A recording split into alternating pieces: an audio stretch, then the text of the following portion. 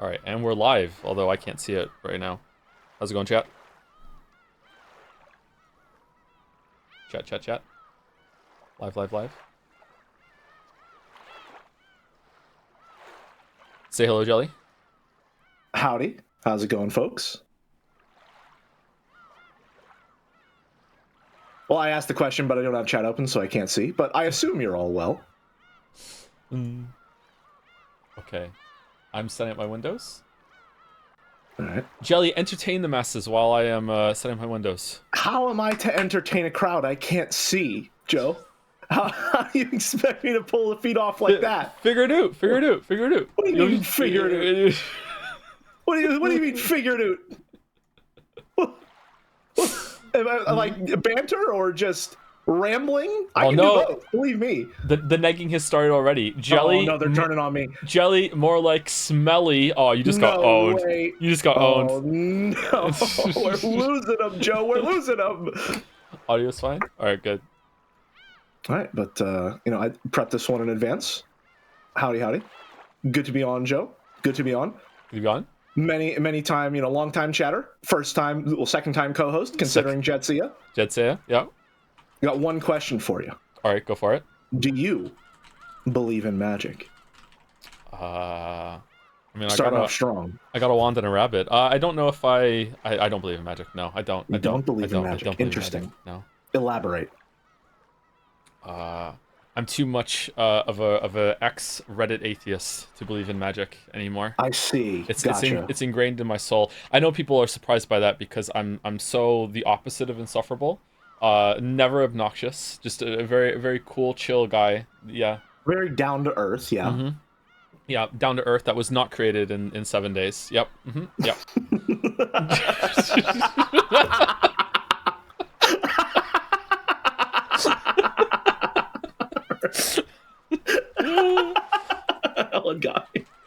That one got me. Right. Anniversary stream. Oh, it's gonna be a good one. It's gonna be a good one. So I gotta ask, how close to flooring it do you want my bullshit pedal to be, in terms of me being on my theorizing bullshit? How English major do we want to saturate this? Definitely theorize. I think that might be fun. I think there's gonna be I don't know, maybe 10% of the audience that might be mad that there's someone else theorizing with me because they want me to figure it out 100% all on my own. But if they really felt that strongly about it, they wouldn't be smiling in chat all the time, now would they? Fair enough. I suppose I should also establish my bona fides, as it were, right? I have not read all of Umineko. I am blind, and not just because I can't see chat. That's true. So I'm right at the same place Joe is. I've got no idea what's going on. But as far as my literary background, I was in AP English, which means, in much the same way that a bloodhound is trained to detect very specific scents, I have been trained to engage with literature purely by just looking for thematic bullshit and following that to the ends of the earth. I have been trained to take one paragraph and extrapolate entire essays from that bullshit. Exactly. Bullshit being the opportune word, right? Bullshit, absolutely, yes. Absolutely. Half of being an English major is just saying, but you can't prove I'm wrong, so... Exactly. If the text doesn't say you're wrong, then no one can say you aren't right. Exactly. As long as you have a quote that, supports it, even 10%. Exactly. So long 10%. As there's not textual basis disproving your argument, it cannot be unproven. It's thematic for Umineko, actually, if you think about it. Yeah. Exactly. Yeah. Now, on that topic... Oh, you first? Someone in chat is asking, are they both under the same blanket? Let me tell you, chatter, not yet, but here comes the blanket right now. I'm putting it over. Here we go. I am under the blanket for. Thank you, Joe, for joining me. Okay. I am now under the blanket, chat. I can't see you anymore, unfortunately. So, all right, Jelly, just to reaffirm for chat, we are both completely straight, right? We're both completely straight. We have a lot in common. The two of us are both streamers, both completely straight, both fathers of 4. And we're both under the blanket. Both under the blanket. Man, Jelly Jonah is really heating up. First episode, Jelly Jonah. Okay, if I say 10, if I count down from 10, will you do all the other numbers for me? You want to alternate? Yeah, alternate. You ready? All right, ready? Okay. 10, 9, 8, 7, 6, 5, 4, 3, 2. 1. Take us home. They're all waiting. Bring it home, Joe. Bring it home. Bring it home. I took the blanket off. Okay. All right. Oh wow, it really is getting steamy. It is. Okay. Do people want the blanket back? Well, it is going to be a pure blanket stream on my side. So, oh shit, I forgot to send out my own little stream announcement, so that all 20 of the people who also watch you, so know there's a stream anyway, can see that it's happening. Baldur is saying that you should turn your mic down by 3%. Very specific. By 3. All right, I'll see if that's even possible. I don't think Discord 3%. Lists the numbers. Let's see. I can turn you down by 3% on my end. I have set it from 115 to 112. Mel says, "Hi Joe, hi Jelly. I'll try not to die of FOMO. Have fun." Oh no. The streams are already more homoerotic than Greg Chun's streams were in its entirety. What are you talking about? I wouldn't go that far. Yeah, just two bros doing a co-stream, like one time zone apart because they're not gay.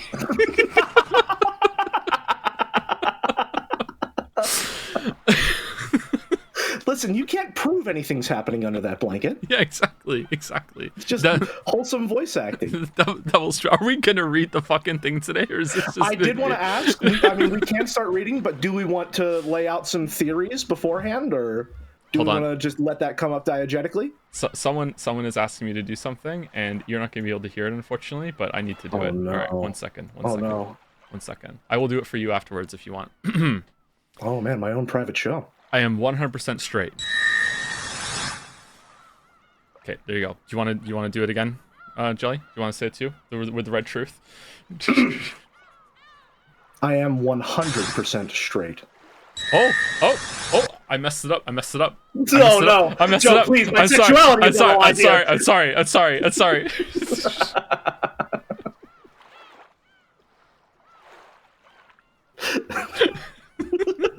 All right.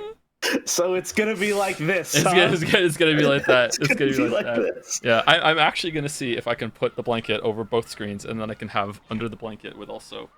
Oh man. Let's see. Un momento. Sitting up straight, so now it's real streaming hours. Sitting up straight, huh? That I am. but when you're laying back, you're. All right. Okay, I'm under the blanket. Hi. Joe under the blanket. Okay. So. I don't think this is going to be sustainable, but I'm trying.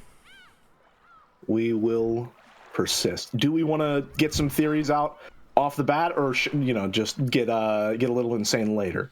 What do you think? I think first of all, what we should do is introduce you and tell the people who you are. This is Jelly, and you can introduce yourself a little bit after. You're gonna make me Jelly. Talk about myself? Yeah, maybe a little bit. Yeah, Jelly. Jelly has been in the community for a long time. Jelly's also a streamer. If one of the mods can do a shout out to Jelly right now, we'll do that a couple times throughout the stream.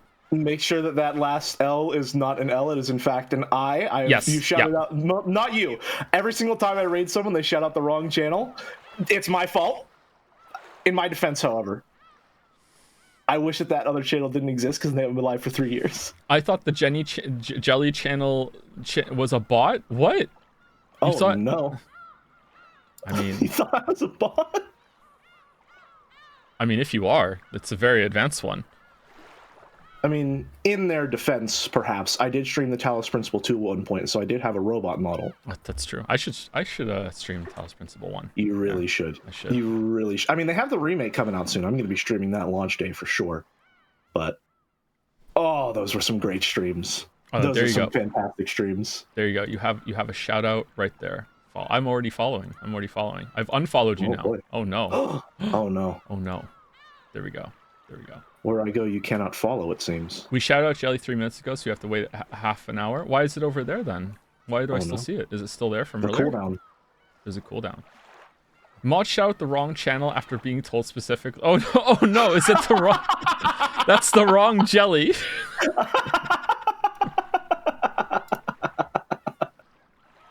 Oh man! See, I warned you and everything. Oh man, it's gonna happen. That's the wrong jelly. I mean, that's my fault for literally using the wrong letter to make it appear. The deception worked, except the deception is bad for me.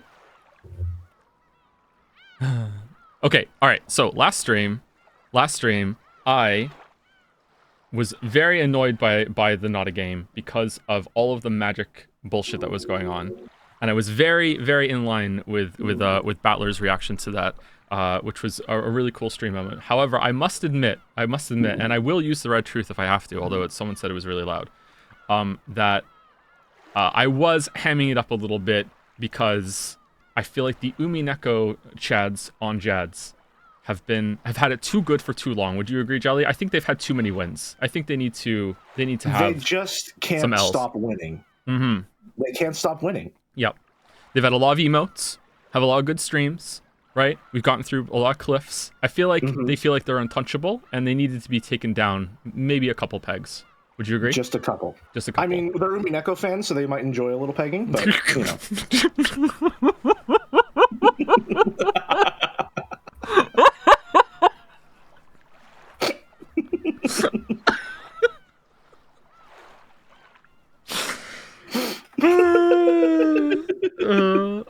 Anyway, my opinion on what happened last stream is that that Beatrice went too far and showed her hand too much, and there is no way that it's ever going to justify that actually happened. And I don't know if she's doing that because she went too hard in episode 2. I don't know what the plan is there, or if she's just kind of flaunting and thinks that she can get Battler in a bad place, or it's just like playing on his anime tendencies that, look, the magic can be real if you believe it, and look what kind of anime fun that we can have at the same time. I don't know. What do you think? What do you think about last stream?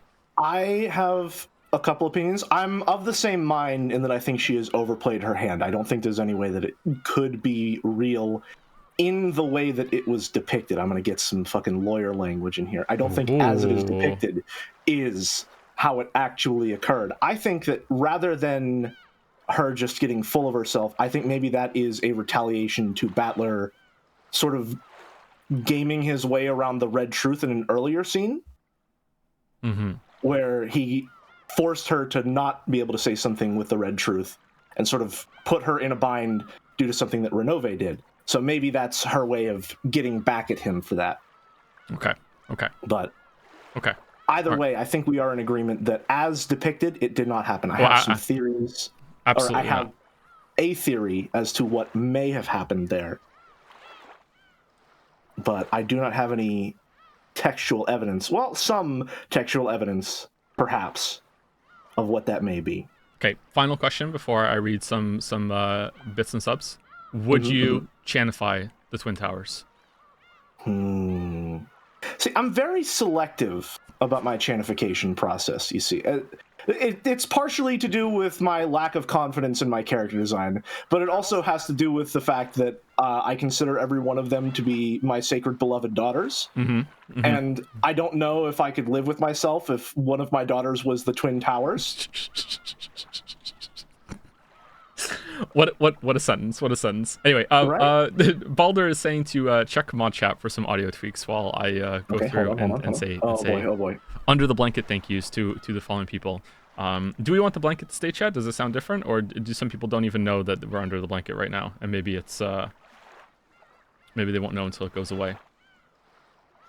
PHP trash watch along. Oh, is PHP trash here, or is something else going? I'm not sure. It's not that different. Are you sure? Thank you to I am the Twitch ghost for the new sub. I'm the ghost right now because I have a blanket over my head. Thank you to Papa John's Napkins for the resub. Very hot take. Ava best waifu, even over Beatrice. Can't wait for the game to eventually prove me wrong. That is a molten hot take. I cannot agree with that. Whatsoever. Thank you, Boat Goes Binted for the resub. I think that's it. Saffropo for resub, a Pepsi Addict for gifting us sub to Rogue Mod, Rouge of Mod, Rodney for resubscribing, 4 months of this shit. It's been a lot more than 4 months for you, Rodney. You're hiding your power level with tier 2. Thank you very much, Rodney. Thank you, Biasum for the resub. Stream start bet. What was that one? Thank you, Cyberfire for the resub. Garbanzos And Dad's Toes for the resub. Dalmek gives you some bits to say, Being real for a moment. I'm really glad chat gets to experience streamer jelly. I'm fully expecting the stream to be cream. I will be raving about jelly until the cows come home. We may not talk often, but the brief conversations I have with jelly and the streams I've seen have bred a deep, deep respect down to my very core. I may be gushing, but I have so many more compliments inside me that I'm holding back, begging to be released. So I will restrain myself from continuing. I'm so grateful that I'm under the blanket for reading that message from Dalmek to you, Jelly. Yeah. Thank you, Dalmek. Thank you very much. There's no subtext in that message whatsoever, right? No subtext whatsoever. And I'm an English major. Yeah, exactly. Yeah, you can detect that stuff. None whatsoever. Yeah. Moving on. Thank you, Meza Lunatic, for the resub. Who's Joms? Joms. Thank you, Aver Chrysius? Umineko blanket fort time. Yes. Should I give a Joms as well? Sure, go for it. Let me go. Joms. Ooh, Joms calibration. Thank you, address 5 for the resub. Yippee, 3 months. Bloopsies for the resub 2. Very interested to see where this intentional story suicide goes. Thank you for all the fun. I think we just discussed that a little bit. And, I don't think it was quite that bad, but I am curious how it reads on a second time through. Yeah, I don't know. Are we gonna have to stream Umineko twice to get the full experience? I don't know if we can handle that. Thank you, Drinking Anxiety, for the resub. Aperture City, also for the resub. Jawsin457 and Lorder, would you believe it, for the resubs? Graf Franzula, hi Joe, how's it going? Howdy, Graf. Ooh. Double thank yous. Thank you, Nessoberry, Sphinx PhD. The Jelly Jonut podcast exists. Do we want to discuss what should the first book be? That's true. Okay, yeah. So Jelly Jonut, I believe we can formally announce. Yes. Possibly exists. It possibly exists, yes. Possibly exists. There have been talks, plural. Plural, yes. And we are currently trying to decide what the first book will be. We've gotten a couple suggestions. Yep. But the first one that started it off, which I suggested, was a personal favorite of mine, specifically because I haven't read it. Wuthering Heights. Yep. And now, I've read part of it, but I haven't read the whole thing. So I think, we've both got a similar grounding there in terms of level of experience, right? It feels like a touchstone of my personal life. If you don't know the Jelly lore, which, that's probably about 2,700 of you if I had to guess, just a general estimate. Whenever you take the AP classes, right, usually you'll read a book, and then you'll have to write an essay on that book. And then sometimes the books that you read in the AP classes end up being on the AP exam, which is this really official school exam and all that jazz, right? And sometimes you'll have to write an essay on those books that you read in the exam. Now, the problem is I did not read Wuthering Heights because I remember it being very boring, and I did not like the prose. However, amazing pitch so far for Jelly Jonut. Amazing.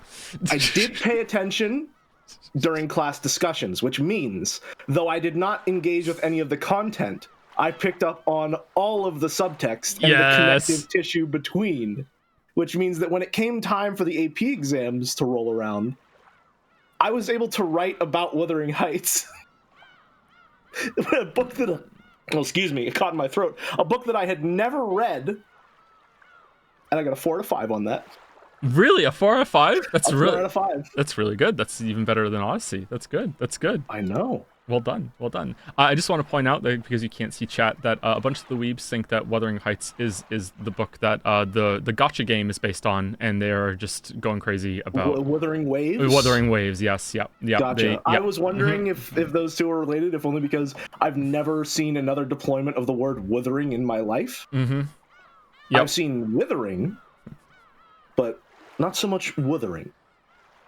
That said, Mouse is staunchly opposed to Wuthering Heights and has instead suggested Jane Eyre, saying that they are similar vibes, but Jane Eyre is more insane and therefore superior. Why can't Jelly see the chat? Jelly can see the chat if he wants to. It's just I can see the chat. Yeah. I just have it. It's a big moment for me. It's we're filtering it a little bit. Nerves are a little high. Shall we say? And I feel like I would have a hard time concentrating. I think we're at a crossroads. with maybe halftime I might be able to pull up chat. Maybe. Do we want to do a classical lit book, or do we want to do a new contemporary book? I think that's what we have to decide, and then we'll go through it. Anyway, let me say thank you to a couple more people, and then we'll get started. Thank you, Elsa Hart, for the resub. Sound of Rain for the resub. Hey Joe, today is my birthday. Happy birthday, Sound of Rain. Glad to see someone whose opinion I really respect reading my favorite story. I feel like most people would just request a marble here, but I think those people aren't valuing their birthdays highly enough. Thus, I'd like to instead request 75% of this stream's revenue, a guaranteed spot reading on a future Umineko stream, and also a marble on top of all that as your gift to me. I'm open to some negotiation, though. You can hash out the details, whatever you like. Really taking a page from Quote Chan's book there. Yeah, for sure. Thank you, Julie Gordot, for the bits. Love to see Jelly here. Question for him: if you were a Blizzard writer and had to write the coming bit of Umineko, how would you add a corruption plot onto it? Well, I mean, with the Ushiromiya family slowly believing in Beatrice, I think the stage is already set for a corruption arc. You know, just throughout the chapter, her influence will spread. And then, I don't know, Frostmourne will show up at some point. Most important thing, though, what color will the corruption be? You gotta color coordinate. I mean, it's gotta be purple. We've all seen the Rasputin video. Yep, we have. Yep. Very proud of that one. I did a great job with it.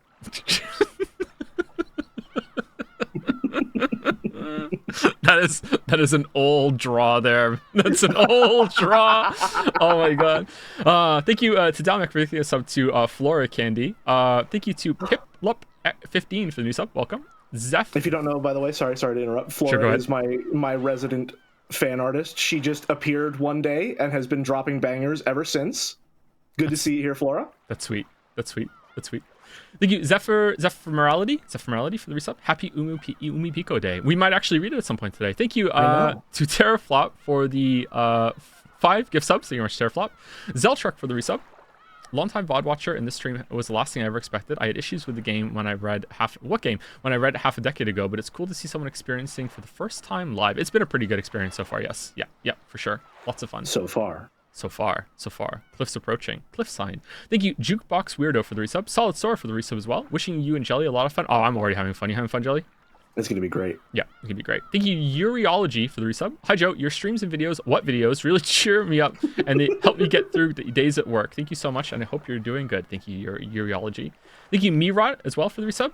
You say Umineko is in a game, yet you lost utterly to the Golden Witch last week. Curious. I did lose. That's true. Ironwrath just gifted you a sub, Jelly. Oh, me? Yeah. Little old me? Little old you. Thank you very much, Ironwrath. And the last stretch on my list are Puka Boy with a resub. A comfort streamer. I'm your comfort streamer. Oh, thank you. And hype for a Jelly Joe stream. Thank you to Krootler for gifting out 5 gift subs as well. Clover Chanwa for the resub. Inlib for the resub. Hey Joe, can you tell us the 69th word of the Witcher 3 video? Not off the top of my head, but if you go back to the stream from 1 year ago, you can figure that out yourself if you just count them. Interesting. Yeah, I think there was more than 69 words in the first minute that I showed. You didn't count? Didn't count. Shame. I know. I'm sorry. Thank you, Krusty Bagel, for the new sub. Welcome, Krusty Bagel. Thank you, Babo Yout, for the resub. We have a community of degenerates in 2024 apparently, and they were missed. Thank you, Hazy for the resub. Rooting for Bitchy Witchy Bitorichi. Nice I'll title. Do what I can. Nice title. Thank you, Sounds Mad, for the resub. Captain Minette for the resub as well. My friend Rain feels terrible for being so selfish in the request, starting to ask so much for their own gain just because it's their birthday. They would like to instead have me gain the stream revenue, Umineko reading spot and marble, or maybe just give them a marble. I wouldn't be watching you stream again if it weren't for them. Jelly, would you like to have a marble to give out to someone at your leisure throughout the stream today? Would that be a fun dynamic? Marble for me? To give out to someone? Yeah. You know, it'll take some time to deliberate, but I think I can make a choice. Okay. All right. Okay. We shall see. Okay. We shall see. Right. Thank you, I'll hold on to that one. Okay. Surprise treat for later. The furtive marble, so easily forgotten. I thank you. Won't forget it by halftime. Yeah. Thank you, Shaq Spieler, for the resub. Chat won't let you forget. Thank you, the last curry rice for the resub. Cotton Candy Dev for the new sub. Welcome. Julie Gardot for another round of bits. It's been brought to my attention I did not mention One Piece on my last bit message. Enjoy the extra revenue. One Piece. Nath Balanza, a tiny rat, another rodent. Axolotl Atlatal. There we go. I got it. All for the resubs. Sangi 53, the Sony bro. Can you also call him the Sony Bro? I think he would enjoy that if you got called Sony Bro from someone else. The Sony Bro? Yep, Sangi53, resident Sony Bro. His name has been burned into my mind whenever I see him. Oh. And thank you, Drew Babe, for the resub. Hey, Joe, it's me, Jacksepticeye. Give me a marble. All right. Sure. If you can prove it, it's fine. Oh, and thank you, Wayward524, for the resub. I have to take the blanket off. I can't stand it. Oh, I'm sorry. no. I'm sorry. But Joe, how are you gonna be a comfort streamer without the blanket? I know. Oh no. The blanket's coming off. No, I'm all alone in here. It's so cold, which is strange considering how stuffy it is. Cold and stuffy. Okay, all right. Still sound okay or no? Is episode 3 the worst episode already? I don't think so. Wait, under the blanket. Okay, so we're gonna get started. And I think usually for these we don't read chat all that much. And I think we agreed that Jelly was going to read most of the women, but specifically from request by popular demand, you are going to read the character Ronove. That is correct. Yes. I don't know why it's been requested so fervently, but I am nothing if not acquiescent to the demands of the people. Acquiescent. Is that a word? That sounds too good to be a word. I mean, it's almost a word. Good enough for me. It's maybe. This it's is maybe almost a word. a game. It's maybe a word. It's possibly. Did you do connections today? It was a motherfucker. I didn't get a single line. I did not. I used to do connections back when I was doing student teaching, and then I suppose there was a disconnect. Okay.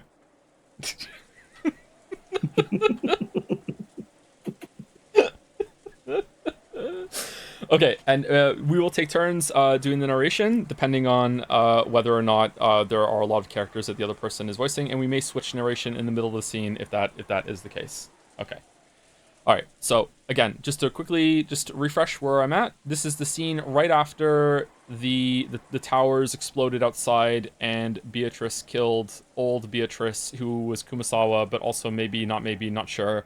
That whole scene probably didn't happen as it was viewed. I'm curious how we're going to see the aftermath of that when we presumably go outside. And also the following people are dead, if I remember correctly: Shannon, Cannon, Goda, Kumasawa, Genji, and Kinzo, right? That's 1, 2, 3, 4, 5, 6. Yeah, 6. I believe so, yes. Yes. Okay, so that is the people that are dead. We haven't found their bodies yet, so that's why they're not red, but they were the ones that were killed.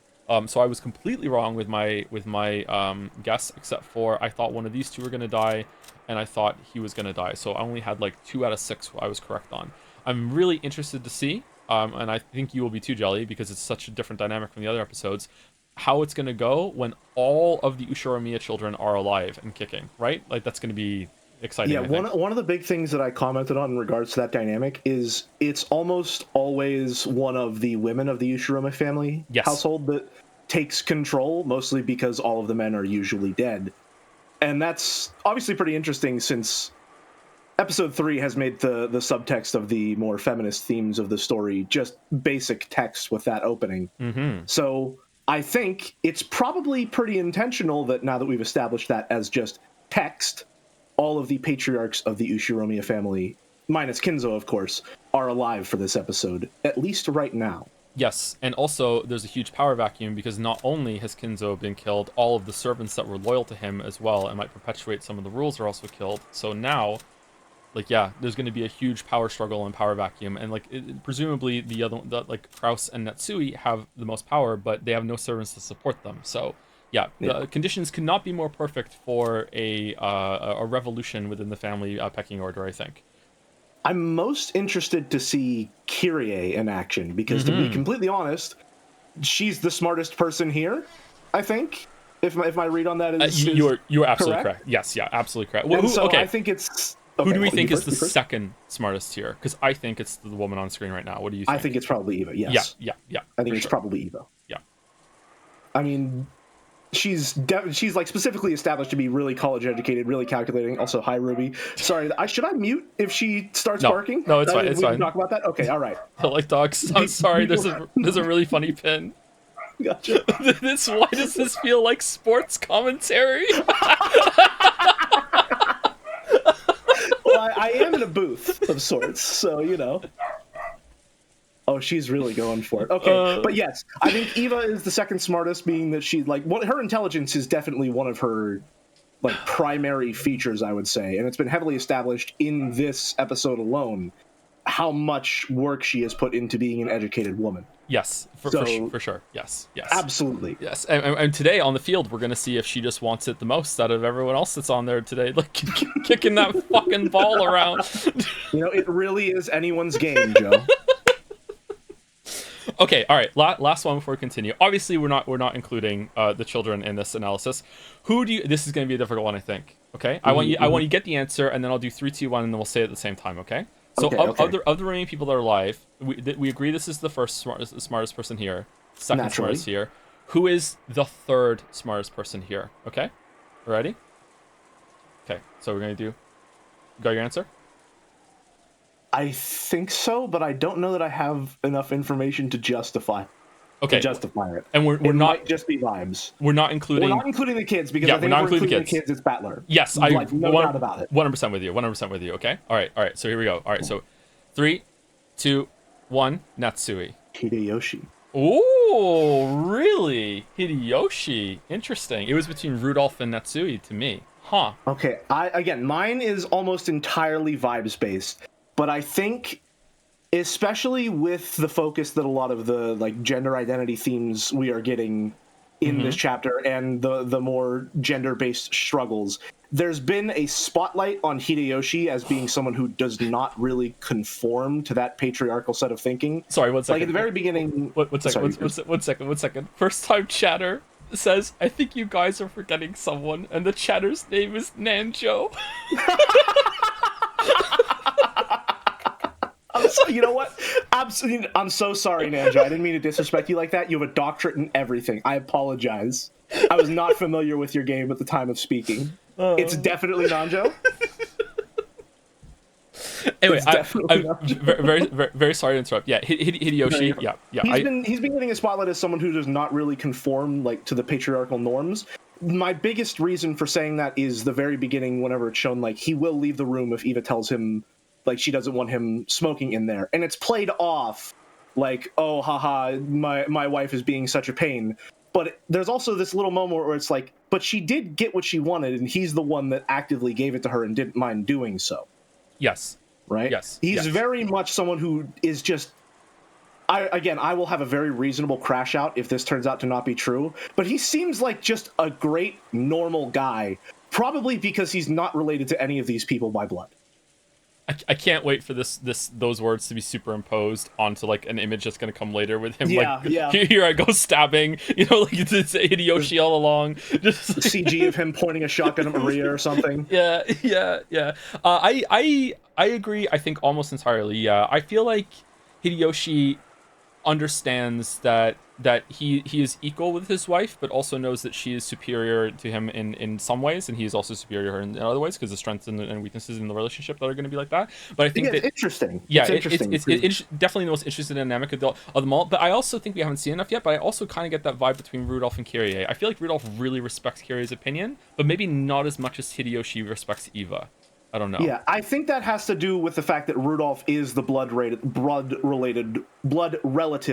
of the two. Hideyoshi is the only present non-blood patriarch of the Ushiromiya family, right? Yeah. In the sense that he is, in some ways, in this system, superior to Eva because he is male, but he's also inferior to Eva because he's not blood related. Yes. So in that sense, they are the most equal of the two, and their relationship reflects that.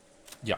And I really misjudged that in the beginning, in the first episode or two. I really thought that it was something else. And then now I think if I went back and read their interactions again now, I think I would have a new light in how they are. Because it's at the beginning, it's really hard to know. And this is like getting to know anyone, really. It's really hard to know how much is performative or not, right? And it seems like it's not performative. And that's why I'm really interested to see, because I don't think we've seen this yet. I want to see Rudolph and Kyrie interact privately. Because we haven't seen that yet. We've seen Kraus and Natsuya interact privately in the gold room, and their relationship is almost exactly how it is publicly, and they are a little closer, but I think that he does not respect her as much as Rudolph respects Kirie and Hideyoshi respects Eva. Yeah. Would you agree with that?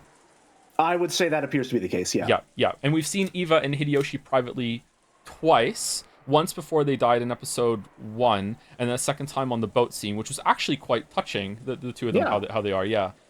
And I don't think we've seen Rudolph and Kirie alone, except maybe briefly with a phone call in one of the flashbacks, I think, in episode 2, right? Mm-hmm. Yeah. So I'm interested in that. Anyway, all right, that's our intro. Pre-stream analysis. Yeah, pre-stream analysis. Yeah, that was fun. All right, let us get into the reading. All right, here we go. Okay. There would have been no way to tell that morning had come without opening a window and looking up at the cloudy sky, which had become a tiny bit lighter. It wasn't a refreshing morning. There were rubble and bits of tower all over the fucking place. All that could be heard was the sound of the rain, which hadn't stopped falling since last night, and the howl of the wind. It's hard to imagine that it's morning. This horrible weather speaks for our hearts. Hey, it could be worse. At least it's just rain and not spears falling from the sky. Oh! At least. Addressing it right away, okay. Wow. Is this what is known as poetic irony? Whether it's rain or spears, it's coming down with a bang. Is it already 6? Wow. Isn't this enough? After this, we've got no measures we can take till the mystery 19th person, Beatrice, makes her move. True. However, I believe we had anticipated every trick they might use against us. That's right. As long as a traitor doesn't appear among the siblings, we should be able to deal with most situations. Haven't we talked about this enough? We stayed up all night. I'm tired. You're right. How about taking a little rest after eating breakfast? Okay, they seem like they're getting along in this scene, and also they've been up all night trying to solve the epitaph, maybe? Or just discussing the situation they're in. So they were awake when that fight was going on outside, and I guess Didn't it was just... hear any of the battle, yeah. Yeah. So, Beatrice is going to probably blame the typhoon, but yeah, okay. That's my guess, yeah. Do you... I hate to interrupt again with more theorizing. No, it's fine, go for it. Do you have any idea as to what might have actually happened there? Because I have a pretty solid one that's tying into an overarching metaphor of the text. I think it might... To me right now, all I can think of is it was simply whoever the killer is just went into the courtyard, found Kumasawa, and just ambushed her and killed her outside. That's what I think happened. Okay. Would you like to hear what I think? I would love to hear what you think, yes. I think that was a chess match. Okay. I think that was a dramatized chess match, and my reason for thinking so, one, is there is very clearly an overarching chess metaphor throughout the entire text, right? We've got flipping the chessboard, there's that connection, again, we've got all these gender themes going on, and there's the queen being the most valuable piece, or the most powerful mobile piece, but the king is the most valuable, but also the least useful. And unironically, the Twin Towers tie into this. If you look at the CG art for them, they're very similar in design to a rook. Yes, they are. And there also is very distinctly a knight as part of that battle as well. Yeah. Okay. That's a good read on it, yeah. I don't have any more information beyond that, but that's my thinking. I'm thinking that it may have just been a dramatized, I'm not sure what the correct word to use there is, chess match that Beatrice is really playing up specifically to try and demoralize Battler. Yeah, or it's just it's using chess themes for that. And also because there were secret towers in the rear that were more rooks, she must have got 2 pawns on the other side and turned That's them what into I was thinking pieces. too. Yeah. Yeah. Because they came from behind, or Kumasawa's backline. Interesting. Okay. And to that note, I was also thinking what the pawns might be. I'm wondering if the butterflies might be the pawns, in the sense that the butterflies can essentially turn into anything, it seems. Much like if a pawn reaches the back line, it's able to turn into any other piece. Yeah, I think reading it through the lens of chess and the rules of the game and the rules of chess having so many similarities is definitely going to be something you could pull through the text, yeah, and paint the text with that. Yes, absolutely. Alrighty. Okay. Interesting. Okay. A good plan. Staying up all night is trying at our age. Fuck, it's trying at my age right now. As they all stretched, they enjoyed this unrefreshing morning as best as they could. I'll go wash my face or something. I probably look horrible.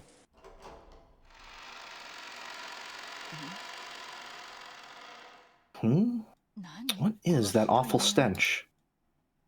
As soon as they exited... Oh, sorry, you forgot. No. Well, there we go. You know what? You take narration this time, yeah. Okay, gotcha. Yeah. I was thinking scene change, so we'll go for it. All right.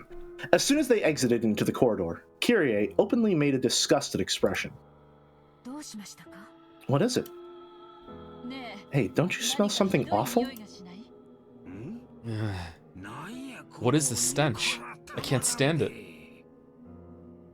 After hearing these complaints, everyone stuck their heads out into the corridor. Stench was faint, but once people started commenting on it, it was clearly noticeable. Each of them went into the corridor, relying on their own sense of smell to tell them where this strange odor was coming from. What in the world could it be? Let us have Genji deal with it. Oh, they don't know. I believe he should already have arrived in the servant room to begin the morning preparations. Indeed, please do. At the very least, it's difficult to imagine Goda making a breakfast that would cause such an odor. And then we're going to mention all the other servants by name. Rudolph and the others searched for the source of the smell, and determined that it was coming from underground, from the boiler room. But the door was locked, and they couldn't check inside. Okay, so do we think there's going to be a recreation of Kinzo's corpse, which probably isn't Kinzo's corpse, being in the furnace like in episode 1? That's what I was thinking at first, but I'm also realizing now, the servants were really the only ones with keys to get around the house. Which means that I think most of the mansion is actually locked to the Ushiromiya family. Yeah, that's true. Okay. Like, did someone go around locking all the keys, locking all the doors after that, and has all the keys? Because they killed all the servants. Yeah, they might not have any keys, access to that right now. They might be in, like, a Resident Evil situation right now with how they can get around. And there's no Jill. Be the master of lockpicking. All right. Never played those games, by the way. At the same time, when Natsuhi's group was on its way to search for someone in the servant room, they noticed something strange near the parlor. What is this? What a horrible prank. Who would do something like this? On the door to the parlor, drawn in a paint that looked like blood, was a strange thing that looked like a magic circle. There's no one in the kitchen yet. What is that? Eva's group, who thought the smell might be coming from the kitchen, had returned after confirming no one was there and that preparations for breakfast had not yet begun. Then, they noticed the change to the parlor. It's useless. The boiler room's locked. Wouldn't that be bad if something went wrong with the boiler? Has anyone spotted a servant? Is one of those vulgar scribbles here too? There was another one on the door to the boiler room. What's that? This creepy scribble isn't just here, but it's in other places too? You don't think this is the Witch of the Forest Beatrice's declaration of war, do ya? Hideyoshi tried to make fun of it, but staring at this creepy magic circle while listening to the wind and rain really made it feel like a message from the witch. Really makes it feel like the dripping, bright red paint made one think of blood, which made it even creepier. Hideyoshi tried to open the door, but it had been locked. As a general rule, the parlor wasn't locked. Someone had gone out of their way to lock it. What does this mean? Could it be that while we were talking in the dining hall, someone secretly left this scribble? On the doors to the parlor and the boiler room? I'm sure the servants are behind this. We were together the whole time. We all have alibis. They probably received some strange order from Father and pulled this prank. And there's also the case yesterday with Maria-chan's letter. It's really easy to suspect that the servants are acting on Dad's orders and planning something. Oh. Anyway, where is everyone? They can't be playing hide and seek. Let's look for them. Well, I guess they're playing chess, maybe. Before that, I'm worried about the children. They are safe, right? I'll go and check. And while I'm there, I'll see if there aren't any servants there. Once again, Rosa going off alone for the kids. Then let's split up. Chad is very concerned about Nanjo. Where's Nanjo? While you go to the guest room to see how the brats are doing, we'll investigate inside the mansion. I don't want to think about it, but maybe these creepy magic circles aren't just in the places we found them already. We might be wrapped up in some bizarre game of fathers. I will go to him and hear the situation. Though I doubt he'll obediently listen to me. I doubt so too. Do we want to call that a scene split, or? Yeah, sure. The adults split up. As a result, they confirmed that the 4 children were safe in the so-called cousin's room on the 2nd floor of the guest house. They had apparently stayed up late last night playing. All of them were snoring loudly, so Rosa decided not to wake them. Furthermore, Nanjo, who had returned early the previous night to rest, was also safe. Oh, thank God. It seemed he believed in the phrase "early to bed, early to rise," and had awoken refreshed, just having a great day. Oh, during that time, Kirie and Hideyoshi searched for the servants, but they didn't find them. The servant room in the guest house was also empty. The children are safe. They all stayed up too late last night. The servant room is empty. I looked at the shift chart, and the morning shift begins at 6. They should have started working by now. The nap room is also empty. There were signs that a futon had been slept in, but it wasn't warm. Hey, isn't everyone's reasoning right on this? This is probably a game Father set up. He must have left those creepy scribbles and hid himself somewhere, trying to make us do something. Once again, Kirie being the smartest person in the room by being like, there was a futon, but I checked and there wasn't even warm. A lot of deductive reasoning and everything she's doing. She's great. Are you saying he's trying to see who's fit to succeed his wealth in the headship? Isn't that a bit... No. It might not be strange if Father was behind something like that. After all, Father loves doing things on a big scale. This might have been a finely tuned plan starting as far back as when the epitaph was hung in the hall. Okay, Shimano. In that case, I wonder if they'll give us an announcement of the game or some explanation of it. It certainly would be nice if an envelope with a crest, like the one handed to Maria-chan, were to appear. That's right. Maybe Nissan and the rest have found something like that in the mansion.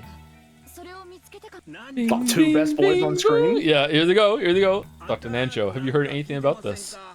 My apologies, I have no idea what is going on. And yet, yes, certainly, I could easily imagine Kinzo-san planning something on a big scale. Shouldn't we go back to the mansion for now? Maybe they found something over there. If I won't be in the way, I shall go too. I'll stay here. The children are sleeping upstairs. We don't know what's happening. We cannot leave them alone. That's right.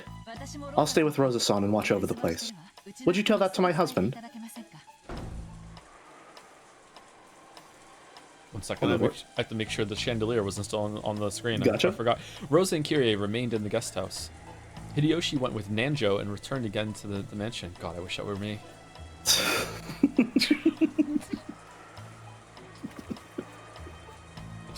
At the same time, in the mansion, in a way that was hard to believe, or maybe we should say in a way that gave him a bad feeling, Rudolph's prediction was spot on. The same magic circle graffiti had been drawn on the doors to the boiler room and the parlor, had been found in multiple places throughout the mansion. Multiple!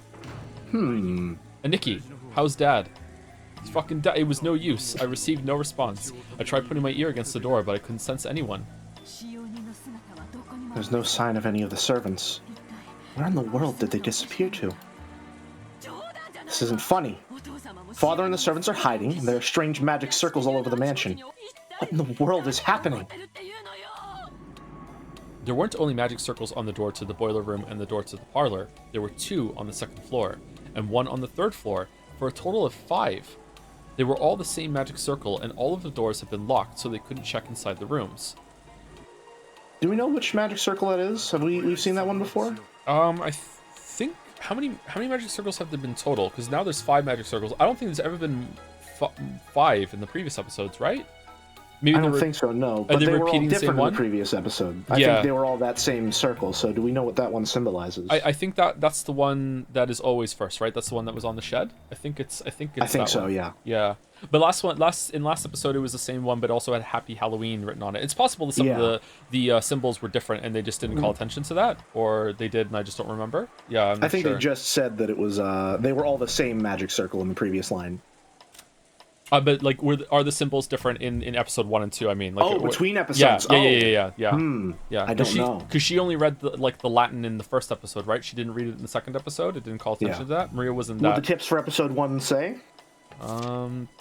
They might. So if we have tips for this one, we might be able to go back and see it. Was it Hebrew? I'm sorry. Chad is correcting me. Okay. Gotcha. Once the bodies show up, I also want to go through and see if we can piece together if there's any similarities to the people left alive from episode 1, 2, and 3. Like who are the people that consistently survive the first Twilight right? Well, here's a question. If the bodies show up, because what if they're all locked behind these doors? Yeah. Oh, what if they're just locked for a long time? Yeah, how are we gonna get? Maybe the difficulty of this story is going to be finding the key to even get into the door. Would they just break the door down though? I feel like they would just kick a door down at some point. Yeah, for sure. Yeah, I don't think they can kick down the door into Kinzo's room. I think that's probably reinforced. Like it's not going to withstand an axe, and they can go to the shed maybe. But like, what if that's locked too? Right? Like how deep does the locked doors go? I don't think anyone here is above it. Well, no one here is above it. I was going to say Rosa, and then I remembered the end of episode 2. Yeah. Assuming that's real. Yeah. Okay. Anyway, let's do something about the boiler room first. It'd be bad if something broke down and caught fire or exploded, so we need the key. It should be in the key box in the servant room. Time to see if the key's there. They fished through that key box. Because each of the servants had carried their master keys around, those weren't kept there. Okay, quick question while it's on screen. Sure. Am I the only one getting the vibe that this safe in the CG might be important in this background? Maybe that's just like Ace Attorney Interact vibes taking hold of me, but it just looks important somehow. I'm not sure. We could find out, but it might be spoilers to find out. We could go back and see the photograph of what they did before they did the CG in the original art, right? Yeah. I don't know. It does draw the eye every single time you see the screen. Yes, I agree. I mean, it is front and center, literally. Yes. But shall see. Let's see. However, all of the individual keys should have been there. I can't believe they managed to fit so many keys in there. It isn't here. No matter how much we look, the key to the boiler room isn't here. Look, Aneki. Only the keys to the rooms with those magic circles drawn on them are totally missing. Oh, I think you're right, Jelly. I think you're right. I think it's going to be difficult for them to get into these rooms. It's as though someone didn't want us to go into the rooms with the magic circles. No. They went to all the trouble of making those magic circles obvious, so maybe they wanted us to enter. I think it's the latter. This isn't a movie, so breaking down the door is probably impossible. What? Smashing a window might do the trick, though. For a while, Kraus pondered over whether the situation really called for smashing a window. Back to the mountain range, these two peaks. Twin Peaks, if you will. Sorry, go ahead. At that time, Hideyoshi and Nanjo returned, and everyone cheered. There was nothing strange in the guest house, and the children were safe. They told the others that Rosa and Kyrie had stayed to watch over the place. Good morning. Would you like to join me under this blanket? I heard that something strange has happened. Good morning, Dr. Nanjo. I apologize for waking you so early in the morning. What is it? Did you find a letter or something? I was sure you'd have found something like that by now. You're right. I also believe this to be a massive joke or game of Father's. But if that's the case, there should be some letter telling us about it. Like the letter that was given to Maria-chan. What if Maria-chan's letter actually was the announcement telling us that the game was on? The rules of the game, try solving the riddle of the epitaph, have already been made clear. Then what might the 5 magic circles we found in the mansion represent? And the missing servants? Natsuhine-san. How many servants were there today in total? Huh? Genji, Goda... 5 of them, but why? So, there are 5 servants. There are also 5 magic circles.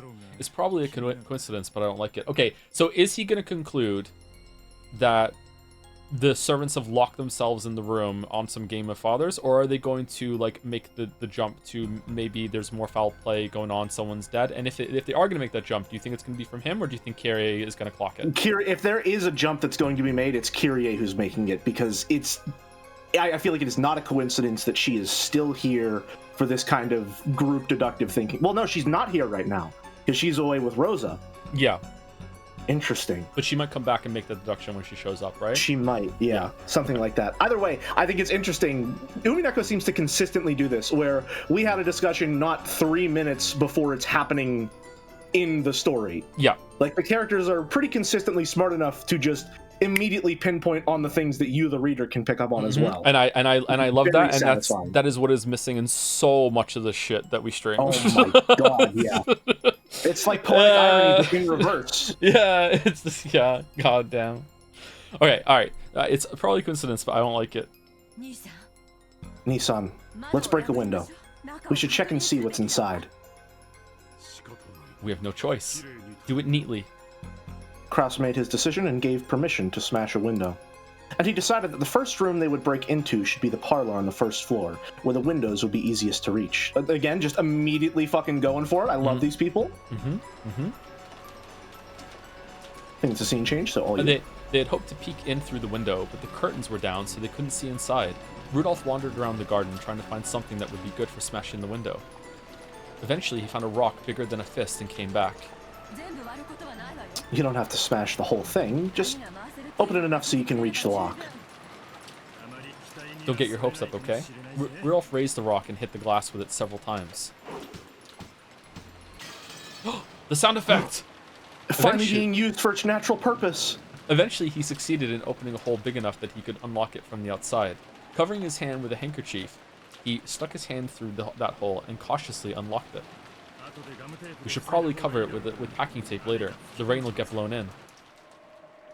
When he suddenly opened the window, the wind and the rain made the curtains dance around violently. That curtain was blown to the side. They could see into the parlor they knew well. They were a little relieved.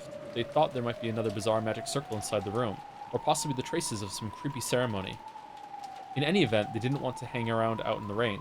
So the six of them, Kraus, Natsui, all of them are there. Kraus, Natsui, Eva, Hideyoshi, Rudolph, and Nanjo entered the parlor as a group. Okay, well, let me flip the chessboard here real quick. Sure.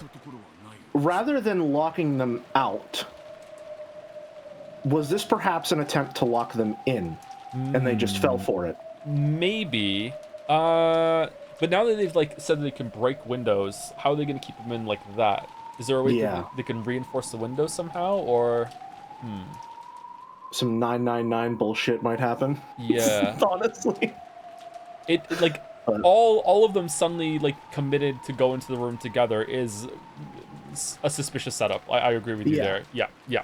I also think, again, I was going into this with the mindset of they're locked out, but again, they immediately got in, so why would it be established then that the doors are locked? Yeah. If it's just going to be surmounted immediately. I mean, this is just a bold play from the Nanjo group. You just don't see this kind of thing on the other side of the field with the Kyrie group. They really got to pull themselves together if they're going to win this game today. We'll have to see how it plays out. Yep. It seems that nothing in particular has changed.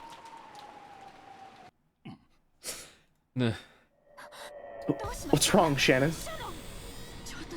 Wait, are you okay? What happened to you? Blood! The Dr. Nanjo, take a look at this. Hey, Shan, are you okay? Answer me. You mustn't shake her. I will examine her condition now. She had been in the shadow of the sofa, so they hadn't noticed her until they entered the room. Shannon was lying on the floor, her chest stained bright red with blood. Hey, Battler, where are you? Look, Shannon's corpse has turned up, see? I won't bully you anymore, so come out. Oh, there you are. What are you doing, clutching at your head in a place like that? Battler was crouching. Oh, sorry. Sorry. You go for it. Is it mine? Go for it. You go for it. Okay, go for it. Okay. Battler was crouching under the table, holding his head. His pitiful figure made it plainly clear that he didn't want to see anything, didn't want to hear anything. Had he heard Beatrice's sneering voice? Could he not hear, or was he pretending that he couldn't hear? In any event, it was clear that he'd closed up his heart like a shell. Still in shock from the towers. He's here! Perhaps you tormented him too much, milady. After showing him all that and demanding a counter-argument, I can understand why he'd want to mope around. Hey, Battler, if you can't argue back, then resign, okay? It's your turn. If you don't make some move or pass, or else give up, we won't get anywhere. That? Huh? What's that? I can't hear you. I said be quiet. Shut up. Shut up. A witch? Magic? Why don't you just do whatever you want? I don't believe any of it. Damn it, damn it, damn it, damn it. Don't talk to me. Don't show me anything. Disappear, disappear, just disappear. Don't get that annoying face near me. Beatrice wins reflexively? That's wrong, right? Is that? Yeah, I think that should be an X. Yeah, at Battler's sudden rage. Even if you say that, if you don't finish your turn, then my turn won't come. In fact, I'm the one asking you to stop boring me. She's being different this episode. She's being more personable, more like I thought we were having fun having a game. Like, I don't know. Maybe she's realized she's pushed too hard. Maybe in a way, the tower scene was her trying to make amends with him in a way, do you think? Like, without she being sundear about teasing him? Maybe? I could see that. I definitely do get the impression that she's like, okay, all right, I pushed it a little too far. Let's tone it back. I know I've killed your family twice, but like, you know, this time it's just the servants. Maybe we can game. Maybe we can talk shop here for a bit. Come on. We're having fun here. We're having fun. I think that they just really need a safe word. I think they need to have the discussion. I think the time the relationship has come to that. I think they need to do it. Who cares? Be quiet. Shut up. Who cares about your game? I won't go along with it. If your turn won't come until mine's finished, then just wait for all eternity. I don't know. I don't get it. I won't accept witches or magic. I won't accept something that's screwed up. Whoa, I said don't talk to me.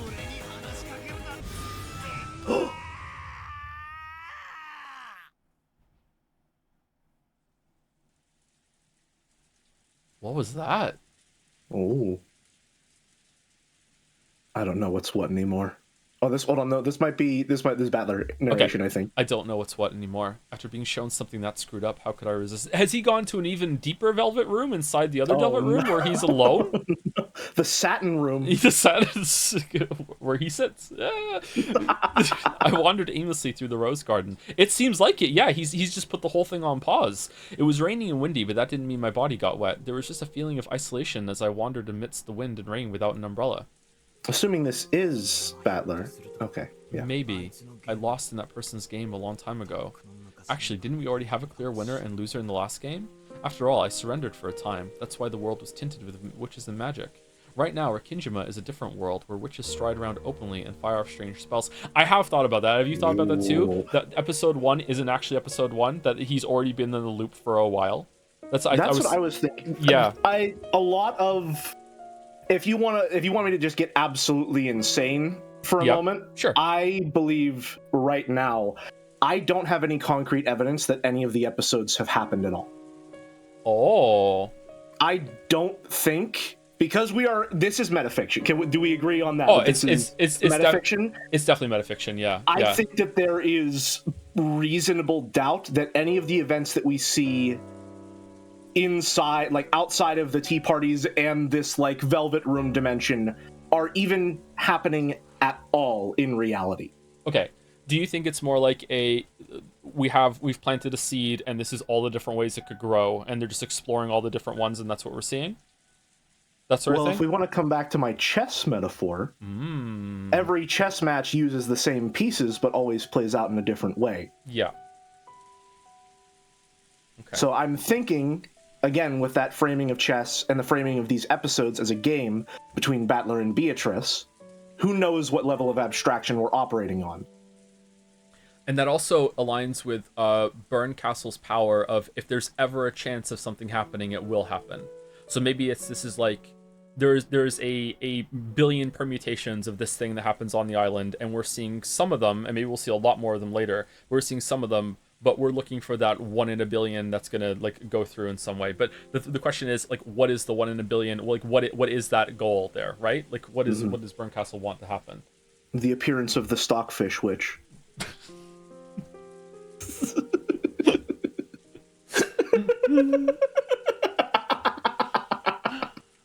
Okay. All right. Rakujima is a different world where witches stride over openly and fire off strange spells.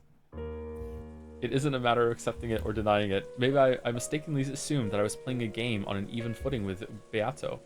Maybe I was already defeated in the last game, and this is just the signing ceremony of my surrender. A minute ago, a terrible battle unfolded in this rose garden. I saw it with my own eyes.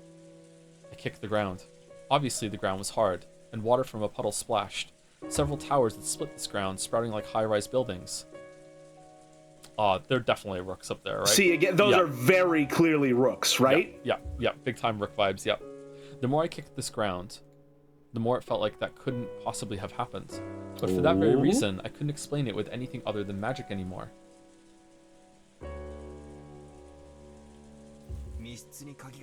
If it was a closed room with a key shut up inside, I'd know it was probably an extension of stuff you often see in detective novels. But that big flashy thing, damn it. Okay, if I can get even more insane for a moment. Sure, go for it.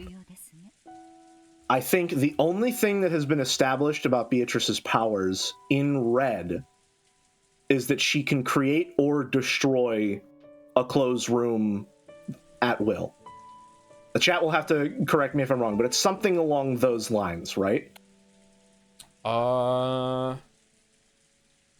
Someone who shall remain nameless actually provided me with a list of all the red truths. Oh, interesting.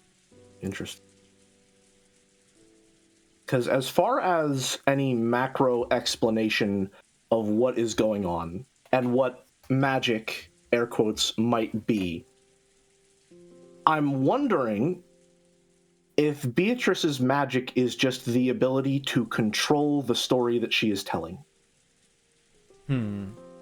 Because if you are writing a story, you can create and destroy a closed room at will. No? You can. That also goes along with the idea of belief, that if you believe in the story, then it can become real.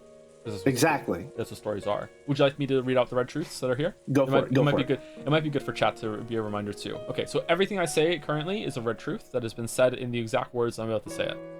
So episode 2, red truths, starting with chapter 11. When I speak the truth, I will use red. Everything I speak in red is the truth. Actually, you know what? Let me just put it on screen. I think that would be good. Window capture. Red truths as far as stream. There we go. Oh, it's stretched and weird. You know what? I kind of like it. When I speak the truth, I will use red. Everything I speak in red is the truth. Regardless of whether they were living or dead, the 6 definitely entered through the door. That's regarding to the chapel. Only one key to the chapel exists. It is impossible to unlock the door to the chapel with anything but the chapel's key. When the door to the chapel is locked, it prevents any and all methods of entry or exit. The 6 definitely entered through this front door.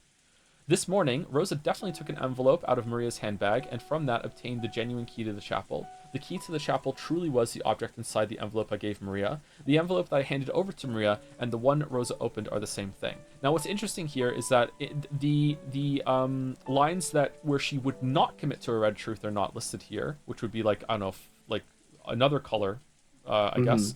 And Battler and me at the same time actually were able to see the gap in these red truths that that doesn't mean that the envelopes weren't switched or a key was taken out beforehand and it was resealed or anything like that. So I'm curious if like are you like you in your time as an English lit, you must have dabbled in a little of the old philosophy. Am I correct in that assumption? Just a tad. Just a tad. It's everyone is a little curious in their late teens, early 20s. They do some things that they might not be proud of. Curious for us. Just not bi curious. We were phi curious for philosophy, so we looked into that obviously. So this to me looks like an argument that's constructed that obviously has a statement that can poke a hole into it. And Battler found the hole that time, but he didn't find it the other time. So I'm curious if you lay them out with the chapters, or if you collect all the red truths for most of the mysteries. I wonder if you can find something that can burst through. Anyway, I will continue quickly. The only master keys are the ones held by the servants, 1 key each. I also don't know if this follows to other chapters. Just because there was only master keys for the servants in episode 2, does that mean this is the same for episode 3 and 4? Yeah, there's really no guarantee because of how much changes between the episodes that any of the information is consistent unless stated in red. Yeah, so I think I would like Battler to ask that at some point and to have that in red to be like, hey, the rules that were previously established are the same from episode to episode, I guess. I would like to see that. There are absolutely no types of hidden doors. The door is the only way in or out. The only way to lock this door is with Jessica's single key or the master keys, only one of which is held by the servant. The window is locked from the inside. So there goes my theory that Cannon went out through the window. So that's not what happened. Cannon was killed out the window, as it were. Cannon was killed in this room, but that doesn't mean that he wasn't also revived in this room, or there's some name shenanigans going on with the furniture thing. This is something that I actually wanted to bring up. All right. Sure. Episode 2 specifically states that I don't remember the exact wording, but it says that it's very much stacked in Beatrice's favor. Yes. At the start of episode, like the difficulty is set to max. Yes. All right. And I remember at one point you said there's the possibility that, like, you know, Cannon died, but there's some name shenanigans going on. There's 2 things that I want to say about that. One, okay, that kind of name shenanigans bullshit is exactly what I would be expecting for something that says the difficulty is turned to max. Mm-hmm. So I'm obviously dubious when it comes to that. However, one thing that also lends a little credence, we still don't know Cannon's name. He was about to say it whenever Jessica was dying, but she died before he could say it, so he didn't. Is it not Kaio? We don't know. No, we don't know what Cannon's name is. We don't know it? We don't know it. Unless I'm wrong and chat can correct me, we have not been told Cannon's name. Really? We know that Shannon's name is Sayu. We don't know Cannon's. It is non-canon, as it were. It was non-canon. So maybe Cannon being killed in this room was that Cannon told Jessica his name and became the real name, and then the Cannon died. And that's something like that. That's exactly what I'm thinking. Yeah. Why did I think we knew his name was Kai? Oh, I know why. Because I made a stupid joke and I forgot that it was my joke and not the game. It was Shannon is Sayo, so I went, oh, and Cannon's Kaio, and then for whatever reason, at some point in the past couple of weeks, I just assumed that the game said it, not me.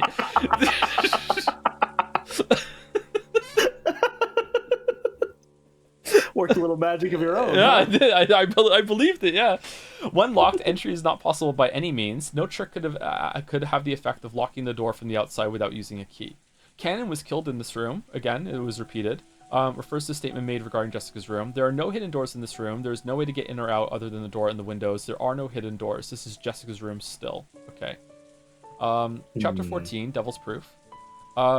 Regarding the servant room and the keys, those are kept in the key box in the center of the servant room. There are several keys to the servant room, but all of those are inside the key box. Entry or exit is impossible except for the single door and the single window, and those were both locked. The door and the window do not permit any kind of entry or exit when they are locked. And obviously, it is impossible to unlock the door without a servant room key or the master key. No one exists in this room except your group. Your group refers to Battler, George, Maria, Rosa, Genji, Goda, and Shannon. When Jessica's corpse was discovered, only Battler, George, Maria, Rosa, Genji, Goda, Shannon, Kumasawa, and Nanjo were in Jessica's room. Whoops, the corpse of Jessica is also included. That's a weird thing to say. Jessica is also included, therefore both in the case involving Jessica's room and the one involving the servant room, no humans exist that you were not aware of. No one is hiding regarding Jessica's room. Okay, again, humans is this. I am annoyed that furniture might not count as human to her, but we did the counting about that last stream, right? Yeah. I don't know. Again, Battler needs to be asking questions about what constitutes a human to Beatrice, yeah. Okay, so we don't have any information about that yet. There might be like a red truth that happens later that kind of blows that open. No method exists by which the door can be locked from the outside without using a key. Regarding the window, no method exists by which it could somehow be locked from the outside. You are incompetent. Honestly, if the rules change between episodes, that one just might be true for episode 2. Yeah. Come, Ushirima Battler, and kneel. If you accept me, all the riddles will be resolved. With my power, any kind of closed room can be created or destroyed. There's the one. So, but it says, the one. If you accept me. Yeah. And that's doing a lot of heavy lifting. Are those connected by a comma, or are those 2 separate sentences? Comma. Oh, hold on. So, if you accept me, comma, all of the riddles will be resolved, period. With my power, comma, any kind of closed room can be created or destroyed. That's the one that I'm linking on. That's the one that I'm hooking on to. Because that still applies if she's just writing the story. That's still true. Yeah. So she didn't say that her power is to make these things reality. She didn't say that her power is to like have this physically manifest. She just said that with her power, any kind of closed room can be created or destroyed.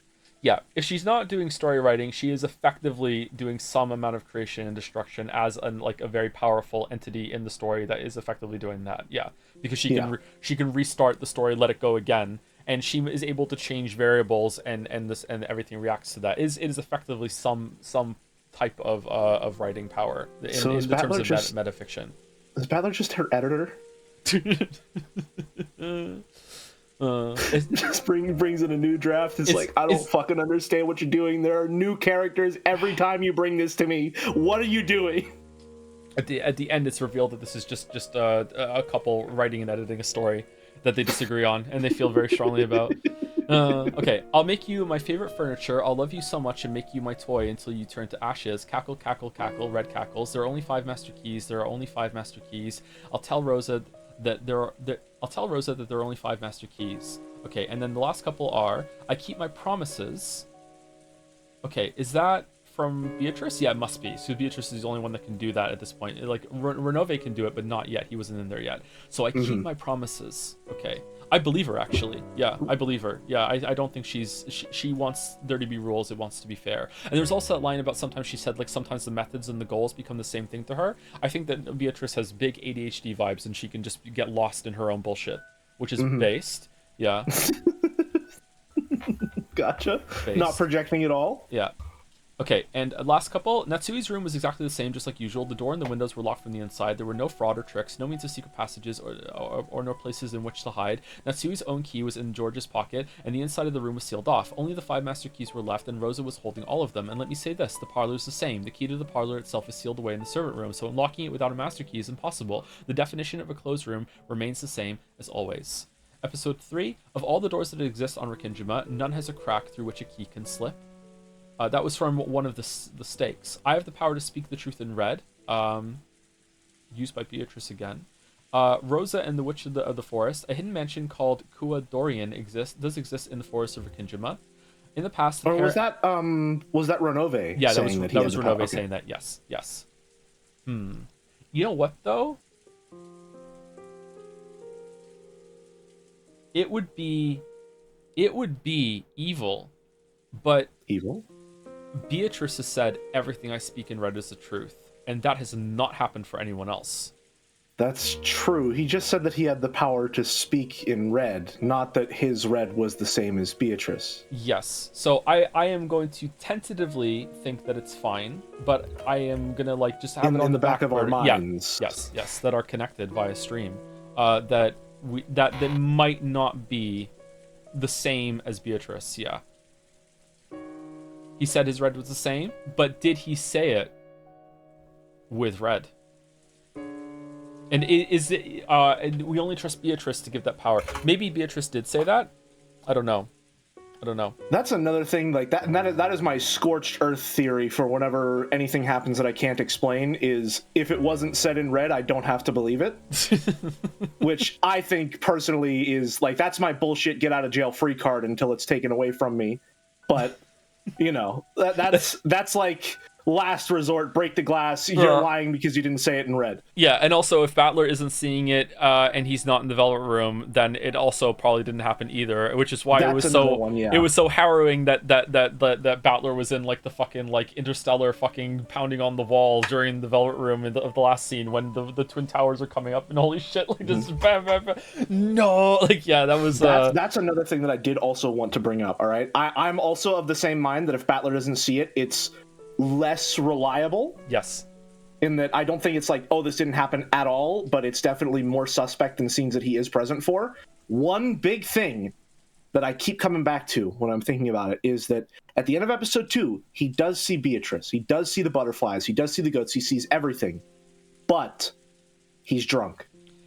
And he gave up, right? So for a little bit, he was believing, or at least he was... I think he actually was. I think he was so just fucked that he was believing in that moment, and that gives her power. Yeah, it's the story keeps twisting this knife of it is really obvious that Beatrice does actually exist, but it is also equally obvious that she's not using magic to commit the murders. Like she really isn't. So it's like how do you fit those two together? Like it's Yeah, the real mystery is not how does magic exist, or rather how it's not does magic exist, it's how the fuck doesn't magic exist. Yes.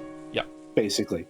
And I gotta say, me personally, I don't believe in magic, but after some of the shit that has happened in episode 3, God, I wish it were real. Because there are, like, everything to do between Kinzo and Beatrice that was described earlier in this episode is gut-wrenchingly disgusting. Yes. If you think about it. It is absolutely insane.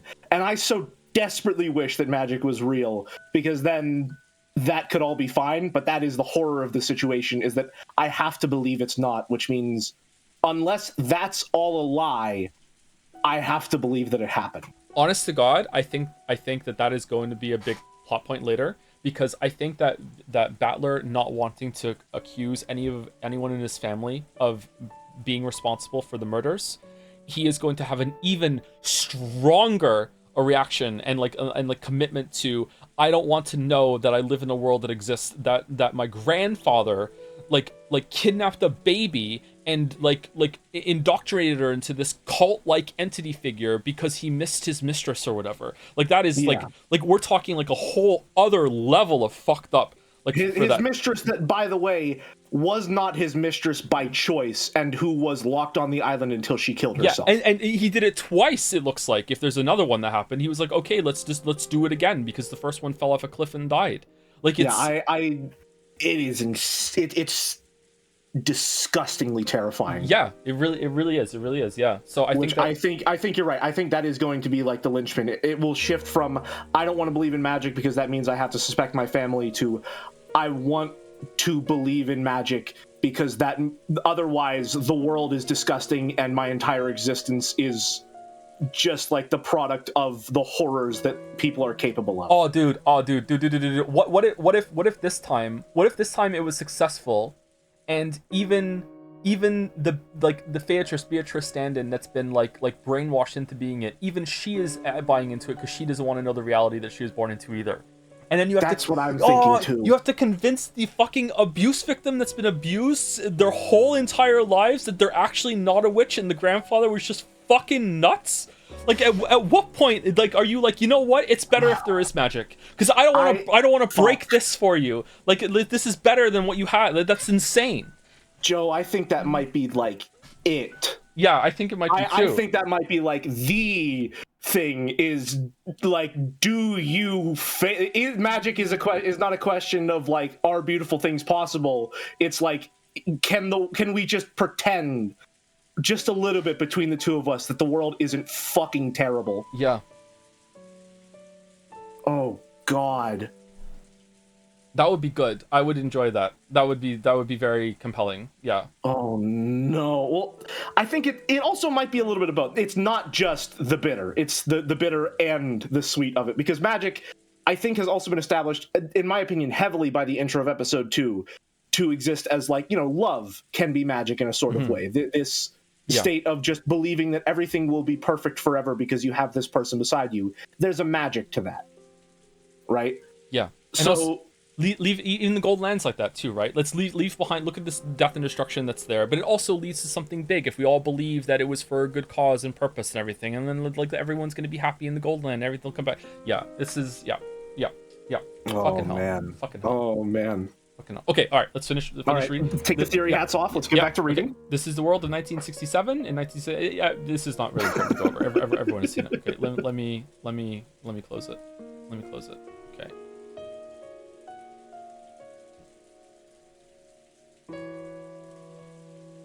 Okay.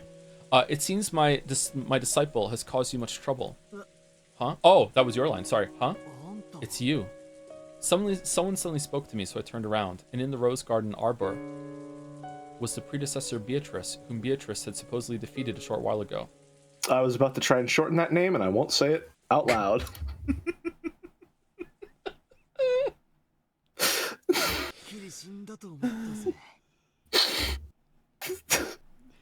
I think I have to. I think I have to say it, don't I? You say it. I was gonna call her Beatrice. Because its predecessor, Beatrice. Right. That's her name now. Congratulations. No. She's Beatrice. Oh, no. Fish-chan returns. Pitorici. Oh, Pitorici. I was sure you died. Oh, so you survived. No, I did die. Now I am nothing more than a defeated chess piece littering outside the chessboard. Okay, motherfucker, you want to just make my subtext text? You're Beato's teacher, right? So in other words, you're a witch too. Yes, that is correct. So basically, that means witches really do exist, and the only one who can defeat her isn't me. Okay, so this is definitely Battler using like fuck you, I'm going off on my own. So Battler has the ability to just like, is that because in the rules of the game at some point Battler has like been taken off the board instead of being killed? Maybe, like, I don't know.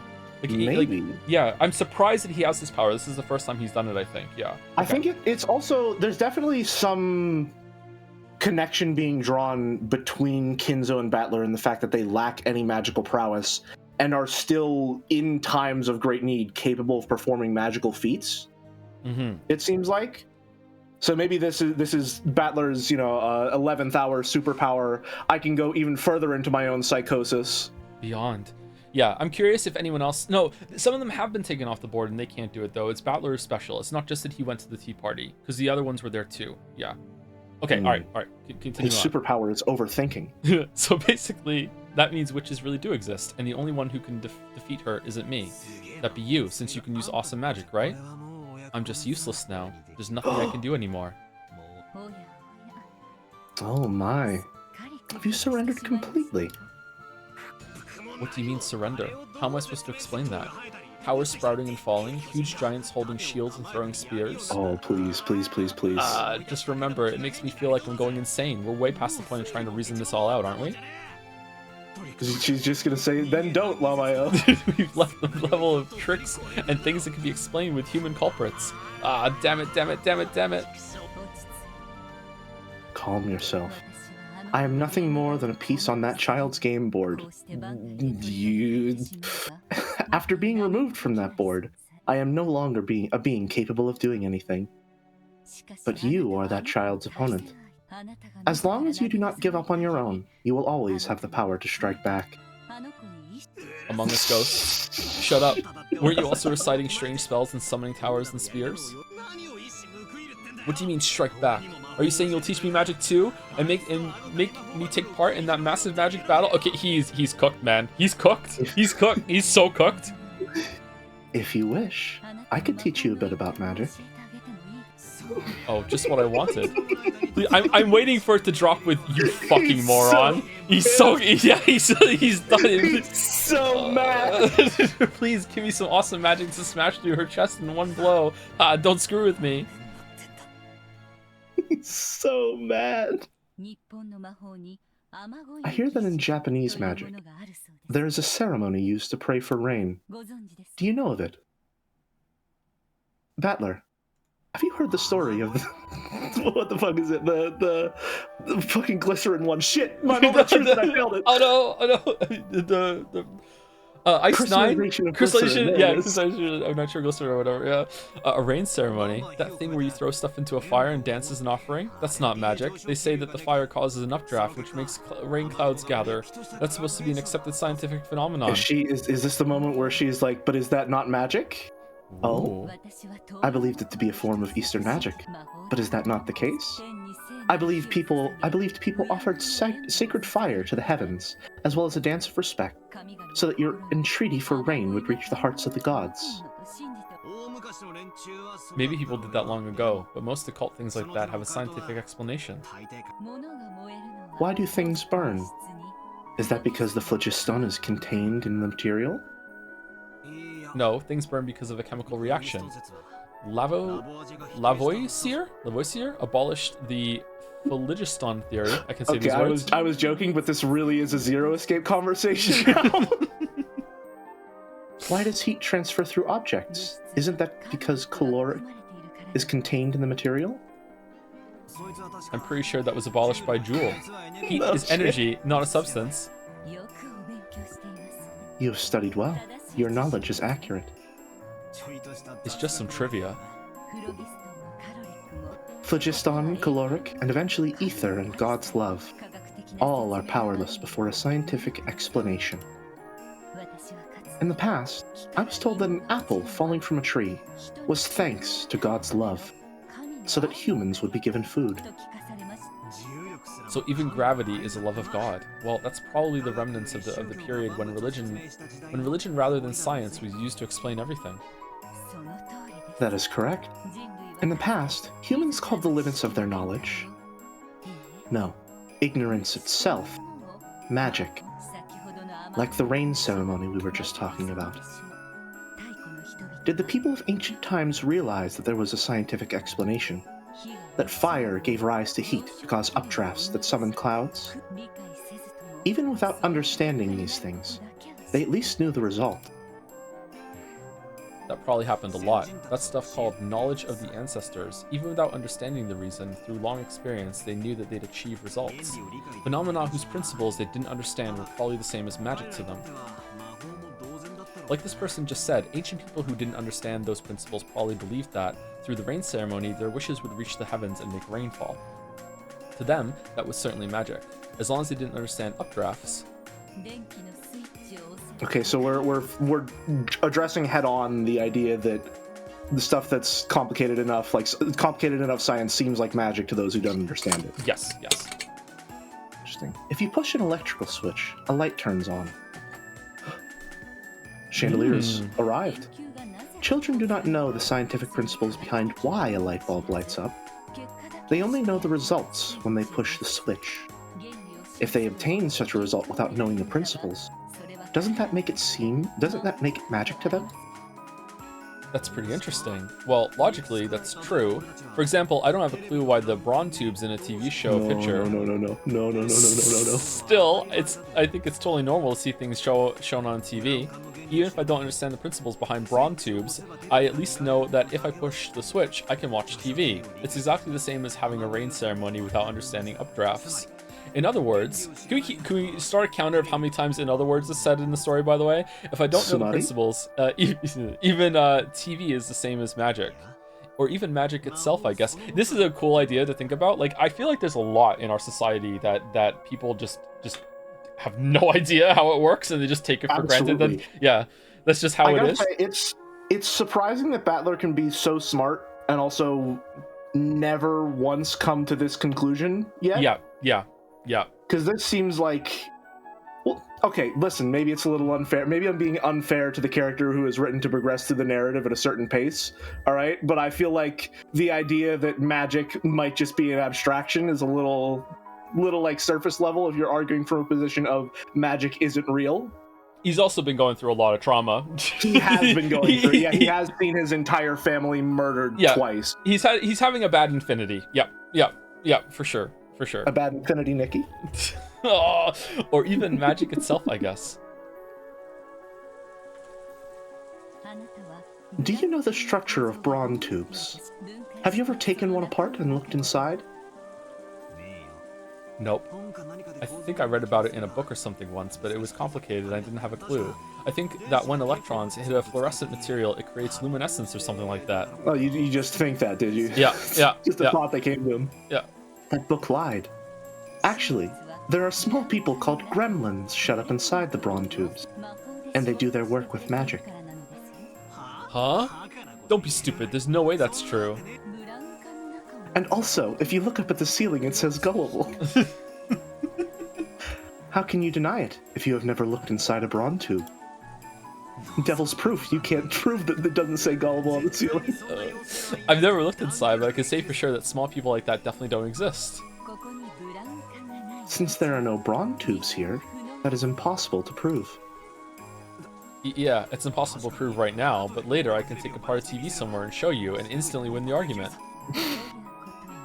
This is online debate 101. Like, you fucking hell.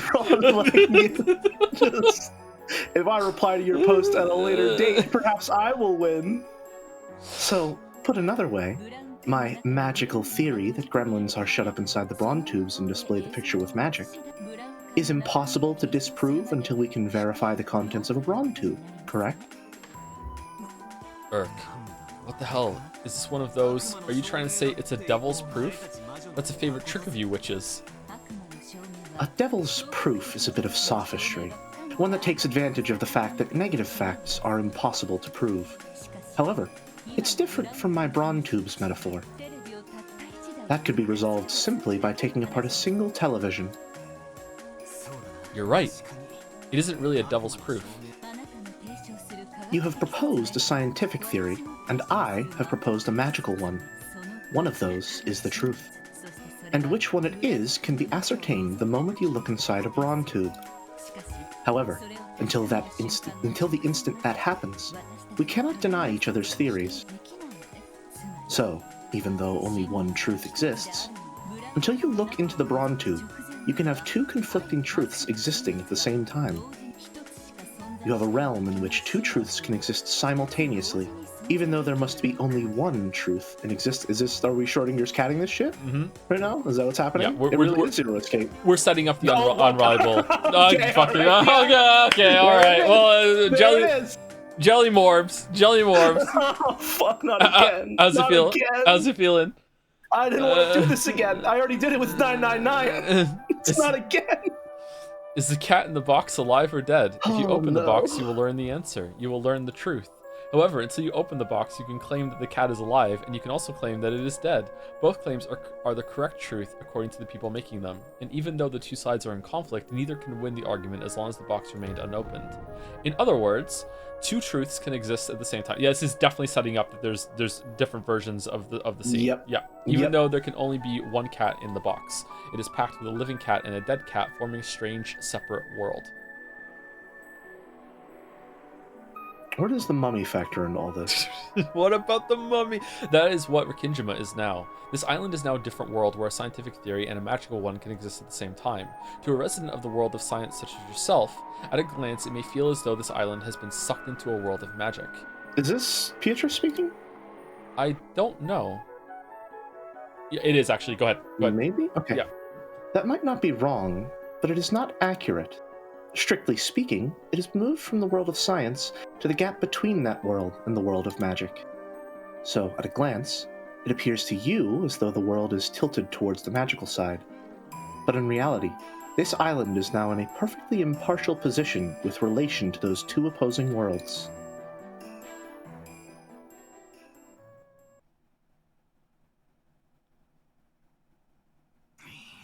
I don't really get it.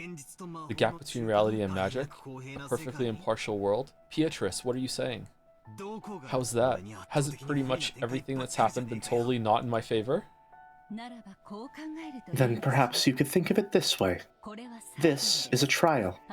Think of it as a court where you and Beatrice are laying out opposing claims. Call it a brawn tube trial. Your opponent claims that there are tiny people inside the brawn tubes, explaining one thing after another, talking about the lives of these tiny people, what they look like, what type of magical power they have. And what do you do? Well, I study in a library and argue back by explaining how brawn tubes are constructed. Works out of the library. Good to know. At this moment, both your claim and that child's claim exist in the court at the same time. If you find your opponent's claim convincing, it might sound like the truth to you. It might look like the truth to you. That is exactly what you saw.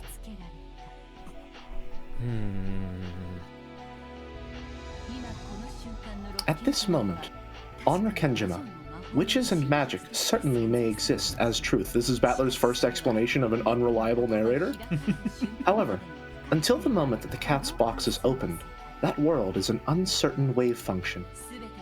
The entire situation can be explained by both sides at the same time. However, there is one truth. That set of truths shrinks with observation, and countless truths are weeded out to become one truth. Is this maybe Burns' power then? Maybe, yeah. to collapse those possibilities into the one reality. Yeah, maybe her power is also an abstract version of like trying to work out what really happens, because that's also like if you're doing a scientific experiment, right? Like you're trying to find the nature of reality, you're trying to answer question X. Well, question X has, in theory, just infinite answers depending on how you explore it, but there is only one answer that you have to drill down to, and you're going to have a lot of false positives on the way, or a lot of eliminations of theories along the way too. So maybe that's it's which magic power, but it's basically like her power is instead that you can figure out like an actual truth at the end of it all. Yeah, maybe. Yeah. Do we know what Lambda Delta's power is? It was said, but I can't remember. Is she in? She's not here. Will it say their powers? Oh, no, it's not here at the moment. Yeah, I think it does. Certainty, Witch of Certainty. So is her power the one that I just described? And maybe a misunderstanding. Yeah, maybe that's it. Yeah. Yeah, maybe they are all parts of a process, different truths. I don't know. Maybe. Yeah. Okay. It is like when in court the judge hands down his judgment. The two truths from the prosecutor's and defense's claims are reduced in number by the judgment and become one. And then they release the confetti. Confetti core! To say in your words, this island right now is the world right before looking into a bronze tube, right? Therefore, the science theory and the magic theory cannot be denied. And since they cannot be denied, both can exist as truth. Therefore, both witches and magic can exist. However, at the same time, your opinion of denial also exists as truth. It is a world where two conflicting things can exist at once, and it is a world where conflicting truths cannot disprove each other. Have you managed to understand? In other words, no matter how much awesome magic Beato shows me, it's only a claim of a magical theory and it doesn't disprove my position. So no matter what kind of magic Beato shows me in this world, it cannot become proof that magic exists. That's right. That child might even try to explain an apple falling from a tree with magic, perhaps by shaking her staff and magically plucking the apple, then claiming to be the thing that made it drop down to the earth. However, that would be nothing more than another claim. None of your opponent's claims can prevent you from making yours. In that sense, this world is quite impartial to both sides. I get it. Still, by that argument, if I show a sound argument with my science theory, and it collides head-on with her magic theory, I also can't win against her. On top of that, the final judgment won't come until we peek into the bronze tube. Where is the bronze tube in this world? Because it exists, there should be no reason for us to argue. Why don't we just get along and peek into the bronze tube? If there really is a tiny person in there, it's my complete loss. Otherwise, it's my victory. Bring on the gremlin. Here we go. Let's go look at it. Yeah, look. Why do we have to hold this debate without looking into the bronze tube? Because arguing is fun. That itself is the game you are being challenged to. Maybe, instead of a court, I could use chess as an example, like the rest of the story.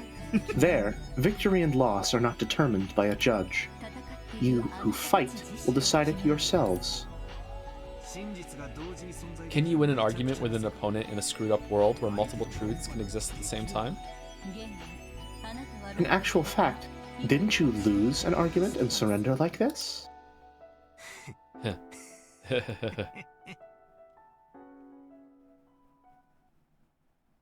Ooh. What's going on? I'm more in than I ever have been before. Oh, great. I'm fucking into it. This is all the advice I can give you now. If you wish, I can occasionally offer you counsel. Do you feel owned that you're so in because it's anime? No, I have no shame. I have no shame. I have always been in. It's just pulling me further. Caught in a riptide, and I don't mind drowning. Yeah, well, you did make the pegging joke earlier, so yeah, no shame. That's true. That's true. Sure. Thanks, that really helps. I'll avenge you. Thank you. I look forward to it. What's your name? It's Beatrice. Beatrice used to be my name, but now that I have surrendered it, I do not have a name. So I shall take a temporary name. Virgilius. Virgilius? Oh, no. How about Virgilia? All right, Dante's Inferno has now entered the discussion. Virgilia, like Valkyria? No, like Virgil. Wasn't that a name for goddesses that show up in myths? No. It means the guide who leads the way to Beatrice. I will guide you to that child who awaits at the summit of Mount Purgatory. Yeah, we're right. Yep. Fucking bullseye. Well done. Well done. Yep. For such a guide. Yep. Listen, I played Halo 3 ODST. I know about that. Just right on, man. Who would have guessed I'd accept help from a witch when I'm trying to deny witches? I see. If this is a contradictory world where different claims can exist at the same time, I guess that's cool. It's almost funny. Valor's just absolutely overjoyed at the concept that he can't be wrong. Even if he is. Yeah, that's good. I am borrowing that child's words, but you truly are like a phoenix. Your will to fight has already been revived. Come, if your heart is prepared, return to your opponent. Well, there's a name tag Return here to now. the chessboard where that vessel is seated, or where that child is seated. I look forward to seeing how far you can fight with my disciple. Yeah, watch it. I won't listen to her babbling anymore. I'll coolly fight to the end. I definitely won't. I definitely won't get provoked by her any longer. Yeah, okay. Okay. All right. Won't. Let's think. I think 3 scenes. With him in it, I think 3 scenes. I give him a maximum of 3 Velvet Room visits before he is crying again. Maximum of 3 before he's crying again. Then let us return to the seat of the battle. Battler? He's just like that fucking graph where it's just fucking, it's so over, we're so fucking back. Oh, Battler, where did you run off to? And I thought losers never came back for more. Sorry to keep you waiting. I've cooled my head a little. And did you think of a response to that pleasant, thrilling, refreshing, highly acclaimed, wonderful fantasy battle between teacher and me? Isn't that impossible to explain without fantasy? Damn, just go for it. Milady, didn't you just propose to be kind and act more gracefully? Oh no, oh no. I just got in such a good mood when I saw Battler's face, you see? Look, how are you gonna respond to that battle just now, Battler? It didn't happen on my own. It didn't happen, and then he just stabs and does a dance. Battle? What battle? What? I love him so much. He's the best. In this rose garden, where do you see those spears and towers you made lying around? They aren't here, are they? In other words, it's just like the inside of a brawn tube. All right, you heard the metaphor once, he's running with it. The inside of a brawn tube. What in the world are you talking about now? At this very moment, there are gremlins all over the world inside everyone's TV. But I'm gonna prove the world. There's nothing at all in the rose garden. Towers may have been sprouting with magic until a short while ago. However, that's only the case until we see what's inside the brawn tube. That magical battle is nothing more than your interpretation, your claim. The fact that there's absolutely nothing to see here now proves it. This is how I argue back about that witch's battle just now. Right now, there isn't anything here, which proves that nothing happened. Object permanence has left the building.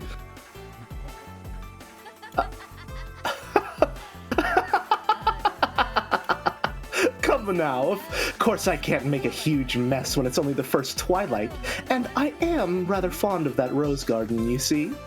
To prevent any damage, I had the fight occur inside a barrier, so it's only natural that it wouldn't have any influence on reality. That's your claim? Well, I guess that works. However, at this point in time, there's nothing in the rose garden, so nothing stands in the way of my claim that there was no magic done here. Wait, can you deny my magic with a mess like that? It is impossible to prove that magic does not exist. It's a devil's proof. At this point in time, this garden is the truth. The instant you look inside, the tiny people inside the prawn tube will vanish. he didn't explain that part, and there are no traces of that. Explain the metaphor in your own words, Battler. And there are no traces of magic here at all. So that battle between you witches did not take place. What the... That counter? That power? Could it be? Have you forgotten, milady? It is the multi-layered world's rendition technique. Oh, of course, yeah. The power of a finite witch, the counter to the power of an endless witch. Only an endless witch can perceive it, and it is most effective against such a witch. Schrodinger's cat box?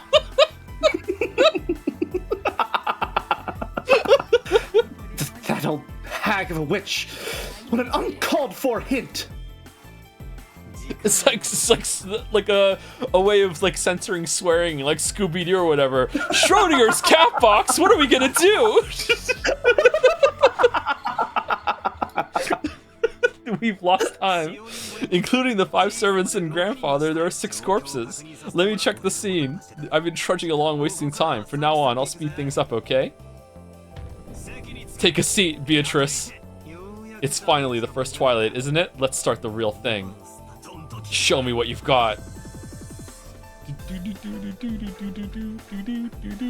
Title card and everything, damn. Yeah. Alright, I think it's time to take a break. It's 10 minutes. I'm gonna say thank you to some people, and then we'll take it's getting a little steamy under the fort blanket. Yep. I'm gonna say a really thank you to Bits and Subs, Jelly. So if you'd like to get out of the blanket and walk around for a bit, you probably have like, I don't know, like maybe 10-15 minutes if you want to extend. Sounds good to me. I'll be back in 10.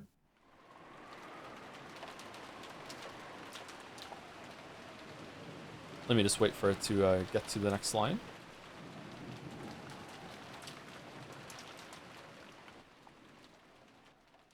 And then it never happened. Okay, there we go. Let me save it.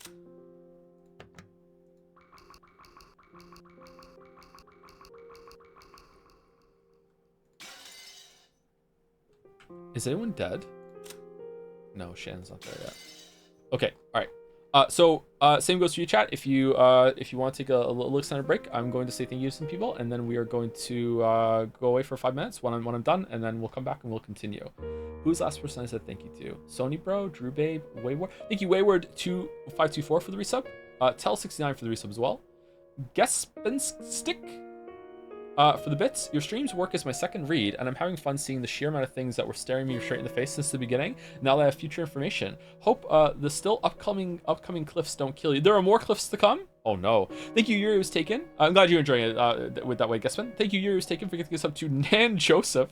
Thank you, Not Koro, for the bits. You two are not suited for feminist storytelling. Ironic how nerds, parentheses, failed men, close parentheses, recreate the patriarchal structures that oppress them when they have power.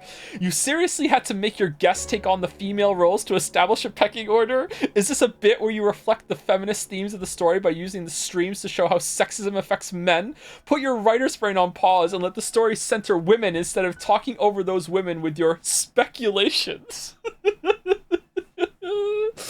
Oh man, I love. If you don't know who this is like a meteorically rising chatter on Jads that just makes just some of the best long Heinz Gate worthy posts in Dragon's Den. This is Koru. We have Koru posting on the stream now. We love Koru. We do love Koru. Koru, unironically, and I mean this unironically, Koru unironically needs a channel dedicated to all of the Koru posts because we don't have enough pins for them. we just need like a pin containment Koru channel fucking for all of them, man. Thank you, Iconport, for the resub. Forgetasaurus for the resub as well. Joe's Retinas for the bits. I missed the first hour of yesterday's stream, so I missed the start of Joe Under the Blanket arc. So when you brought it up again, my dumbass thought you were just sitting there with a blanket on your lap and being like, do I sound better like this, chat? I've actually had the blanket around me for the stream since then. Oh, that's funny, Retinas. Thank you. Thank you, Creo Sivak for the resub. Chud2112 for the resub. Chefin as well for the resub. Also, if the cooldown is on shouting out Jelly, can we do that again, please? Thank you, Finalo, for the resub. Triple Brown Cow. Thank you, Rignati Or Nate for the new sub. Welcome, welcome. Potato Tower 1, were you one of the towers? As a Baldur's Gate 3 player, this story makes perfect sense to me. Thank you for the resub. Thank you, Pincerata, for the bits. 1,000 bits. It's my birthday tomorrow, so more bits today. Super excited to see this Jelly Joe Red Truth breakdown after I leave work. Thank you for the bits, Pincerata, and happy birthday tomorrow. For tomorrow, because we're not streaming tomorrow. Happy birthday in advance. Thank you, Zorgox, for the bits. I'm both so happy and sad that I've read this beforehand. Love listening to the theories. Both want to join in, but also can't. Yeah, I can see the I don't know, like what's a word for it? Like pleasurable agony that someone might go through, being like, oh man, like this would have been fun, but also I'm enjoying it more because I know what happened, like that sort of thing. Yeah, it must be really entertaining. I wonder if I can like watch the streams back afterwards as that when we're all done. Thank you, Nunya Business, for the resub. It's not a game with some dancing Joms dragons. Thank you, Ironwrath, for gifting a sub to Cooks in the Kitchen, making a jelly Jonah. Thank you, Aguchi Toad, for continuing their sub. Yuri was taken for 20 gift subs. Holy shit! Thank you, Yuri was taken. That's a lot of gift subs from you. Thank you very much. Damn. Thank you, Just Hash, for the resub. Last Clown in the Car, also for the resub. Scruffy Monk for the resub. Fluxwave 310 with the Nanjo emote, resub. Made this today for the resub. First stream since finishing Wizard and the Dragon. Now nothing can compare. Yeah, okay, all right. Not exactly high art, but it can be a fun read if you want. Hope you enjoyed it. If it's not a meme, it probably is a meme though. Thank you, Bitter Jump, for the new sub. Welcome, welcome. Also, welcome to Ranels for the new sub. The new subs come in pairs sometimes for some reason. Not sure. Thank you, Ranels and Bitter Jump. Clawfists to you. Welcome. Thank you, Krootler, for the 1,000 bits as well. Been watching streams since Persona 5 streams. Cheers. We just had the Persona 5 stream anniversary this year, actually. It was on Valentine's Day. I actually did enjoy it. Thank you. Oh, did you? Oh, thank you. Made this today. Thank you, Krootler, again for the bits. And last on my list right now is Skunky Yemerson. Skunky Emerson, sorry, with the bits. Hey Joe, thought you might find this at least 5% funny. I bought a video from a popular Danganronpa and Persona voice actor where he'll do the voice of any character he's voiced, but I didn't have him do any of the popular voices. Instead, I had him do a coyote that was in 6 episodes of a Disney show, and it was amazing. I bet that was a great shakeup for them. Nice. Cool. Like, I'm pretty sure I blindsided Greg when I said, I know you as Barbie's dad. Oh, what a moment. Anyway, I will be back in about 5 minutes, chat, around there. I'm gonna get up, walk around. Reading is still is less strenuous with someone else on with me, but it is still a little strenuous. I just want to like recalibrate my eyes a little bit, walk around and get a cold drink. So I'll be back in about 5 minutes or so. And Jelly is muted, so if he comes back and starts talking, you're not gonna be able to hear him because I'm muting us both.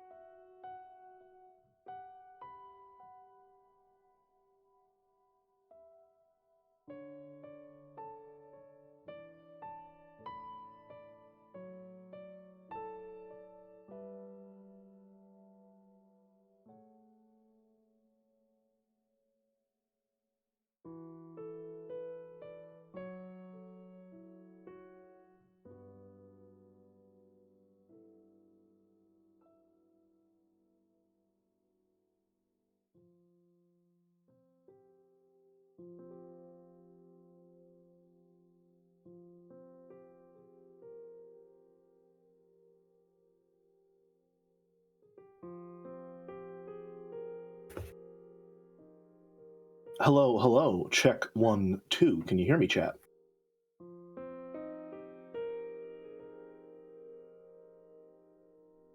Alrighty. Joe's going to be a little bit longer. How's everyone doing? Having a good time?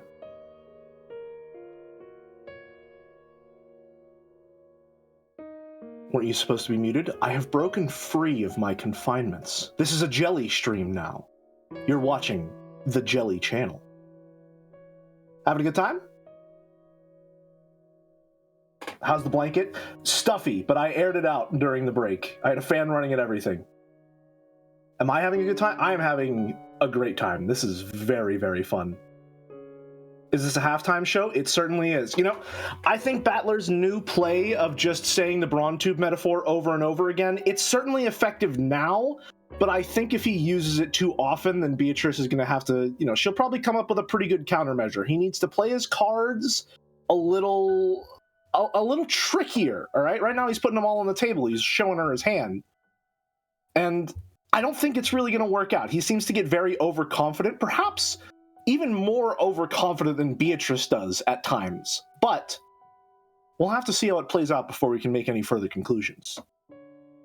Since you've discussed who's the smartest character, who do you think the dumbest characters are? Okay, well, not discounting some of the child characters, although to be completely honest, I don't think any of the kids of the Ushiromiya family are on the dumber side. Right now it kind of seems like Kraus doesn't have a lot kicking around upstairs, but we also haven't seen a lot of Kraus's inner world, so to speak. We've seen a lot of stuff that generally makes him look bad, especially when it comes to his defining feature of making bad bets and then doubling down on them, because every time he doesn't double down on them, it also ends up bad. But he has unanimously died off in the first Twilight before, so we haven't really gotten to see a lot of Kraus. Right now, I'd say he's pretty low on the list, though. I would agree that Kraus is probably the stupidest person of the adult cast, yeah. Yeah, again, we haven't seen enough. Jelly, how are the Truck Sisters doing? They're doing great. They've been delivering plenty of materials to the factory. It is a satisfactory Saturday. Sorry we didn't get the check-in. They're doing great. Weapons manufacturing has never been more productive. All thanks to them. Go to Squeaky chair, squeaky life. Kind of a similar face. Goda might be like less intelligent, but I wouldn't say anyone here is stupid, right? Yeah. There's. I don't think anyone here and even if they do come across as stupid, I genuinely think it's just we haven't had enough screen time with them. Yeah. So I'm really interested to see how this plays out with all of the Ushiromiya families still in play. Mm-hmm. Well, of course, again, minus Kinzo. But considering what we've learned about Kinzo, maybe I'm disinheriting him. As much as the final scene of the previous Umi stream may have been a joke, commentary on cheesy weeb shit, there's gotta be a better way to write action prose better. Do you know any books or authors of example of it well done? Unironically, and I'm sorry to say this, I think I do it pretty well, actually. I've written some action scenes. I think I do it pretty well. Tooting his own horn. Yeah, I'm tooting my own horn. Yeah, I think that's I'm good at dialogue, and I feel like I do action scenes pretty well. But yeah, my weakness is probably in similar to Ryukushi, like some of the prose that I do is more serviceable, that sort of thing. This is where it loops right back around, folks. It really was all a ploy just to get publicity for the books. It was. Apparently, someone in the chat is saying Brandon Sanderson. I haven't read any Brandon Sanderson. I will say one that I did read that had action that I thought was god awful was whoever the hell wrote the Drizzt Do'Urden books. Yeah. Those there are sword fights in that are sometimes just literally like one line, one paragraph. Parry, riposte, parry, strike, parry. It's like, what the fuck are you doing? Yeah. So like I only read one of those. So yeah. I will not comment on Brandon Sanderson. I am currently in the throes of it. I'm not having a bad time, but as someone who engages primarily, or let's not even say, who has only really ever engaged with books whenever they consciously existed, so like middle school, before you can cut all that out, I wasn't a person yet. I've only ever really engaged with books as literature, which is designed to be analyzed on a subtextual level. Reading The Way of Kings has left me starving for some scenery to chew on. I need a crumb of subtext. Something, some thematic rawhide bone to chew on as I get through it. It is whelming at best right now. I'm in the thick of it. Is the only way I can describe it. I'm not. My opinion of Brandon Sanderson currently not very high. However, I'm only halfway through the first book. I'm open to change. I'm not having a bad time, but I'm certainly having a time.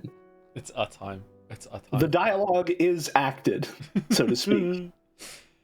Someone in chat is saying, I think Wheel of Time has some good and some terrible action writing. I would actually agree with that. There are some, I know exactly what you're coming from. I've read 3 or 4 of those books, and there were a couple scenes where I thought, you know what, this is pretty good action writing. So, some of the sword fights and the running scenes in one of the end of the books particularly, but there was a couple where it was like, yeah, this is kind of bad. Yeah, so I would say that's a good example of both. Mr. Jelly, which of the stakes would you most want to be stepped on, and why? No comment. I don't remember what any of them look like or their names. I need more information. Joe, pull that shit up. All right. Let's see. This is the proof of life right here. This is what we're looking for. Just tell me to stop when we get to your favorite. Mm-hmm. They really are just exactly the same with some different hair. It's just basically which hairstyle do you like the best, yeah. I mean, isn't there one with black hair? There you go. Okay, there she is, yeah.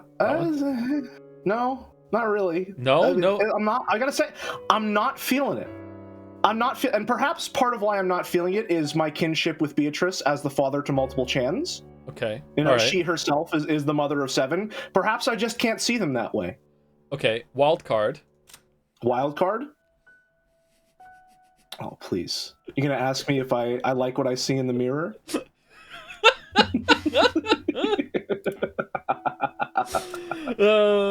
Oh, we have to read this. She looks like a cake here. Oh, right, that's new, that's new. Yeah, Virgilia. Do you want to read this? A now retired endless witch and Beatrice's teacher just... She was on she had tenure for a while and then just stepped away. She used the endless magic properly and devoted her life to the smiles and happiness of many people. She taught Beatrice the endless magic, believing that Beatrice would also devote herself to the people, and retired. Though she was Beatrice's teacher, she was also a magician employed by Beatrice's family. For that reason, she interacted with Beatrice in a manner fitting for a servant. Some point to this as the source of Beatrice's arrogance and recklessness. Interesting.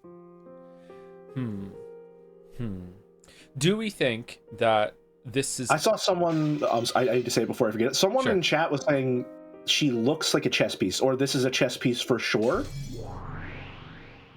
Looks like a chess piece. I'm definitely seeing it, yeah. Look at Beatrice.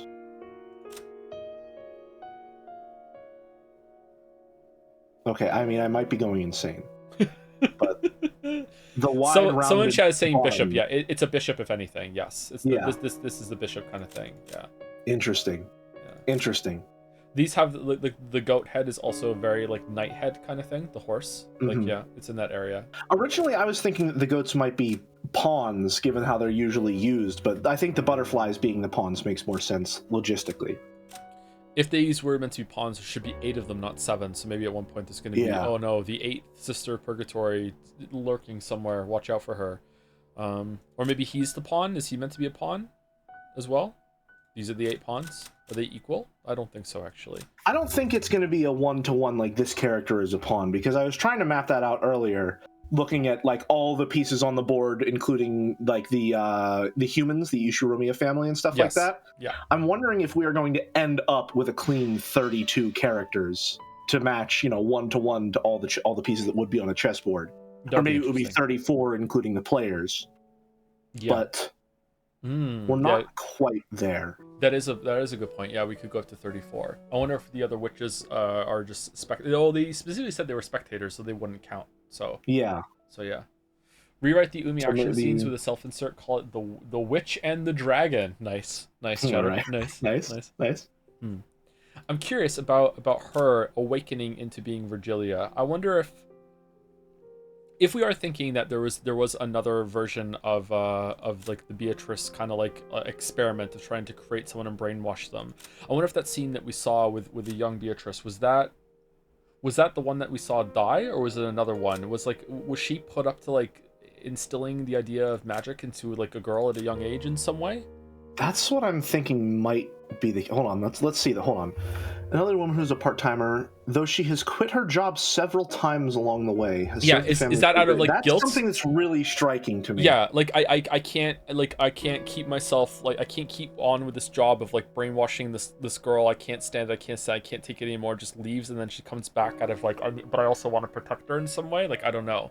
Like, or maybe she was a Beatrice at some point and she got too old and Kinzo discarded her or something? Kumasawa? Possibly. I would be surprised at that. Yeah, that's me spitballing. That's not like what I'm going to stick with for sure, but that's...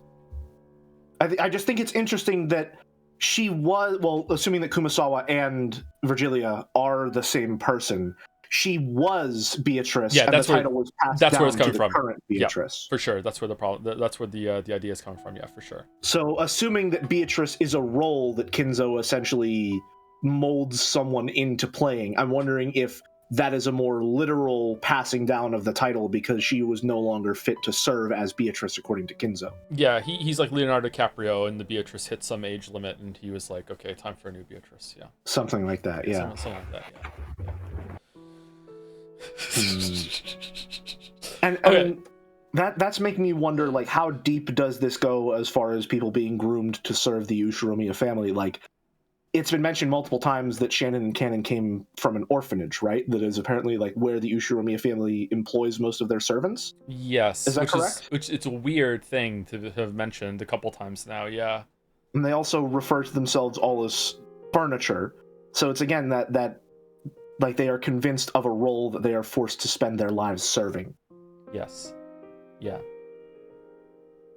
Which now we're getting into more like overarching metaphors regarding like theater and the stage and performance that aren't fully developed in my mind, but they're certainly there to some degree.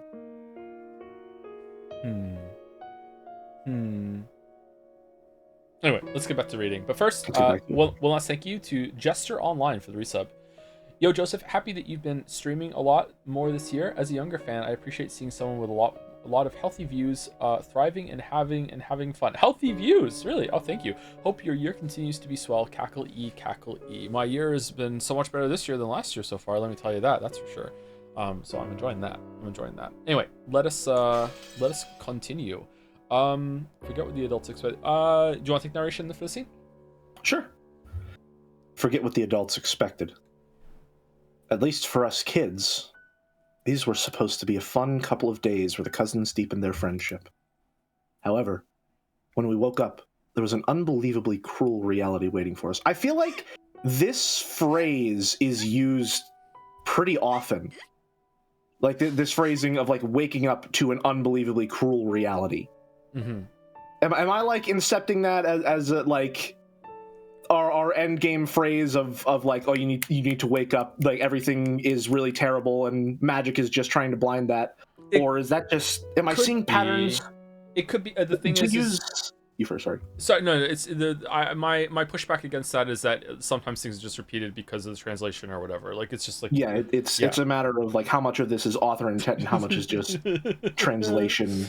Damn, he really is an English major in chat. I do have the degree. Whether or not I earned it, that's another matter entirely.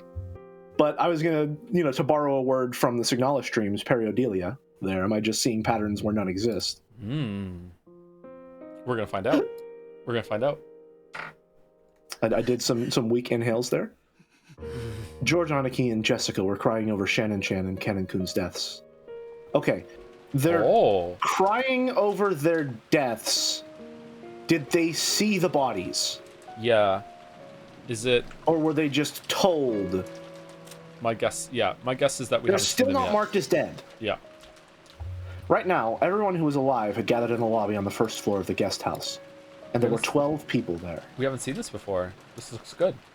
This kind of reminds me of a scene that we had from the aquarium date. Yeah, it does, doesn't it? Is it reused art, or is it... I think I'm just seeing things there. I think it's just a similar shot. Unbelievable, right? There were 18 until yesterday. And in one night, a third of that number had lost their lives. I eventually sobered up from my agitation, and along with my lack of sleep from being woken up so early in the morning, I was beginning to feel a faint sense of unreality. I want to think this is some kind of bad dream. My cheap escapism keeps telling me that over and over. Maria had gone back to sleep on the sofa Rosa was sitting in. Rather than her having nerves of steel, she probably genuinely hadn't had enough sleep. Well, there's the gun. Looks really small when he holds it. Yeah. Is that intentional? Is it the same gun, maybe? How did... The gun comes from Kinzo's room, does it not? So how did they get into Kinzo's room? Maybe a lot has happened. Maybe we're going to do some flashbacks now into the... The adults were holding items... Oh, sorry. No, you first. Sorry. No, I'm done. I'm done. Okay. The adults were holding items from what was apparently grandfather's collection. Okay, so it is Kinzo's. Yeah. Short-barrel Winchester rifles. Apparently relics from a time he'd been obsessed with westerns. There were 4 guns altogether. Interesting. Oh, wait, what? There was only... Okay, were there always 4 guns and the person who went to get the gun was like, fuck you, I'm just keeping the gun to myself, and hid the rest? Huh. Because there was only 1 adult, and they were like, I'm the top of the hierarchy now, so I'm the only one who gets a gun. That's an interesting info drop, right? Yeah. Those have been split up among the 4 siblings. Uncle Kraus, Aunt Eva, my dad, and Aunt Rosa. Okay, so blood relatives get the guns first, so they take precedence. Paper boxes filled with bullets lay on the table, and the siblings were silently loading them. It's a little scary, even now, touching one of these. I get the feeling Dad'll yell, don't touch that, and hit me. Well, is this gonna end so horribly? Like, we all get guns. Oh, it just looks so small when they're holding them. Yeah, it does. It looks like kind of like a toy gun. I can't tell if that's, like, intentional, as if to, like, emphasize the difference between whenever one of the female members of the family is holding it, and it seems like this massive thing, this massive amount of power for them to hold. I don't know. And then now a male member is holding it and it just looks really small, or if that's just me running fucking haywire and the art just looks a little weird. Or it's just under the blanket Yagwai hands. Like, yeah. That's true. That's true. Well, isn't this great? You got a gun. No matter how much you touch them, you won't be hit again. Well, he's having a great day. Yeah, look, it's noticeably bigger in her hands. Yeah. Think that father would meet this kind of end. Well, I never did expect Kinzo-san to die normally in his bed, but even so, it is too horrible. Slipping into the judge voice a little bit there. Hey, I wonder if that really was father. Okay, I love you, you're great. I think it might be a different person's corpse used as a substitute to trick us. You're insane, continue? No, it was father, without a doubt. You saw his toes, right? Generally speaking, there aren't many humans with 6 toes on both feet. But that doesn't mean that such people don't exist. Yeah! I've heard that polydactyly isn't that rare a disease. Thank you. I'm so glad she's alive. He was a man who liked large-scale tricks, right? He might have obtained a corpse from somewhere that had the same number of toes on both feet. Ridiculous. Why would he do something like that? The epitaph is going to be solved before the second Twilight. Man. Like, it's just going to just sitting there sweating like, fuck, I forgot to kill her. I forgot to kill her this time. I was too distracted. Oh, it's over. It's so over. I'd agree if it was a normal person, but this is father we're talking about. You can't be sure Kirie-san's talking nonsense. After all, burning a corpse makes it hard to identify. So it was in the boiler room again. Okay, still, there should be a few ways to examine him from his teeth and bone structure. If the police investigated, of course they'd be able to know whose body it was right away. The problem is that we need a telephone engineer more than the police right now. The boats probably won't come in this typhoon. So, will they arrive tomorrow? A new chandelier! Oh, yes. Interesting. Viv is going to have to get on a new one. Most likely, the boat will come again at 9 tomorrow. Then, I believe we will be able to contact the police. It's the same for us, and the culprit. Till the typhoon passes, this island will be closed off.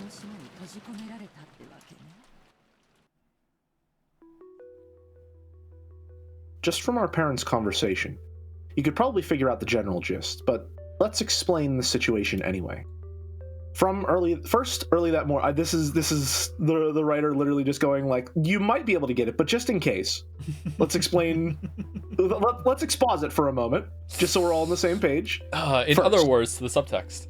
Sumari. In various places throughout the mansion, a total of 6 corpses, including grandfather and all the servants, had been found one after. So 6 corpses, which means okay. May I see them? First, grandfather had been in the boiler room, completely burnt. The servants had died, each shut up in the rooms throughout the mansion that had magic circles drawn on them. Okay, I thought that was going to be second, like we found this one. The cause of death for the servants was uncertain, but according to Dr. Nanjo's diagnosis, there was a high likelihood that they had been stabbed with something like a spear, or possibly shot with a gun. Whoa. Okay. That was why the adults had started arming themselves with Winchesters. And what made the situation even more chaotic was the fact that the telephones had become unstable. It was unknown if lightning had caused them to break down or if the culprit had broken them. At any rate, since contact with the outside had been cut off, we couldn't reach the police. So, until the typhoon passes and the boat comes tomorrow morning, we'll have to protect ourselves. After all, Rikenjima is now isolated by the typhoon. And just as we're stuck on the island, so is the culprit. It seemed that the adults stayed up all night, holding the family conference in the mansion's dining hall the whole time. And yet, the crime had occurred in the mansion. So right when the adults had been in an uproar over money, the murderer had been killing under the same roof. They say Aunt Natsui has been strict about locking the doors and windows at night. And yet, some suspicious person had entered and left the mansion. The adults had decided that the inside of the mansion was too large to be safe, so they'd pulled the guns and moved to the guest house where we had been. Which brings us to the present. George Aniki had begged to see Shannon-chan's corpse, but the adults had refused, saying that he mustn't do so until the police arrived. Interesting. Okay, so first of all, them going to the guest house is super smart. It's a much more easily defendable location than the whole entire mansion. They don't have the keys for the mansion either. And this is a really big difference, is that because the adults are like alive. Oh, here they are. They're dead. Because they're like alive and united, they're protecting the children because they're stable, right? And it's like, yeah, you can't see them all. That's really different vibes. Yeah. I do think this is going to go way worse than the other two, though, because I think what's going to happen is there's immediately going to be, not immediately, but there's going to be tensions between blood relatives and non-blood relatives. Like, oh, hey, maybe you're trying to make a bid. Maybe you only join this family because you want like the Ushiromiya wealth, stuff like that. There's going to be some obvious tension between Eva and Kraus because she has always wanted to be head of the Ushiromiya family, and now with Kinzo dead and this whole situation going down, and Kraus might think, oh, she's trying to take advantage of that. Like, theoretically, it's more stable. I think that because of all the underlying conditions, though, it's actually more unstable than it could possibly be. Definitely. It's gonna be like Battler's worst nightmare, is that it's gonna be like, well, like a witch could have done it, and they're gonna be like, no, one of us killed them. So if one of us killed them, I can't trust any of you, and we all have guns. There's gonna be like little mini factions almost of these two together, like these two together, her with her. Who are you joining? You come with us. No, fuck you, mom and dad. Like it's gonna get real ugly real fucking fast. Because all the servants are dead. except Nanjo. Although Nanjo's not a servant, he's just Kinzo's friend. Yeah, yeah. There is no denying for Battler that it has to be someone in the family or a 19th person. Mm-hmm. Yeah. So this is very bad.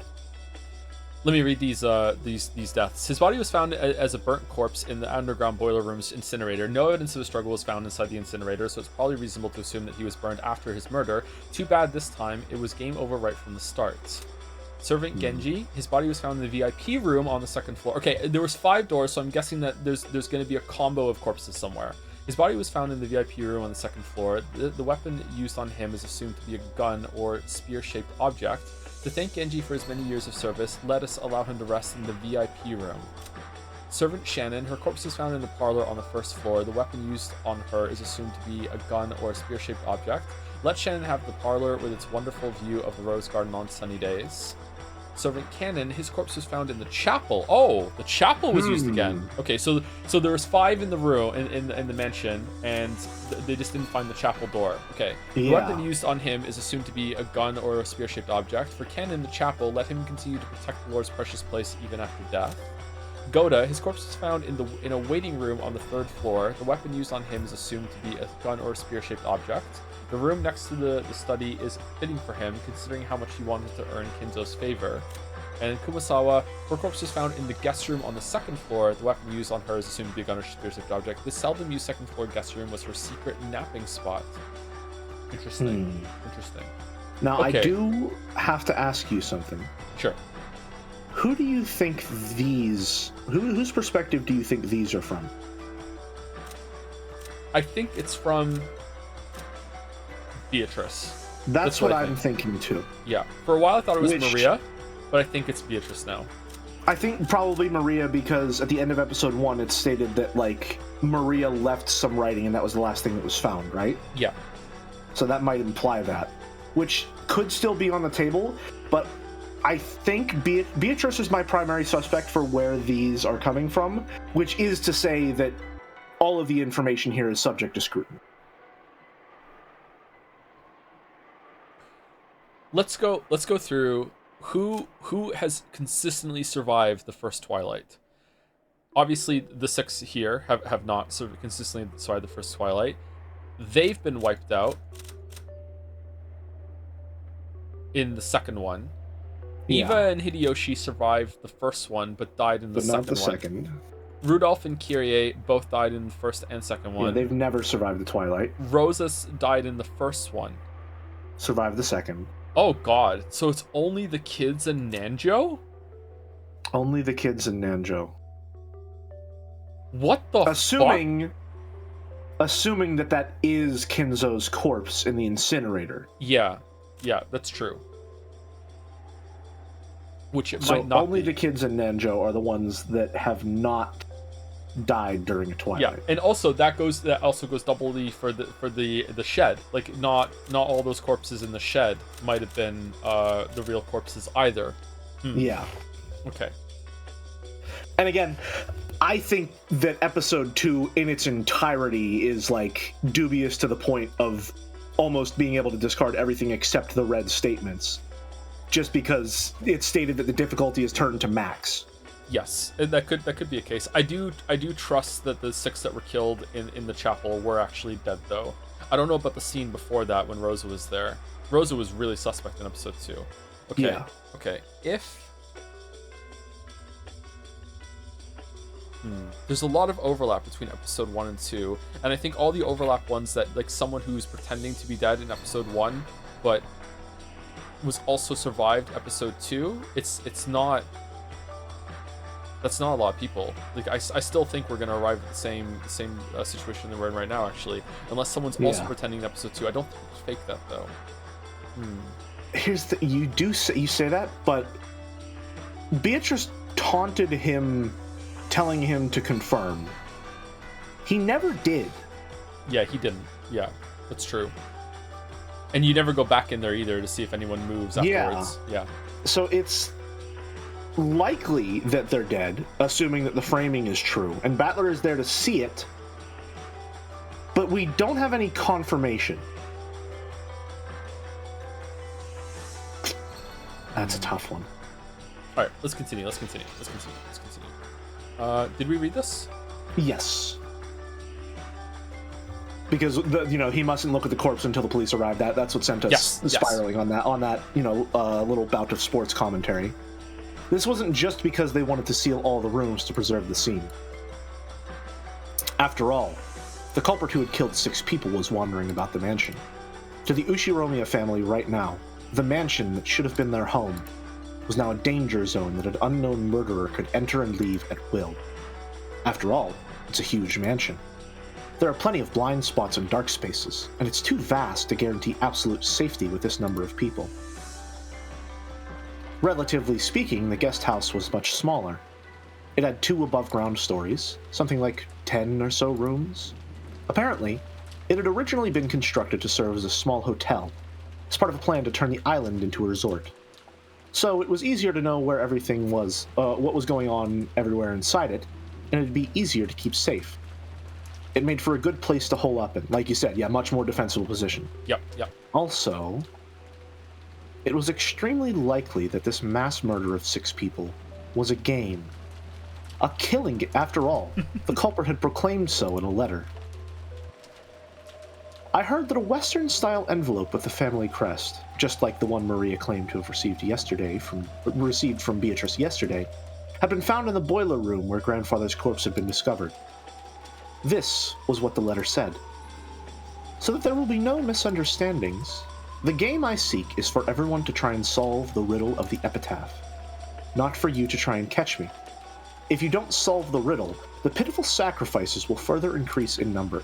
It's interesting that everything around the Twilights changes with the murders, how they happen, when they happen, stuff like that is all different. There is always a letter that says the real game is to solve the epitaph. That seems to be the only consistent variable after the Twilight. Was there in both episode 1 and 2? There definitely has been one before. I'm almost certain of it. I think you're right.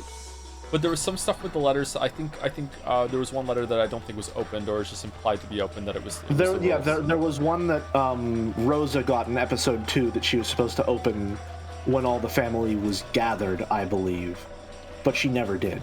Yeah. My guess is that it probably would have contained something similar to this, if indeed we didn't see a letter like this in episode 2. Do we think if Kinzo said to Nanjo, some people are going to show up dead on the island soon, and I want you to tell everyone that they're dead, even if you inspect the corpses and they're not, do you think he would go along with that?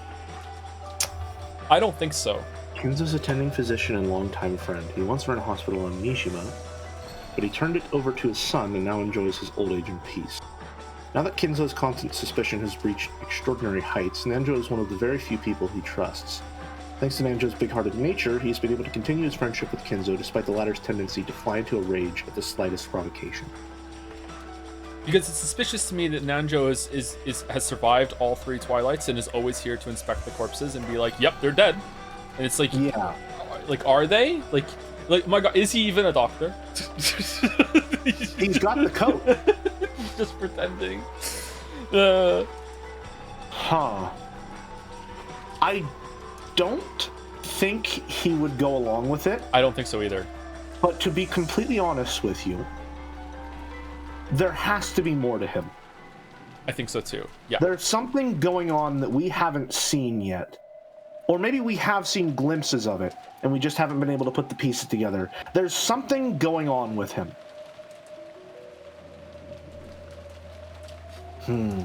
Yeah. It's sticking in my brain that he is the only one that I can, apart from the kids, obviously, that I can consistently be like, yeah, he survived every Twilight. Every single one. I feel like we would need to see episode 4's Twilight, and if he survives episode 4's Twilight, that's like, lock it in, this motherfucker's up to something. But for now, I mean, 3 is supposed to be a pattern, but can we really be sure? Yes. Yeah. It would be wiser to spend your time. If no one can sew, I'm going to move on. Did we read that one? I think so. It would be wiser to spend your... Sorry. That's not for sure. It would be wiser to spend your time solving the epitaph instead of searching for me. If no one can solve the riddle, no one will survive. If a person appears who can miraculously solve it, I will give them all the gold of the Golden Land, the Ushiromiya family headship, and all of my power. I was the one who succeeded the Ushiromiya family headship after Kinzo-sama. I look forward to seeing who will succeed to that headship after me. Okay, so this letter is like the Golden Witch Beatrice. This is like the seed that shall sow all the discord to come. Mm-hmm. Yeah, this is throwing like a raw steak in a room with like 4 wolves in it. Yeah. Mm-hmm. This exists in every single episode to be like, and any piece you thought might exist is gone. Or at least that's how it functions, because everyone always gets caught up in the second part, which is if you solve it, you'll get this, and not the only way to win is to solve it. Yes. They instead get caught up with, well, obviously this is a power play, because whoever, is already going to solve it, they want us to accept that if they solve it, they'll win, so who's up to some bullshit? I'm hoping Kyrie might clue in on that. She will. I think so for sure. Yeah, I have faith. This riddle of the epitaph was that thing. That strange epitaph written by the portrait of the witch on display in the hall of the mansion. That was a lot of the grandfather was the one who had written it. I'm surprised I got through without stumbling. And the person who solved it would supposedly be given the inheritance or the hidden gold or something like that. Ever since it was first put on display there several years ago, the relatives had secretly tried to solve that riddle, despite saying on the surface that the whole idea was silly. Here's just a little fun jelly fact. For the longest time, I thought that several meant 7. Me too. I didn't know that it meant like a vague number that is multiple. I learned that because I was playing Animal Crossing and I would hand in 2 fossils to Blathers for him to identify, and he'd be like, "Oh, you've brought several," and I'd always be like, "No, I only brought you 2. What are you talking about?" So 2 can't be several. 2 cannot be several. 1 is 1. A couple is 2. A few is 3 to 5. Anything above 5 is several. That's what I think. That's what or those. Many. Yeah, or many. Okay, many. A few is 3 to 4. Many is 5 or 6, and several is 7 and up. There we go. We did it. I feel like several is like the $5 version of many. 3 plus is several. What about few? Sorry, go ahead. Sorry. 3 plus? No, I refuse to accept that 3 plus is several. Just. However, up until today, no one had solved it. We were once again being urged to solve that unintelligible riddle. Fun word there, unintelligible. And this time, we were faced with the threat that we'd all be killed if we didn't solve it. That wasn't a game. What else could it be? A threat, perhaps? The bold opinion that we should search the premises for the culprit did come up once. However, there was a good chance they were armed, and there might not just be one of them.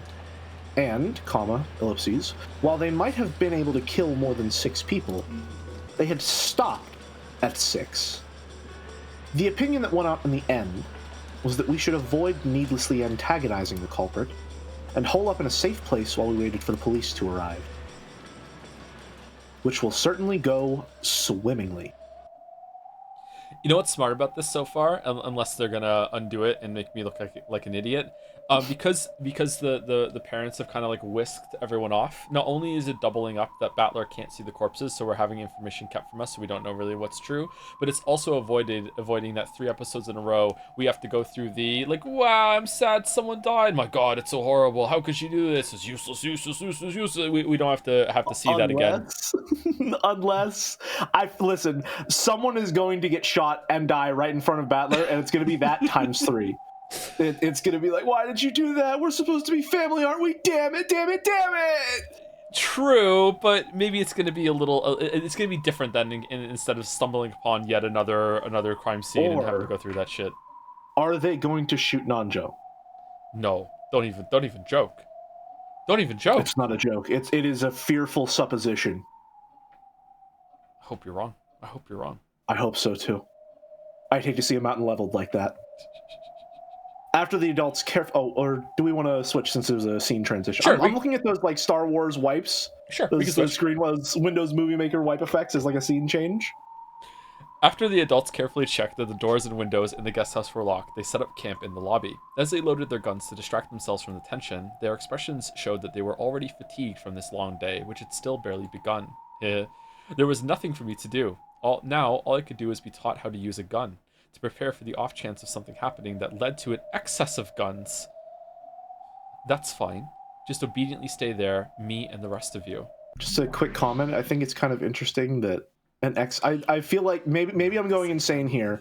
I think maybe the guns being so heavily tied to Kinzo and the amount of empowerment they bring, they feel like a male symbol in a sense. Mm-hmm. If I'm going to my feminist literature angle, which is to say that the excess of guns may be synonymous with the excess of patriarchs that are still currently present and the amount of power that they hold. Okay. Koru is already starting their next long rant and post. Giving them a run for their money. Let's brace for it. 6 people in the beginning again, and this time it's grandfather and all of the servants put together. Most likely, that child has carefully studied your moves from the last game, and has made an optimal move by taking the pieces you are most likely to suspect from the start. That makes sense. That was true both last time and the time before that. The servants who knew everything about the mansion and who walk around with keys always fall into the most suspicious category of people. A good example in the last game would be Jessica's closed room. If only I'd accepted that a servant was the culprit, that wouldn't even have been a closed room. And so, that child went straight for them, probably to block off a method of escape you'd be likely to attempt sooner or later. Beato already proclaimed and read that there are no more than 18 people on this island. In other words, it's time to give up on that. Now I've got to suspect one of the 18. Question, did she proclaim that during this episode? Yes. Okay, yeah. Alright. That child will probably come at you by stealing the pieces for all the 18, while also making an appearance as a 19th person who shouldn't exist, when you would be forced to accept your opponent is a witch. After all, now that the intimidation approach has failed, trying to force you to surrender by showing you magic, the only remaining option is a frontal attack. I feel like I missed something there.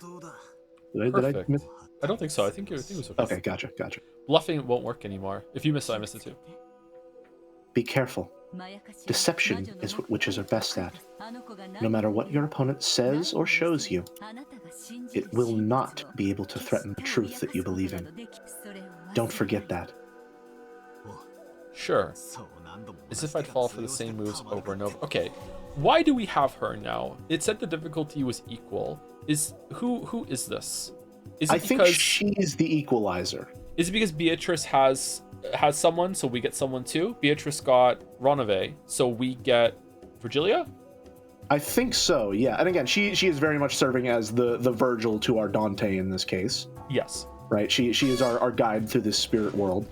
And also, I don't think Ronove is fully on Beatrice's side, but he's definitely not fully on Battler's either. Yes. He's sort of playing both sides, so no matter what, he always comes out on top. Synchronized humming. Synchronized humming, sure. As if I'd fall for the same moves over and over. Come on out, Beatrice. Let's get started. I am already seated at the table of the contest, and my turn is already complete. To think we would end up having Madam as our foe. This will not be easy, milady. Okay, our foe, so they're viewing it as a team sport now? Yep. Our moves will be read thoroughly. I care not. By now, teachers' moves are all old-fashioned classics. There is nothing to fear. So, just what moves can you make beyond the classics I taught you? I look forward to seeing, Beatrice.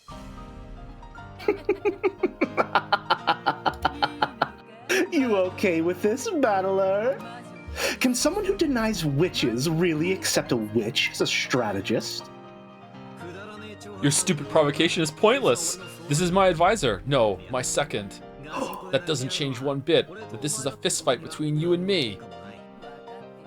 I understand. One as wobbly as yourself probably needs a training wheels on his bicycle. Do as you like. Come, let us begin. It's your turn. Ooh. Let's begin with the reconstruction of the crime scene. Virgilia, quickly, please. The first corpse discovered was Shannon's. She was found in the parlor on the first floor of the mansion. The door and windows were locked, and the closed room was established. Beato, I need some details. Let's reconfirm the definition of a closed room. Indeed. The term closed room refers to a room where the inside and the outside are completely cut off from each other. Naturally, it will be impossible to even affect things across that boundary line, much less enter or escape across it.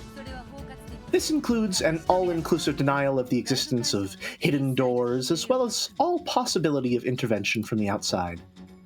Henceforth, this shall be referred to as Beatrice's closed room definition. Let's focus in a bit. How do you define all possibility of intervention from the outside? Oh, we're really getting into the fucking I'm in. I refer to all types of direct intervention from the outside, such as using a fishing line or a long, thin rod. In conclusion, there are no gaps in the doors and windows through which such tricks will work. Not said in red. Interesting. I wonder about that. Even if there wasn't a gap, as you should be able to interfere with radio waves, like with a remote control, right? Oh my god! Very well. I'll add this to this definition that interference due to radio waves and related methods of remote control shall be impossible. There's also an extension telephone in the parlor. A device connected to that wouldn't count as remote control, right? The phones are already unusable, are they not? Whatever. I'll include that too. All direct and indirect methods of interfering with the inside of the closed room from the outside of the room are impossible. What about a voice or a knock? Those should be able to interfere from the outside without someone entering the room, right? Even though it's a closed room, it probably isn't impossible for someone to knock or call out. The closed room definition does not cover whether transmission or intent across the boundary is possible or not.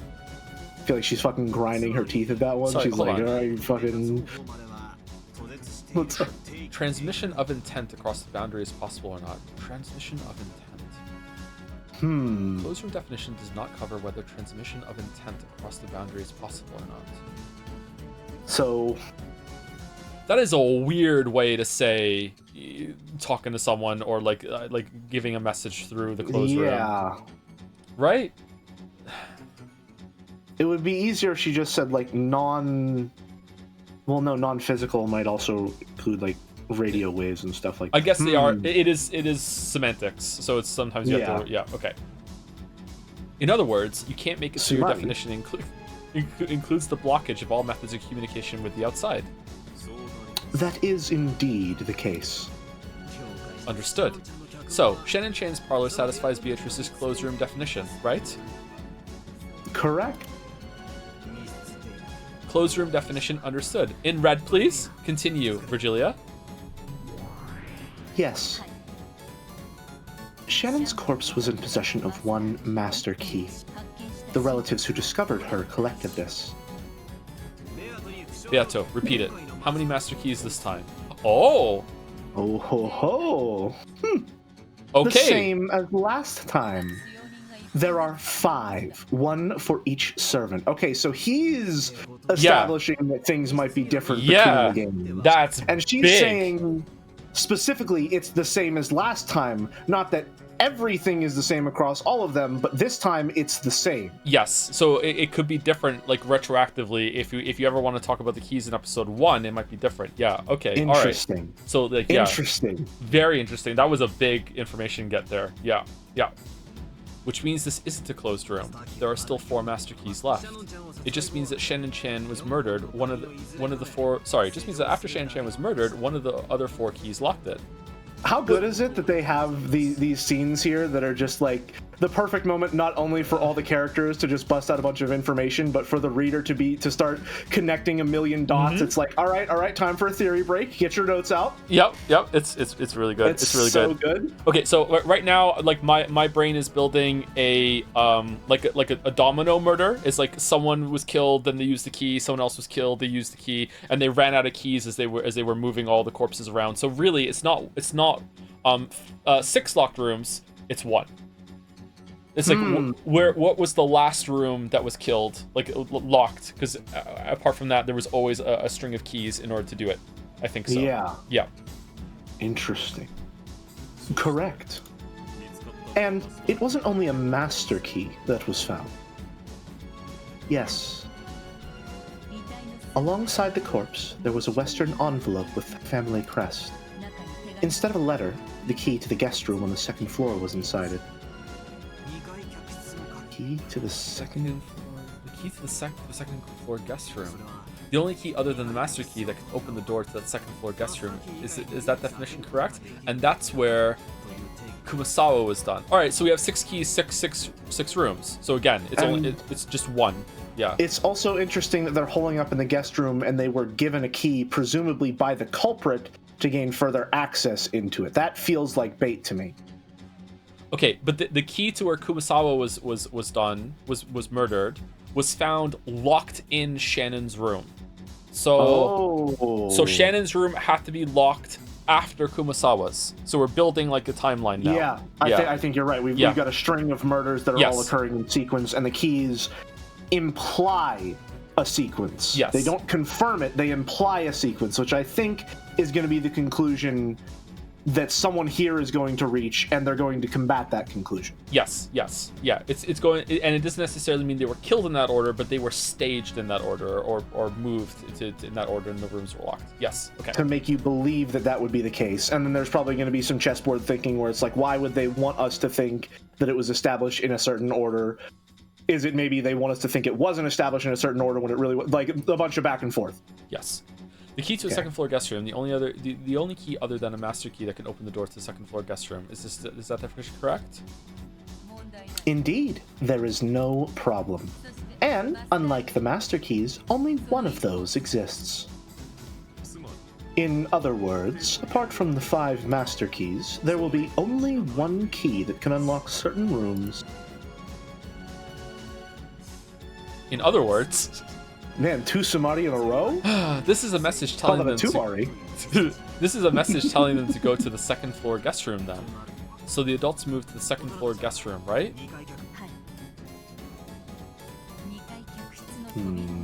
Sorry. Yes.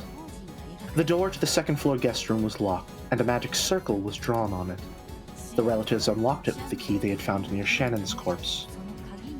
Inside, Kumasawa's corpse was discovered. And is there going to be another letter in here with the key, do you think? One that satisfied Beatrice's closed room definition. Maybe? Also interesting that Virgilia is referring to Kumasawa as Kumasawa when we're supposed to believe that there's a link between the two. Yes. So, whether or not that was true, who can say? Kumasawa was in possession of one master key. The relatives collected this. And like in Shannon's case, there was a Western envelope discovered alongside her. Yep, so they did have an envelope. Again, assuming envelope key, envelope key, envelope key. It's just a successive thing of like the envelope was in the key the key was in the envelope the entire time, like going directly against like spiting Battler, getting around her loophole in episode 2. Yeah, for sure. Inside was the key to the 3rd floor waiting room. The relatives moved to the 3rd floor waiting room. Okay, we need an editor on that line. So we have more keys than locked rooms now because we have 5 master keys that can open all the doors. But then we have the second floor guest room and the 3rd floor waiting room key. So we have more keys in locked rooms. So unless there's something to do with like, but no, all the corpses were in there, like with multiple keys when they were locked. Hold on, maybe that is the case. If you lock a room, if they all have their master keys on them, and also they had a key in an envelope, now we're using 2 keys per room every single time one is locked. So now we're losing wiggle room with each one. Okay, so it still might be key limited. I'm not sure, but we're definitely above. We're definitely above more keys and rooms at this point. Okay, sorry. So there was a magic circle on the door to the 3rd floor waiting room, and that door was locked. Don't apologize. This is what this section is for. Absolutely. Yes. Inside the room, Goda's corpse was discovered. The room was a closed room, one that satisfied Beatrice's closed room definition. Goda was in possession of one master key. The relatives collected this. And like up until now, a Western envelope with the family seal was discovered, inside of which was the key to the 2nd floor VIP room. The relatives moved to the second floor VIP room. I don't like, again, the phrasing of that feels really awkward, but Yeah. that's not like... I am Arthur. I don't think that's a semantic thing. I think that's just like we need an editor on this one. What's going on here? What are you planning? There's no need to glare, is there? It may be a closed room, but there are still multiple master keys that can open it, correct? And besides the master keys, I've given you specific keys to each room. Again, setting up like, oh, but there's a chain of events. Yeah. I don't like where this is going. But I'm starting to see how it'll turn out. So it continues like this for all 6 people? Yes, that is correct. Inside the second floor VIP room, Genji's corpse was discovered. 1 master key was collected. The key to the underground boiler room was discovered. They moved to the underground boiler room. Inside the underground boiler room, Kinzo's corpse was discovered. The key to the chapel was discovered. Oh yeah, the chapel they moved key. To the chapel, yep. And the chapel can only be opened with the chapel key. So that's our... The master key can't, yeah. Yeah. Okay. Assuming that that's still true. Oh yeah, will locks change? Battler needs to ask that, yeah. They moved to the chapel. Inside the chapel, Canon's corpse was discovered. 1 master key was collected. The key to the first floor parlor was discovered. With this, our reconstruction of how all 6 corpses were discovered is complete. An addendum. Along with the key to the chapel, a letter was enclosed in the western envelope found near Kinzo's corpse. The contents of the letter were as you saw. It further urged the relatives to solve the riddle of the epitaph. In that case, what's going on? If the last place where Canon was had the key to the very first room, the parlor where Shannon was, that makes 6 closed rooms all tied together, right? That is... Oh, sorry. What? I'm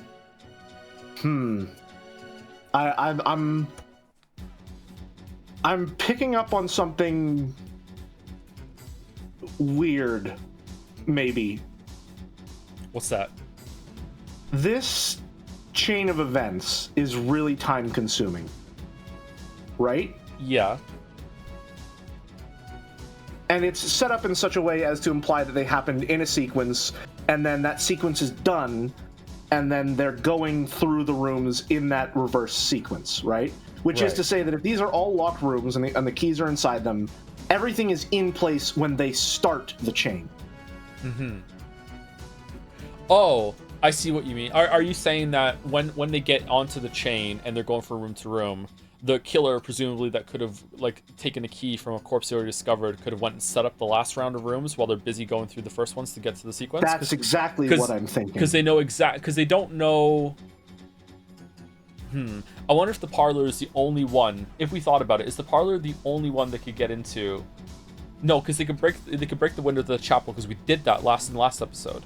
But the rest of them, like, so Canon and Shannon were already set up, but the other ones weren't, or some of the other ones weren't, and they could do that. I feel like that might be because it's establishing this chain that they'll naturally want to follow.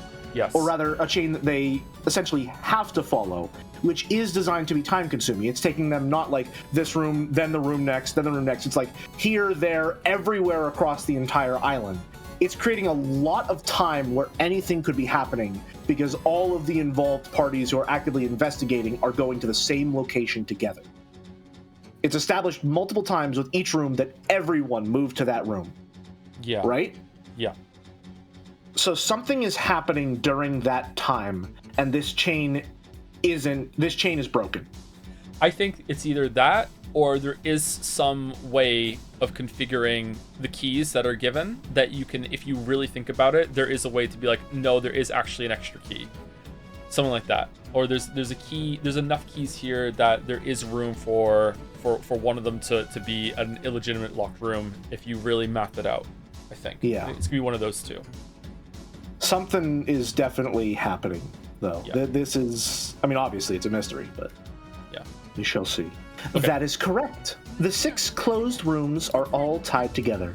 The keys to unlock each one are all shut up inside the next room. Sumari, the 6 closed rooms form one massive closed room, and all of the master keys as well as the individual room keys are shut up inside it. Furthermore, all of the doors and windows on the 6 rooms are normal. No device exists which can lock them without a key, such as an auto lock. What do you think? It's beautiful, isn't it?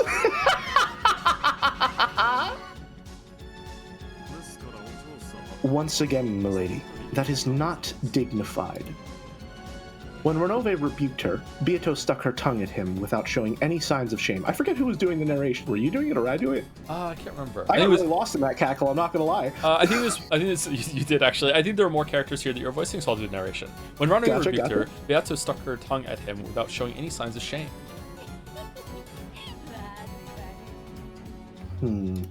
Oh, sorry, give me 1 second. Sorry. Playing with Battler just put me in such a good mood. So, Battler, what do you think of my move? If you can't think of anything in particular, I wouldn't mind showing you how I made the goats carry the corpses. And seal all the rooms with magic, okay? Do what you want. I'll listen respectfully to this magic theory that you claim is true. However, I can claim my human theory, even though it's completely different from yours, without any interference from your claim. In other words, Sumari, there's no need for me to pay attention to your bullshit. Go ahead and show me how you can lock the door with your multicolored magic system while waving your magic staff. Just like those guys with their toad oil and all-purpose kitchen knives. Wait, what? Virgilia, let's reconstruct the crime scene. Search for a weakness. Were they all definitely dead? If one of them is just playing dead, this isn't a closed room at all. Nanjo! Oh, there's Nanjo, live Nanjo reaction. Nanjo confirmed that all of them were dead. However, due to the devil's proof, it is impossible to deny the possibility of a wrong diagnosis.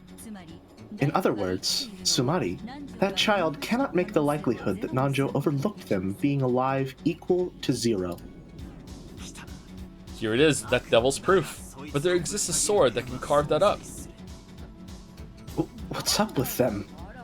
Looks like they're having a good time leaving me out of the discussion. I'm his opponent, am I not? Doesn't he have any time to spare for me? Oh, getting all tsundere. Aww. Fundamentally speaking, communication with one's opponent is not necessary to the act of competing in chess. One moment. Every time you've communicated with him outside of making your moves, you've used that opportunity to confuse him.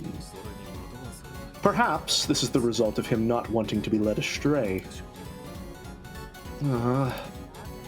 For some reason, I don't like it. That's a new expression. I don't think we've ever seen that one before on her. She seems kind of sad. She's not having fun. She wants to play. Someone took her favorite toy. I feel bad for her. Oh no. The poor Golden Witch Beatrice. Several times over has she murdered dozens, but we still feel bad for her. Oh, yep. How pitiable. You are challenging him to a chess match, are you not? That's true, but... Beatrice puffed out her cheeks, as though to say, I don't know why, but I don't like it. Think I stole that line from you? It's okay, don't worry about it. Just like Pieto is stealing Battler from Beato? Because the police have not yet arrived at the crime scene, the human side's ability to inspect the scene is limited. For a strict confirmation of death, I recommend that you have that child repeat it in red. Okay, that's where I'll strike. Repeat it. The 6 victims are all dead. Milady, he has told you to repeat something in red, has he not? Hey, enough lazing around. Do you refuse to repeat it? This is where our battle starts. Just be like, nuh-uh, I don't wanna. What? Ow, ow, ow, ow, ow. Sorry, that's fine. I'll answer. These 6 are all dead. Kinzo, Genji, Shannon, Kanon, Goda, and Kumasawa. Why are you so out of it? Okay, so I've already got one out of you. We'll start by denying that classic trick where the victims are playing dead. I won't go easy on you anymore. Come at me how you like. I'll slice them slantwise, one after another. Then repeat this. No one is hiding in any of the 6 rooms. Let's see you deny the existence of people we aren't aware of. I'll answer. There is no one hiding in the 6 rooms. Doesn't exclude furniture, potentially. Also doesn't exclude someone hiding at the time, but they're not hiding in there anymore. Yeah, present tense. Interesting. Okay, now I'm sure it's only the 6 of them in the can, and they aren't pretending to be dead. What will you do? What will you do? As if a human could manage anything by now. Obediently kneel to the fact that I control locks at will with my wonderful magic, okay? Quit babbling. Repeat this too. The 6 deaths were instant deaths. Ooh, instant deaths. Oh, what do you mean by that? It means there's a possibility that a single victim on the verge of death managed to escape into the room, and after locking it from the inside to create a closed room, they passed away. A classic closed room murder trick. One requiring that the victim receive a fatal wound and then die later. It is possible for a closed room to be constructed unexpectedly if the victim holes up inside the room to escape the murderer, and then dies after locking the door. In order to deny that possibility, you will need to proclaim that the 6 died instantly with the red truth. Very well, very well. I'll slay you with my red treasured sword. The 6 died instantly. By died instantly, I mean the targets instantly became incapable of action after being attacked. Well, it might still have taken them several seconds or minutes to die in a complete sense of the word, but regardless, it was completely impossible for them to take any action of their own will. In that sense, I can confirm that they suffered instant deaths. Hold on.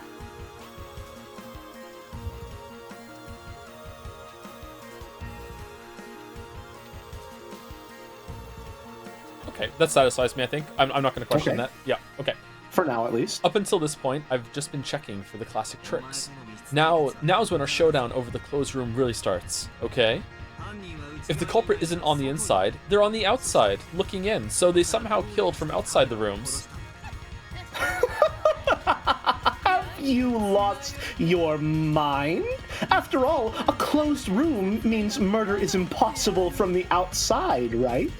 That's why only a magical murder could be possible. No, that's wrong. The right approach. He said the line. The right approach is murder really happened equals it isn't a closed room. No matter how much you try to trick me, this definitely isn't a closed room. It's a sham that only looks like one. However, Battler-sama, only the victims are inside the rooms, and no other people exist inside the rooms. And by Milady's closed room definition, remote murders from the room have been clearly, from outside the room, have been clearly denied, have they not? Wait, the definition of remote murders is pretty broad, right? It's not just about pulling a fishing line from outside the room and strangling the victim inside the room. For example, a trap would make for an excellent remote murder. A trap? And what might that be?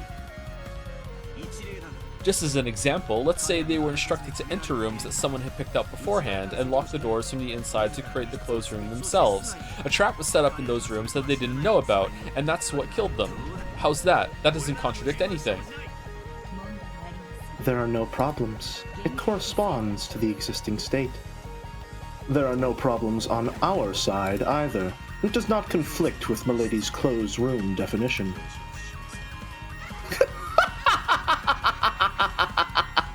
What's with that stupid reasoning? Nothing suspicious was found in any of the rooms, right? What form did that trap have? Where was it hidden and how did it operate? Explain that for all 6 of them, in the parlor, the guest room, the waiting room, the VIP room, the boiler room, and the chapel. Explain that, rather. Well, you can't, can you? I refuse to counter that. Don't ask me why. There's no need for me to explain, and failing to do so doesn't damage my claim. It's not my burden. What did you say? Beatrice, it's a devil's proof. It's a dog-eat-dog world. The fact that he cannot explain the nature of the trap does not in itself deny the existence of such a trap. Holy shit! We finally reached the level of reasoning I've been operating on since episode 1. Holy shit! He's going all in. He's going all in. Done. Sweating. Well, overbearing. A wonderful move. This guy's getting completely used to this.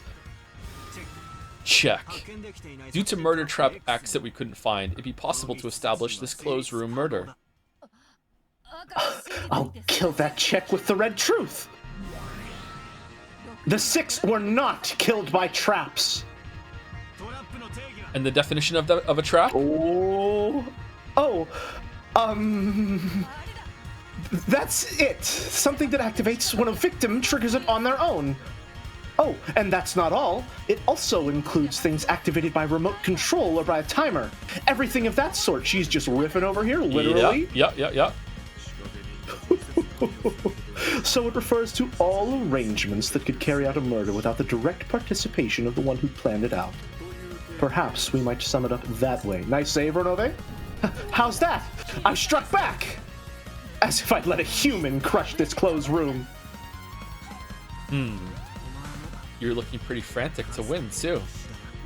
What? What do you mean? You're frantically fighting to make me accept your existence. Until now, I thought I was just being toyed around with you by you one-sidedly, but that's not actually true. You're also frantically resisting my counters, fighting to show that you exist. Now, I finally really feel that it's true. This isn't torture inflicted on me over whether I'll surrender or not. This is a fight between you and me on an even footing, like the episode said. He read the episode 3 times. Okay, now it's starting to get interesting, isn't it? All 6 died in closed rooms, and no outsiders were inside. And there was no meddling from the outside, and also no traps. Up until now, I'd probably start suspecting that this had to be the work of magic. And if you decided to show off some bizarre magic at this moment, I might even have surrendered. It's that favorite strategy of yours. You intercept all my moves, and in the moment I've exhausted all options and fallen to my knees, when my heart's barriers are at their weakest, you show off some strange magic and take the game all at once. That line right there is, I can feel it in my bones, in the deepest, darkest pits of my id. That line about once I've exhausted all options and fallen to my knees, when my heart's barriers are at their weakest, you show off some strange magic and take the game. That is going to be reframed tragically later on. I can feel it. I think so, yes. That short temper is something this child has always had, along with a bad habit of rushing things when victory is in sight. After all, Milady cannot stand putting off a match. Hey, shut up! It's Battler's turn, right? I finished off that trap piece you advanced. What should I repeat next? Show me what you've got! Right. Now that even traps have been defeated, this looks like a perfect closed room murder at a glance. And that's why I'll spin the chessboard around right now. He's doing it!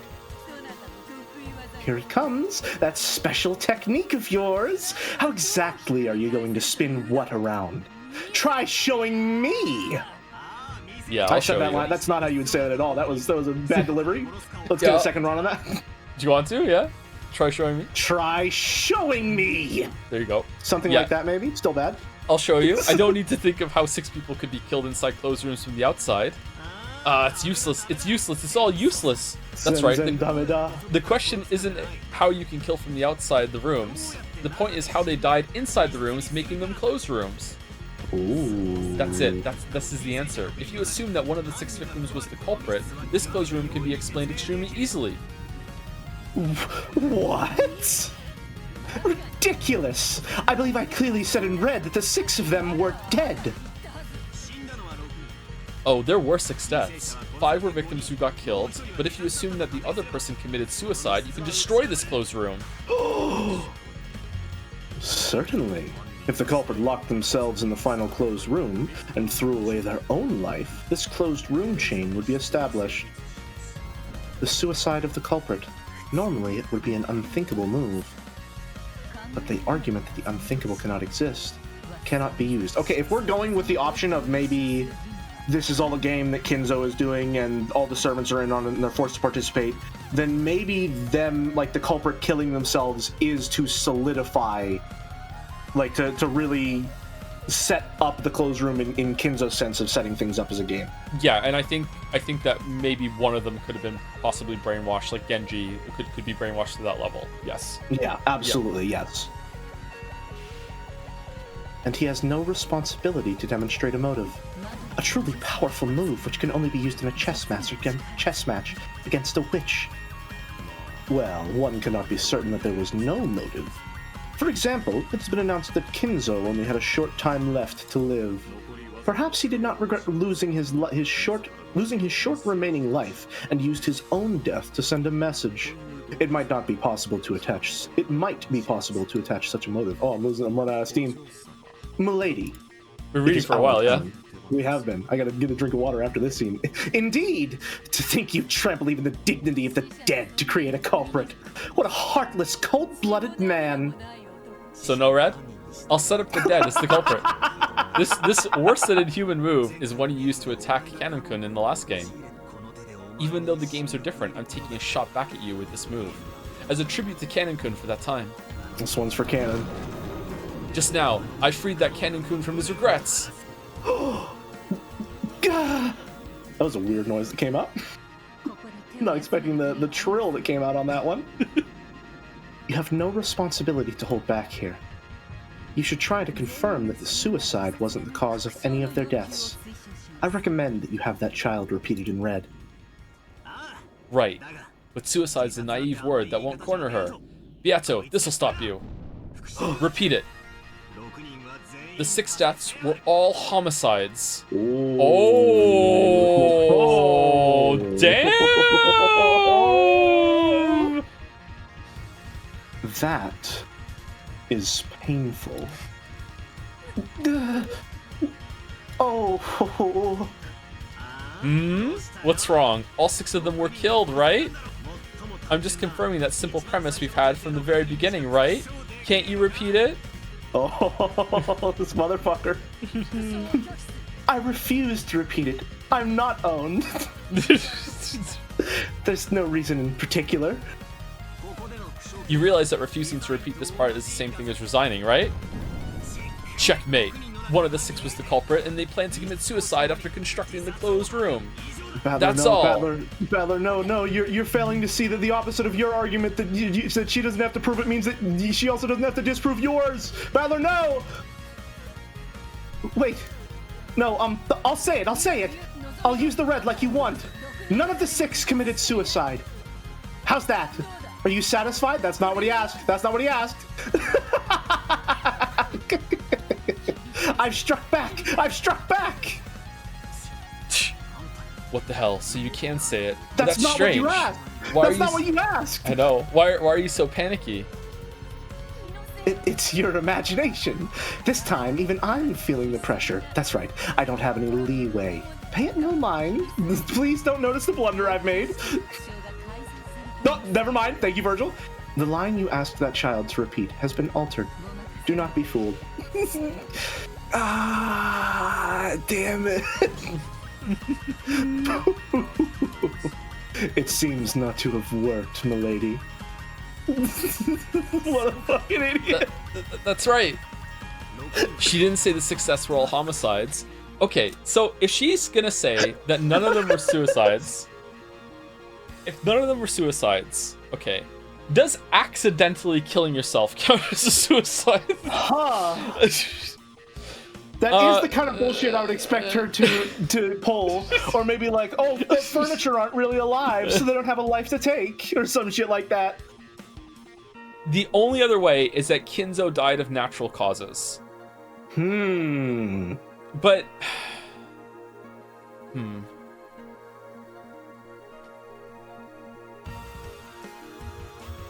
Huh.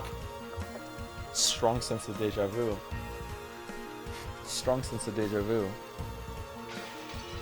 Okay, that's right. She didn't say the 6 deaths were all homicides. She changed it to none of the 6 committed suicide. which means one of them wasn't killed by someone else and didn't commit suicide. I've got it. This is the truth. Culprit X, who was hiding among the 6, murdered the other 5 and then set up a closed room. After that, they planned to escape from or hide in that room by some method. And then they just died, Lamayo. However, they got in an accident. The culprit died from an accident that even they hadn't expected, setting up a closed room murder that they hadn't even desired. Now it's over, Beatrice. Checkmate. Damn it! Did you think I'd be cornered by something like that? I'd never announce my resignation over something like that! I'll slice up that foolish checkmate with my red treasured sword over and over again! None of the 6 died in an accidental... Look, what the fuck are these? Is he like, just like putting his hand over her mouth? Yeah, I think so. I think so. My apologies. We request some time to strategize. Milady, please lock the fuck in. Please allow us a brief postponement on this matter. It's a fair request. Perhaps you should accept it. Sure, take a break. Sorry. It's okay. That was your line. Sure, take a break. I've been giving those a lot lately. Now it's your turn to take one. Thank you very much. Come, milady, this way, and let us quietly count to 100 inside our heads.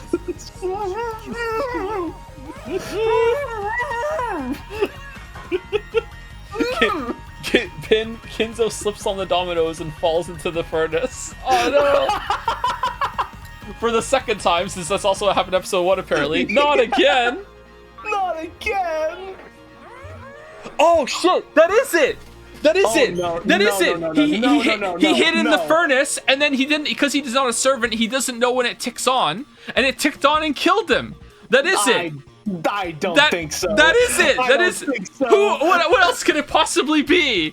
What else could it possibly be? There's a lot of things it could possibly be. What? But How? I think that's bullshit. I don't know about that one, man. I think you're quite literally cooking too hard with that. He hid in there like and then oh no, my hubris. And then, it just kicks on. Everyone needs their hot water in the morning for their morning showers, and he fucking died. Yeah. Do you smell something burning? Yeah.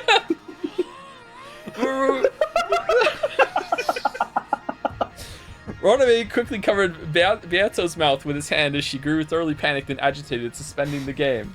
He pulled Beato away, supposedly to hold a strategy conference. It's so good. Damn. That demon butler. When Beato got all hot, I had a perfect chance to corner her. Beato normally acted like she was graceful and above it all, but she actually had a really short temper and got mad easily. Her usual intellect had less of a voice when she got excited.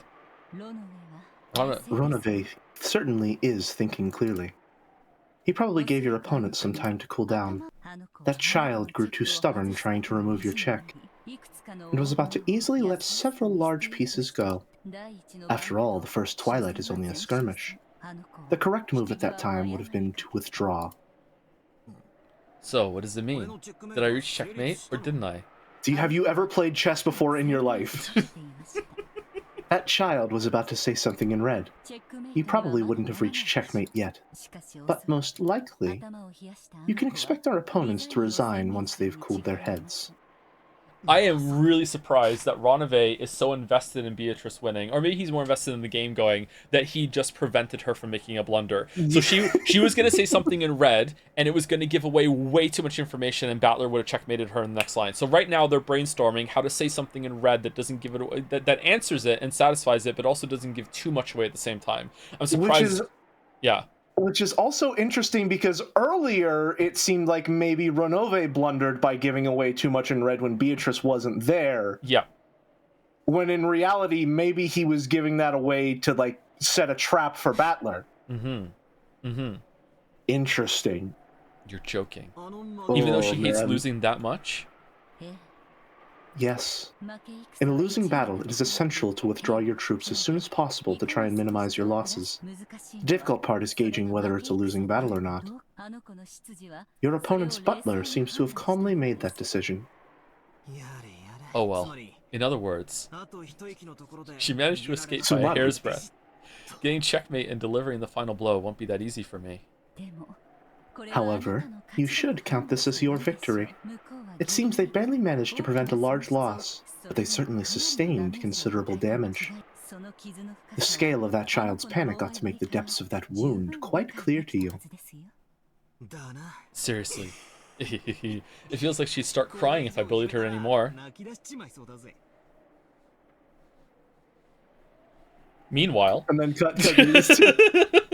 Do you mind narrating since I'm going to be doing these two? Actually, let's take a brief break right now, I think. Okay, yeah, sounds good to me. I could definitely use a little. The blanket fort is once again steaming. I need a water refill refill too. 1 second. Let me just mute the microphones. We'll be back in a couple minutes.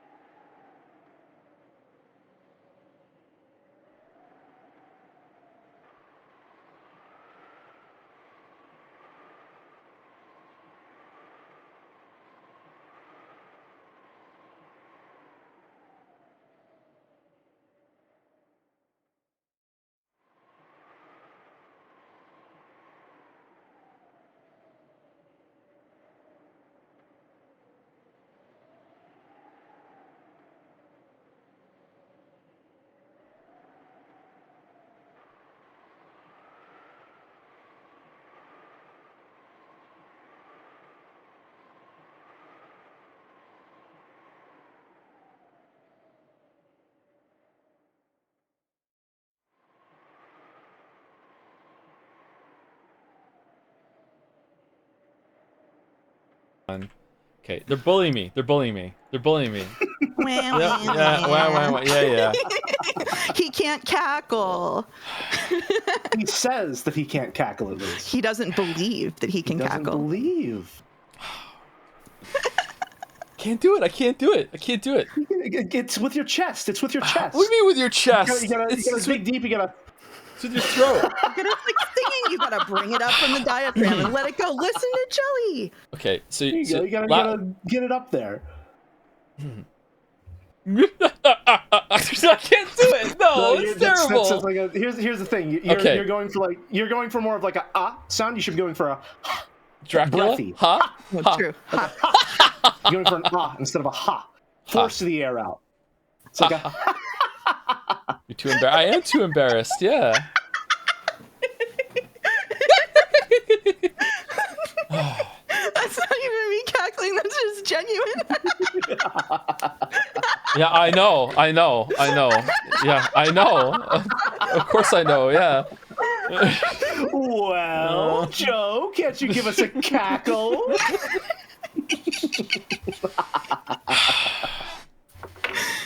Squeaky cackle. Squeaky cackle. We've got be a too reachy now, huh? Be a too reachy, no.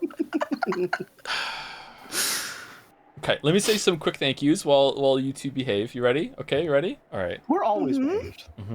Thank you, Beveldoy, for the resub. Comrade Hopeful for the resub as well. Thank you for all the fun streams. You're welcome. Thank you, Falzar25. Renove My Goat. You have a fan, Jelly, for 2-2. Oh. Thank you, Cat Only Hands, the one? for the resub. Yeah, you have multiple fans, but only one Falzar.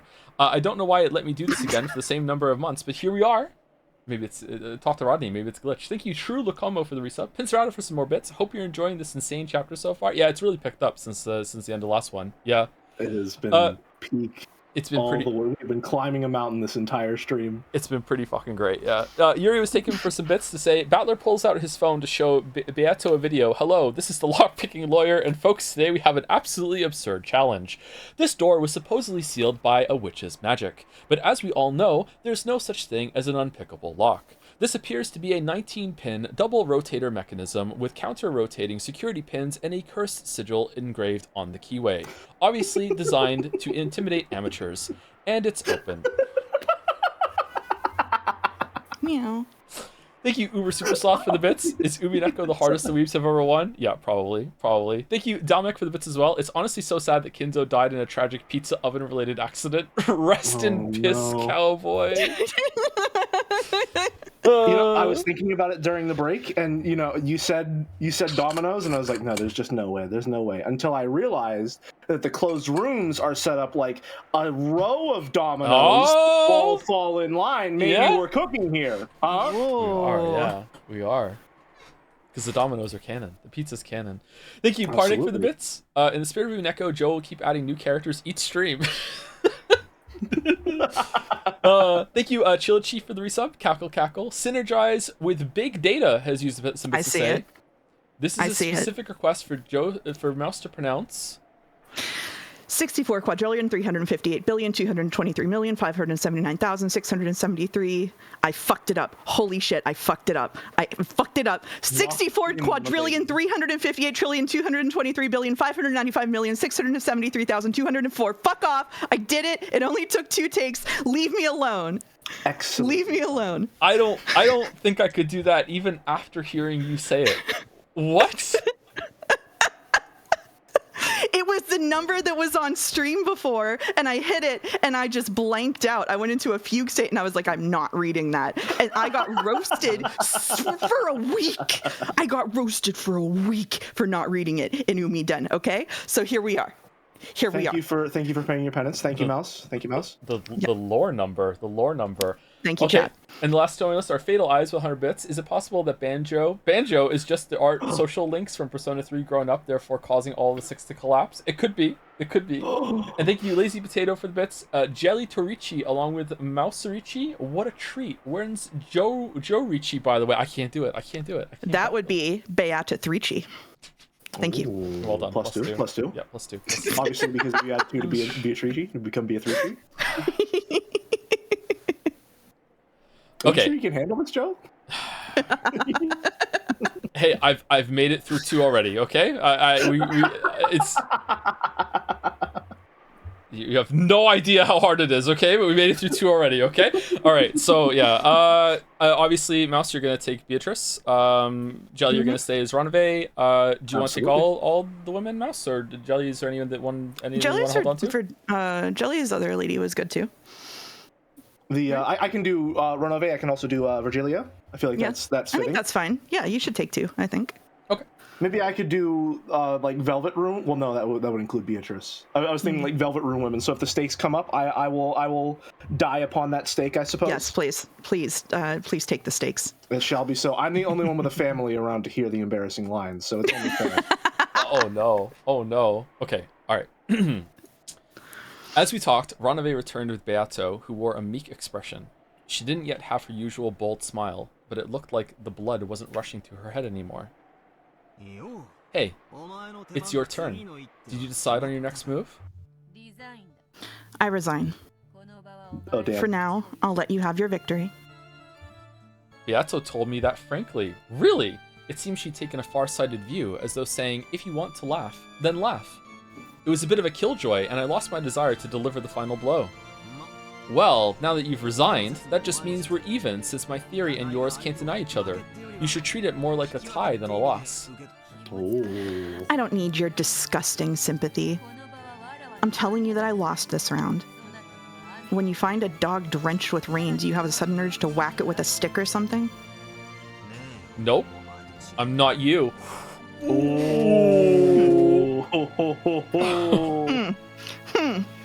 Even though she ridiculed me horribly when I showed signs of defeat, this is the best she's got when the tables are turned. I did feel that was pretty cowardly of her, but I decided to act with dignity as the victor and let it slide. Beato resigned. That's the one result of the first Twilight. Beatrice couldn't counter my move of one of the 6 was the culprit, and that person died in an accident. No, she probably could have countered it, but for some strategic reason, she admitted defeat. I wonder if that's because it would give you 2 information to solve a different, harder to solve murder. It has to be something like that. Yeah, it has to be something like that. Yeah. It would have to be like not just solve a murder, but like a fundamental aspect of the entire mystery. Yeah, it has to be that. It felt less like I'd won and more like I'd let her slip away at the last second.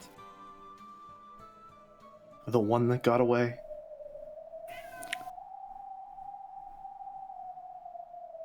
I can read this. Sure, go for it. In a chess match with a witch, battles can be fought solely with pieces known as X. Once again, we are doing accursed math, which require no detailed explanations.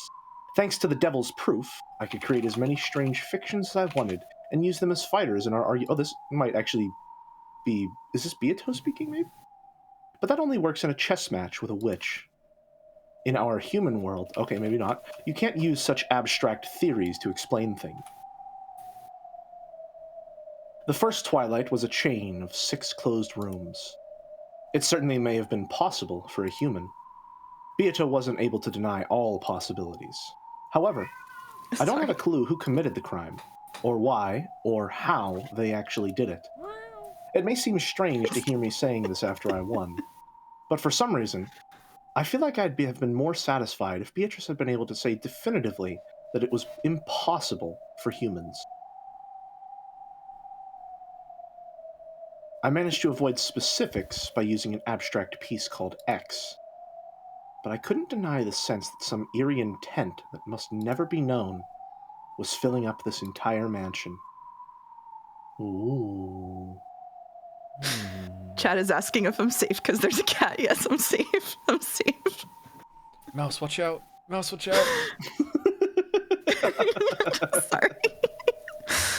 So those assignments were irrelevant, and now we're back to the Cannon family. Oh, I see. Nice, nice.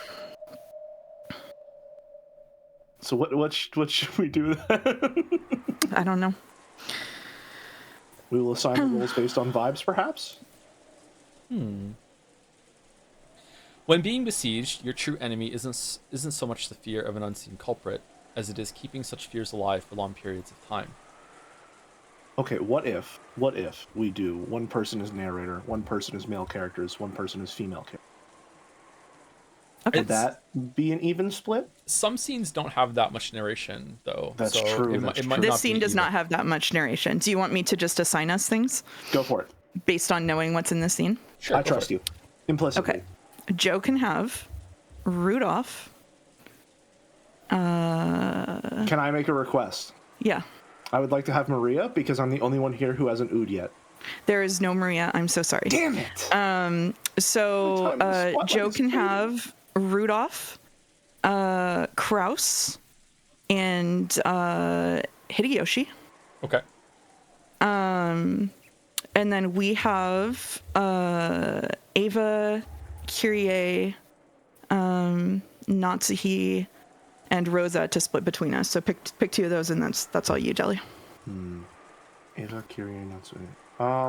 Can I do Rosa and Kyrie? Yes. Okay. I will take Ava and Natsuhi. Sounds like a plan. Maria got bored and started complaining that she wanted to watch TV. Ooh. You can ooh, Jelly. You can ooh if you want to. You can leave chat behind. There was no TV in the lobby, so she decided to return to the cousin's room on the second floor. The adults probably wanted to make sure Maria wasn't left on her own. They told all the children to go to the second floor cousin's room. George, who was grief-stricken by the loss of his fiancée, led the cousins up to the second floor without any resistance. At first, Nanjo had been reading a book in the lobby, but when he noticed the relatives looking like they wanted to discuss something sinister, he said, "It seems I am in the way," and returned to his room on the second floor. My curfew approaches. Bye, Nanja. I'm starving, and if we just keep sitting around, we'll get sleepy too. It's only natural. We didn't get any sleep last night. We will probably end up being barricaded here for a full 24 hours. It may be wiser to take naps in turn instead of overstressing ourselves. True. My husband and I will remain here, so I ask that anyone having trouble staying awake take it easy and rest. Our opponent might be expecting that, right? Even if they couldn't defeat this many people, if that number shrinks enough, they may plan to use that moment to strike. There are 7 of us here, so we could take 3-hour shifts in pairs.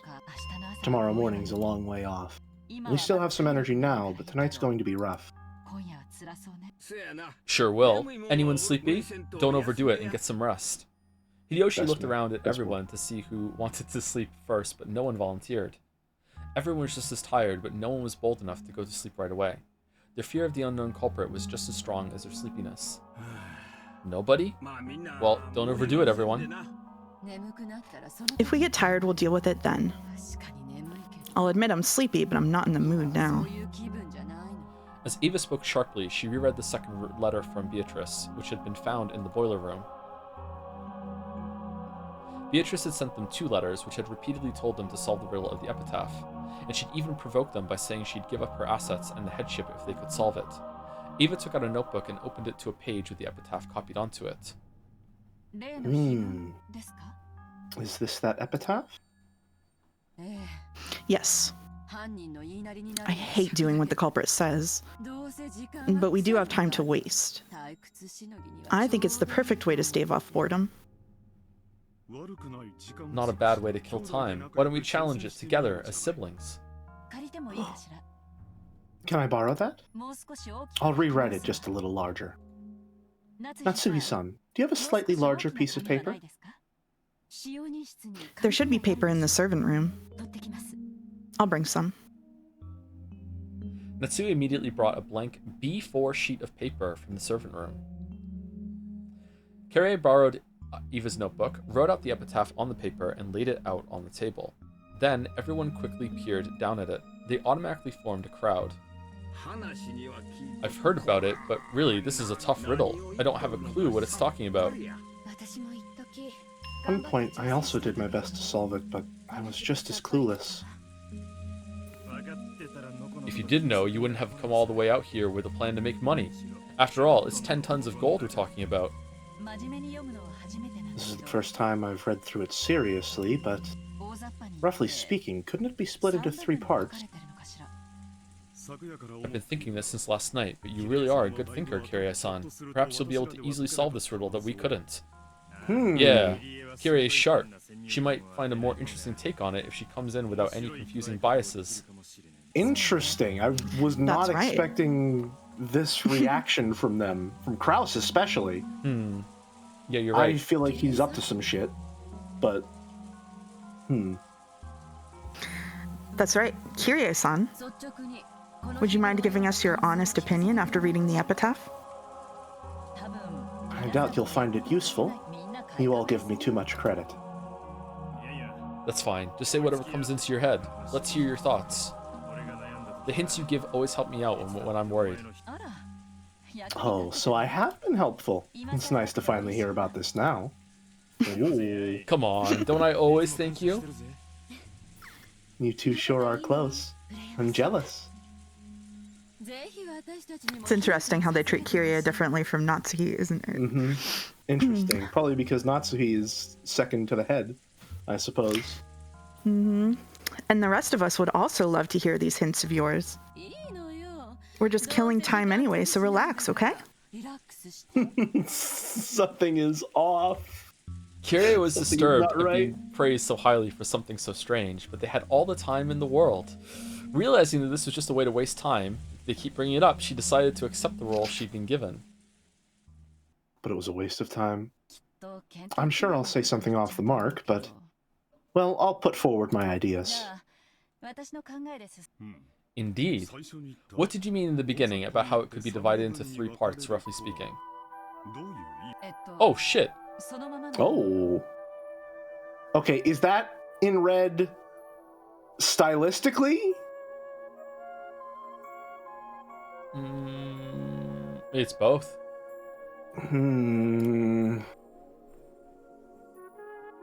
If that's not on purpose, I would be a little upset personally.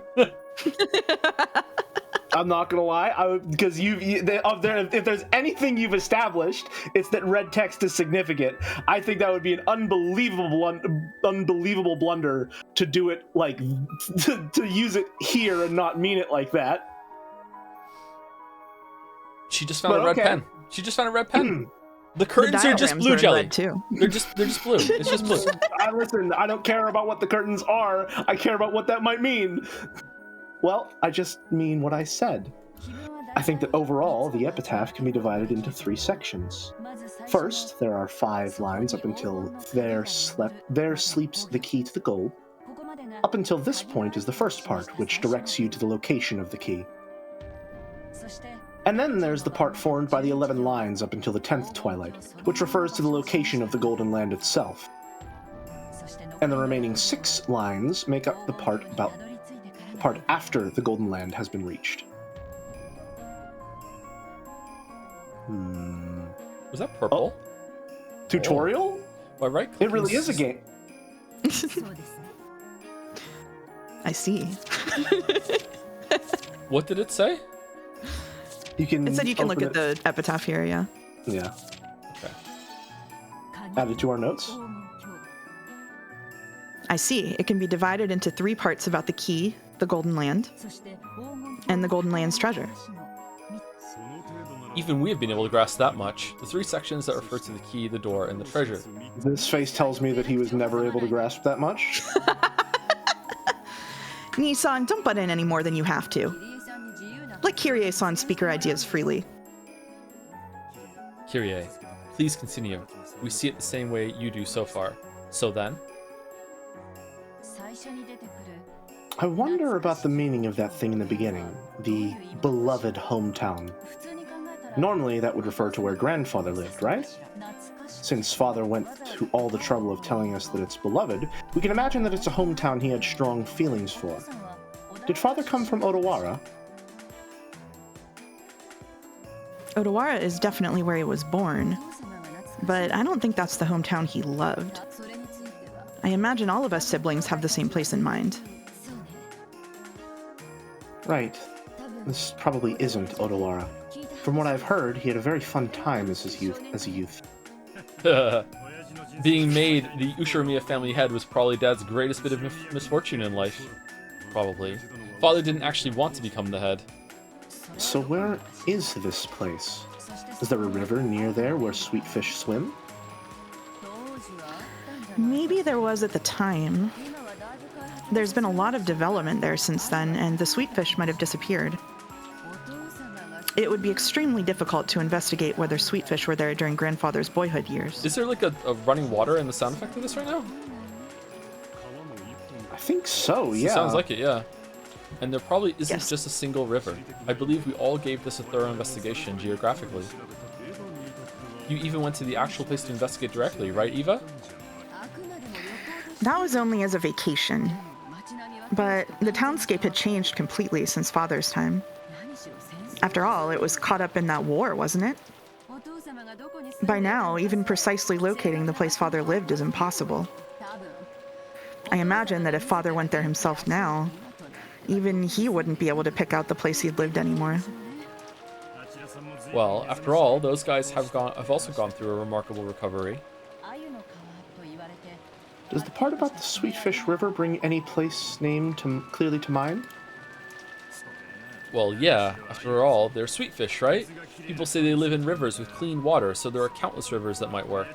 Any stream dad innocently went fishing in. That was so hard to read. Went sweetfish fishing in was probably buried by the development later.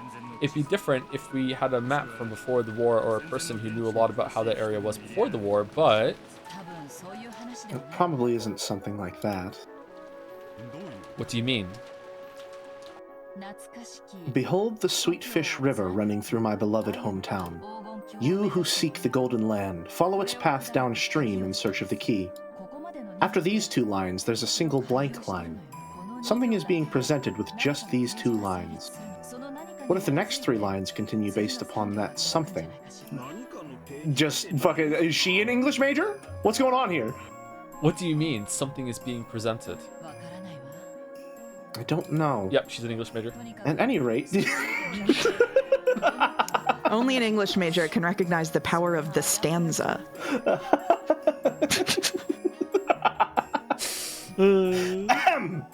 At any rate, what we can get from those two lines alone isn't something vague, like the question of which river it might be, but the clear presentation of the keyword, river. She really is an English major, honing in on one word and using that for the entire analysis. It may be that this isn't a river with water flowing down it. The Sweetfish River might be some kind of metaphor. Like, I was kidding. What sort of impression does the word sweetfish give? Sweetfish are like salmon. They're freshwater fish, but they go out into the ocean right after they're born. When they get big, they go back to the river to live there, and then they spawn there and end their lives there. Well, they leave their home at one point, but when they get big, they come back and lay eggs. Alright, thank you for the fish facts, Hideyoshi. They might be able to link that idea to the idea. Sorry, might be able to link that to the idea of clan prosperity. Oh? They're freshwater fish, but they can live in the ocean? I didn't know that. I figured river fish wouldn't be able to live in the sea. And they're called sweetfish because they have a pleasant aroma. I've never eaten one, but I've heard they can be quite delicious when grilled with salt. What's that, Natsui-san? You've never eaten salt grilled sweetfish? They're delicious. You should try it sometime soon. Get Goda to mix them for you. It is a food for commoners, hardly appropriate for your mouth. Whoa. Ooh. This is just my wild idea, but the impression I get from a Sweetfish River makes me suspect a family tree. The sweetfish go out into the ocean for a time, but they return to the river where they were born to spawn, right? Reminds me of myself. You're right. By this point, I can confess that I've sometimes suspected it refers to you and Maria-chan. I see. If you follow the river downstream, you will find a village. If you go down the family tree, all you find is Maria's name. Only her name has a Ri or Sato. The character Father uses for village here. Isn't that right? But as you all know, Father doesn't like Maria, and he almost never speaks with her. And in the past, Father told me to give Maria a completely different name. I just decided to go with Maria on my own. Father was very mad about that. Because you ruined his epitaph! Oh no! You ruined his epitaph! Who's the other one that has some of that? Yeah. Of all the fucking names you could have chosen, you're gonna ruin it! You're ruining everything! This is why I hate you! Given that, it's very hard to imagine that he would reference Maria's name in his precious epitaph about who would succeed his wealth and inheritance. Have you ever let Maria-chan read the epitaph? Yes, of course. But it looked as though she didn't have a clue. She didn't have a clue, and she kept going on about the same occult stuff, about how it was a resurrection ceremony for the witch. Connection between father and Maria. Certainly, they do share that occult hobby, but they never interacted. I can't imagine that it refers to Maria either. What sticks out to me is how he went out of his way to add beloved to that first line. Like you all said just now, if father was reluctant about becoming the Ushiromiya family head, would he have fond memories for anything connected to that? This really is, for those of you not in the English discipline, this is literally just what you do. You go by this shit line by line, you look at every single word and you go, is that word being used for a specific reason?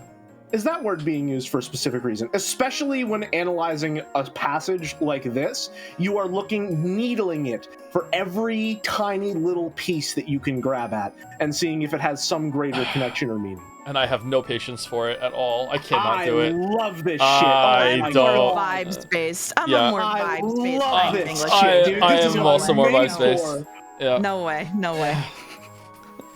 I love that. I had an assignment that was just learning how to do that. We had just one passage and we had to look for one keyword and be like, why are they using that keyword? What do you think? I fucking love this stuff. Oh, I'm in my element. I don't think this can be Odawara, which represents the Ushiromiya family head. I believe this word beloved here at the beginning must refer to a place full of very important memories to father. Well, that's fine. It would be hard to pinpoint since we don't have even a trace of a map from that time, but at any rate, there were probably several rivers with sweet fish swimming in them near Dad's hometown during his... It has to be the other mansion, right? It has to be like, maybe like a child he had with his mistress has that name, and it has to be somewhere on the island. Because if we can solve it right now, it has to be somewhere on the island we can go. So it has to be something like that, yeah. So then... maybe he didn't want her choosing Maria. I mean, we were kind of joking about like naming her Maria would ruin the epitaph, but maybe he really does. Yeah. Have a kid named Maria, and it's like you're gonna ruin everything if you name her Maria, and that's why he hates her so much. Or something else, another name that has that sort of word in it. Character in it. Yeah, character in it. Yeah. Okay. That's if we're looking for a river with water flowing down it, right? And then? Go on, Kirie-san. I don't really understand the three lines starting with, if you follow the river downstream, you will find a village. It's probably linked to the two lines about the Sweetfish River. I imagine it's something we'd understand automatically if we knew what the Sweetfish River really was. Until we figure that out, it's probably useless to try and solve these three lines any further.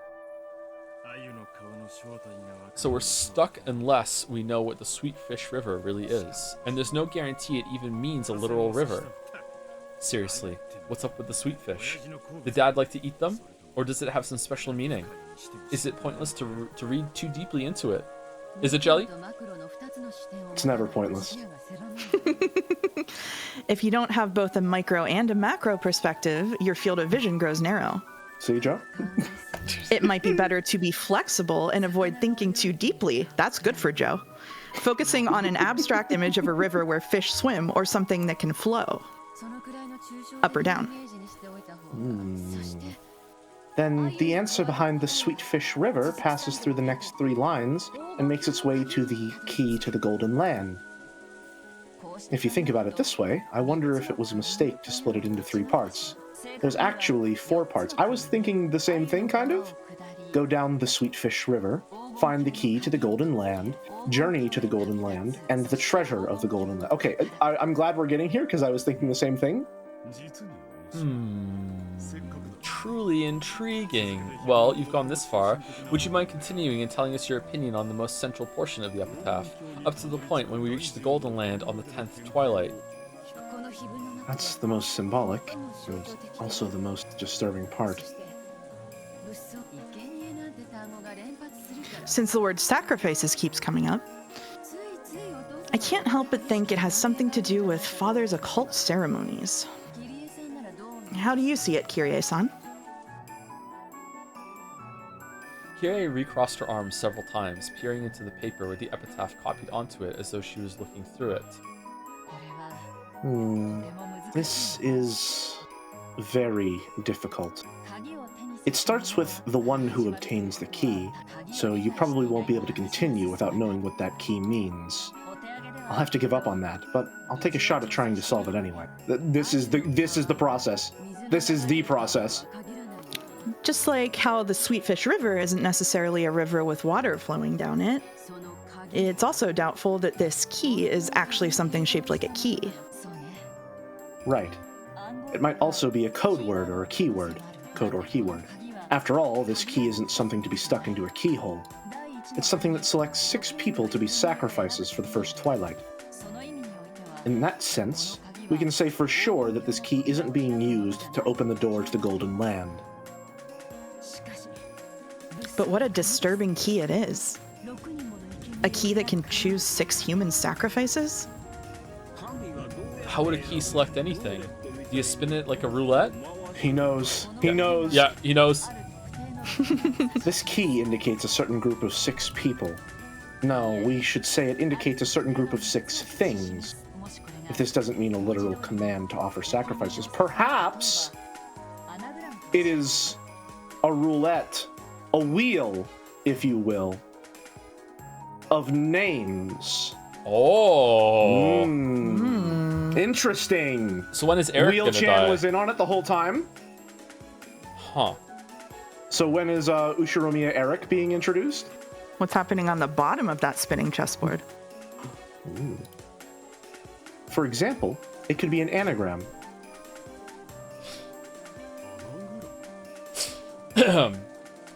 Koru has a message for you, Mouse. Pretty toxic of Mouse to come in just so she wouldn't lose main character status. As someone who has trouble dealing with conflict, I had to mute the stream to calm down during that passive-aggressive argument about who should read which characters. I'm here for the experience of sitting one-on-one with a first-time reader, making subtle, seemingly innocuous comments that will later turn out to be clever and funny, hints toward the true mystery. Until my immersion is fixed, I'm boycotting streams. Oh okay. No! How can you boycott streams if there's a girl here now, though? Joe, did I ask to be on the stream? No. How did I get on the stream? It's a closed room mystery. I asked if you wanted to come on. and then I said yes. No, I didn't say yes. What did I say? You said, can you clear it with jelly first? And I did, yeah. Say it in red. Say it in red? Say it in red? I'll say it in red. Hold on. Say it in red. I can't say it in red. I've lost the file. Hold on. Oh, shit.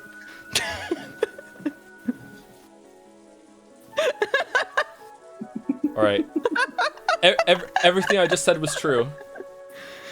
Everything? There we go. What do you mean by everything? Can you define it for us? Oh my god. Oh my god.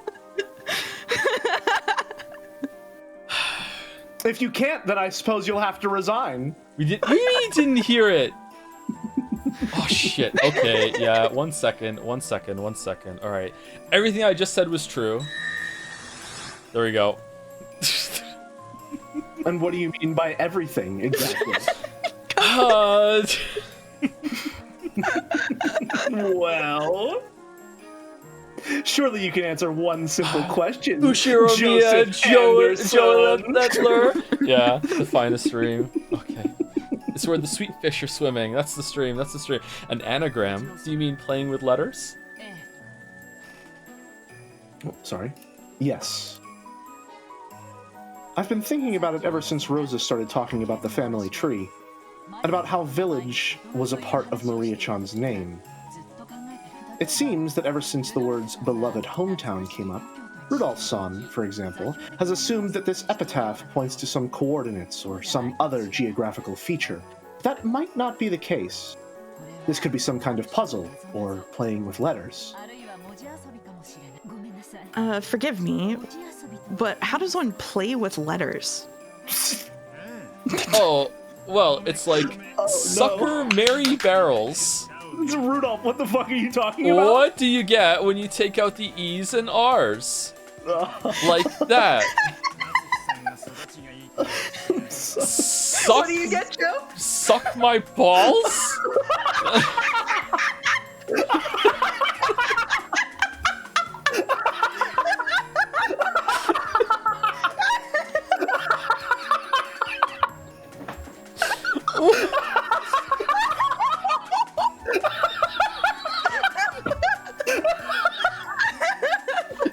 You guys okay? You guys are...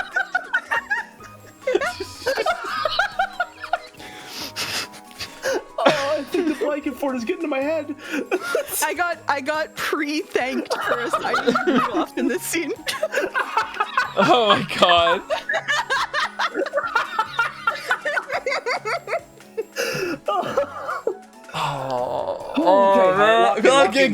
Getting bullied by Ronave and Beatrice, like tag teaming. Fucking hell. Okay, all right. Like that. Squeaky life, gotta lock in. Okay, locked in. Deadline. Well, you were raised well, Netsui-san, so you probably don't know. Mary? Take out the E's and R's, huh? No, you can't do this to her. She's never heard of an anagram. Stop it. It is an undignified game, inappropriate for you.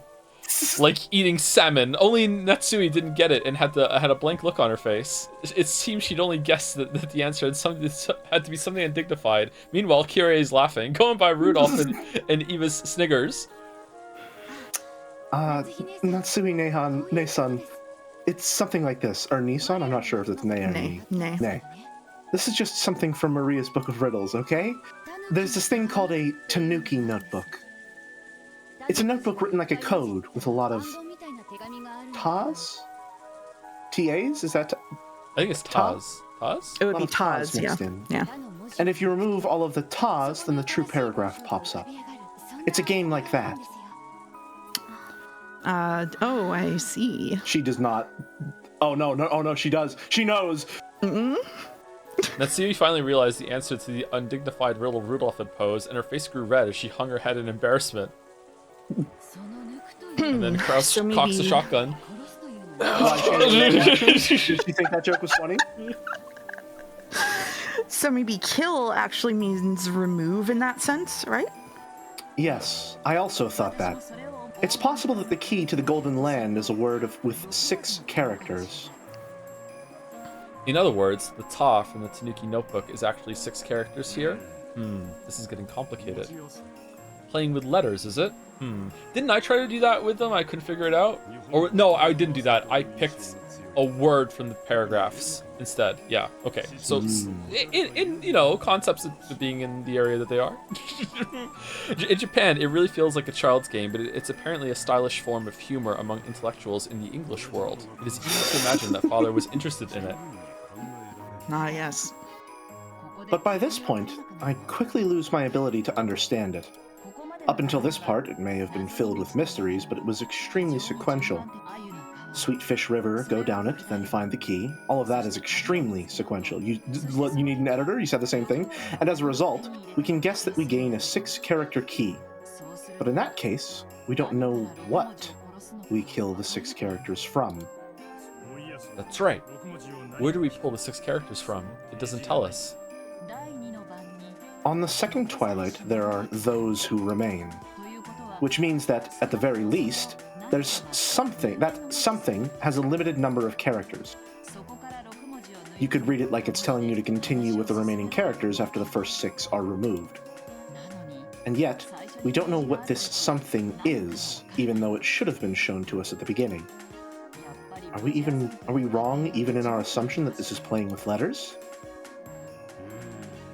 Is it you have a word left, and then on the second Twilight you split it in 2, so you have 2 words, and then you start adding to that with the other ones, the Twilights after that? So this is a riddle. The epitaph is a riddle of what to do, but also it matches, just to fuck with you, the sequence of murders that's happening at the same time. So it's like she's racing through the riddle in her own way by just killing everyone, whereas you have to use the same instructions to do something completely different. Okay, that makes the epitaph make more sense to me if that's the case, because before it was like she had already solved the epitaph and she was doing the murders in order to make it real, but it's not. It's something else instead. Okay, Interesting. Okay. Anyway. Okay. Everyone crossed their arms and fell silent. It felt like they were about to reach a novel understanding they hadn't managed before, but they stumbled just one step short. All right, book club reconvene next week. Then, Hideyoshi's stomach rumbled heartily. That silence was broken by laughter. Sorry. Strangely enough, by spinning the gears in my head for a change, my stomach's gone completely empty. Looks like I can't stand missing breakfast. Wah! Natsui, isn't there anything to eat here? There should at least be enough set aside for breakfast. I'll prepare it. I'm also starving, and I'll bet those brats above us are the same. Still, I doubt there's enough for the 18 people here, much less a full 3 meals, right? That's right. It'll be a long journey till tomorrow. Maybe we'd better take a trip back to the mansion and fish around for some canned food or something in the kitchen. There's nothing more than crackers and snacks here, but if that'll be sufficient, I can get them ready for you all. But with this many people, there might not be any left for lunch.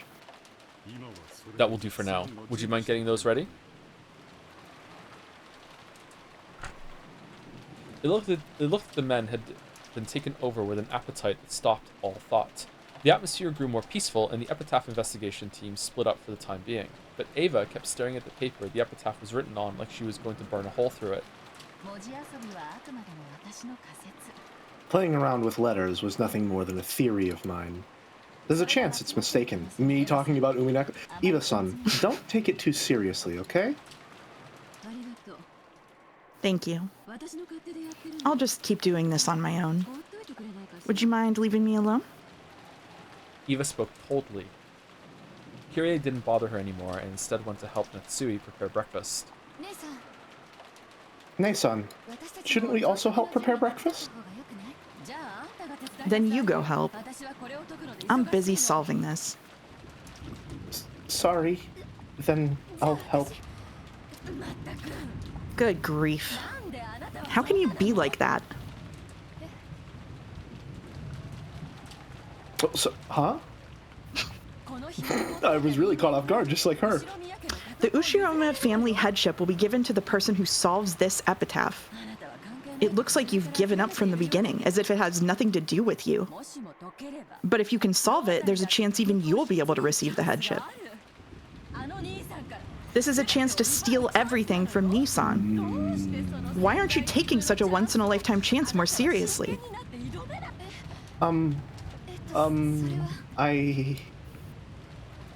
Rosa hung her head, unsure as to how she should answer. Too late, she regretted carelessly speaking to her sister when she was in a bad mood. If you've noticed anything, say so. Even though Kirie-san and I were thinking hard, you just kept nodding your head, didn't you? Come on. Isn't there anything you've noticed? Come on!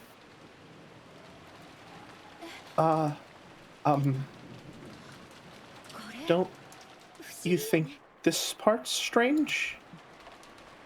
Strange? What is? It's just that this whole section's written like a journey to the Golden Land, right? You reach the Golden Land, and then you receive its treasures. What's your point? You think there's some sort of keyword tied to those treasures? No, not the treasures themselves. Look, in the 10th Twilight, isn't how you receive the treasures strange? Huh? Ah. Why does it say we'll receive the treasures once and for the last time? If we only get them once, then there's no point telling us it's the last time. And the same thing in reverse. But I'm probably splitting hairs over nothing if you think about it. This is father we're talking about, after all. He probably just said it that way to make it sound more dramatic. This is Joe telling me that the curtains are just blue?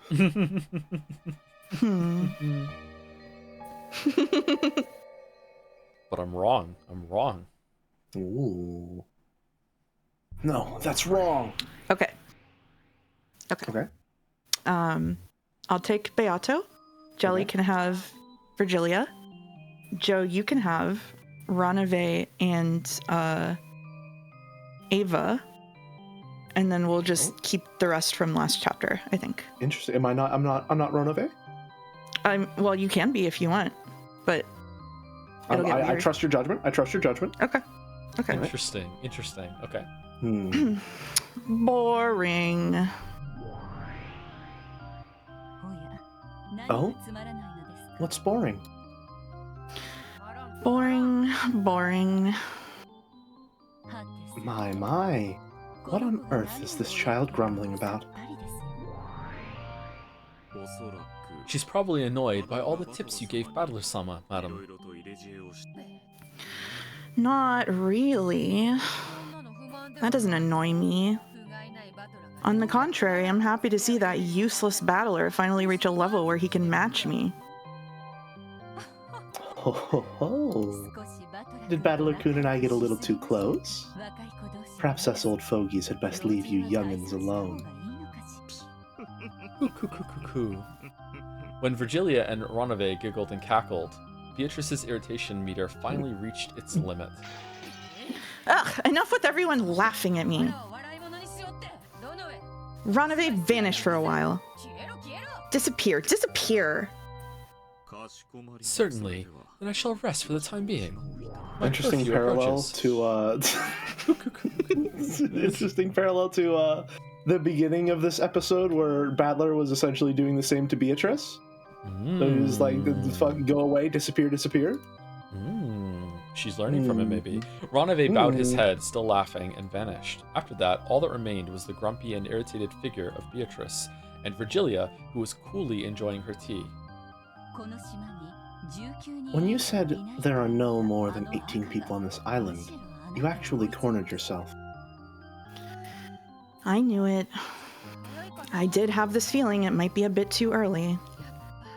I suppose that was right after all, wasn't it? I guess the key was actually at the heart of the Stockfish River, this blunder. If you had led him any further astray, things might have been different. Or led him further astray first. Things might have been different. But as it was, that trump card was a real waste. You ended up rousing him instead. In addition to denying the witch, Battler had possessed a second victory condition, one of explaining everything without suspecting one of the 18. It was at that point, when he'd been tossed about by two opposing goals, that his heart should have been at its weakest. However, Beatrice had used the red carelessly, proclaiming that there were no more than 18 people. Because of that, Battler had been forced to suspect one of the 18, and he had finally begun to build up the resolve he needed to accept that. Battler was stubborn, but that was exactly why fissures would run all through him, like breaking china when he was struck in a fragile, but not that fragile, spot. That itself should have been his greatest weak point, but... Did I get a little too careless after my complete victory last time? Yes, you were too careless. The last game was a difficult one for Battler-kun, but it seems this game will become a difficult one for you. A broken vase will never return to its original form. So it would be more constructive to think of a next move rather than regretfully picking up the pieces. However, now that Battler has figured out as much as he has, how should I plot against him? Your troubled face is an even better snack than Renove's cookies. Ugh. You and Battler and even Ronove are treating me like sweets now. Even though I'm not sweet at all. With a shameful, childlike face that she would never have shown in front of Battler, Beatrice rolled her head around on top of the table. Teacher! At least give me a hint. Oh? What kind of a hint? If you know some really good move that'll leave Battler speechless and make him want to accept me, I won't ask you to say it outright, so, even if it's just a hint? I can't. I'm on Battler-kun's side right now, so I couldn't teach you something that would give you an advantage. Come on, don't be so stingy. That's like a distinctly Battler kind of line to me. Like she's kind of acting like him here, I think. Your disciple's in trouble, right? I seem to remember you brazenly boasting that you had surpassed your teacher. Please act like an old person and give me just a bit of your crafty ideas. Please. It's mean if you only help Battler. My. You're still a spoiled child. But it's true that I may have given Battler-kun a few too many hints. It did serve as a scolding to you, but perhaps it was a little too much support for a fair game. Isn't that right? Isn't that right? Please, teacher, at least a hint now. This is only a hint. Think about what it means by yourself, okay? Yeah. I'll think about it myself, so please. Please give me one that'll leave Battler down in the dumps, teacher.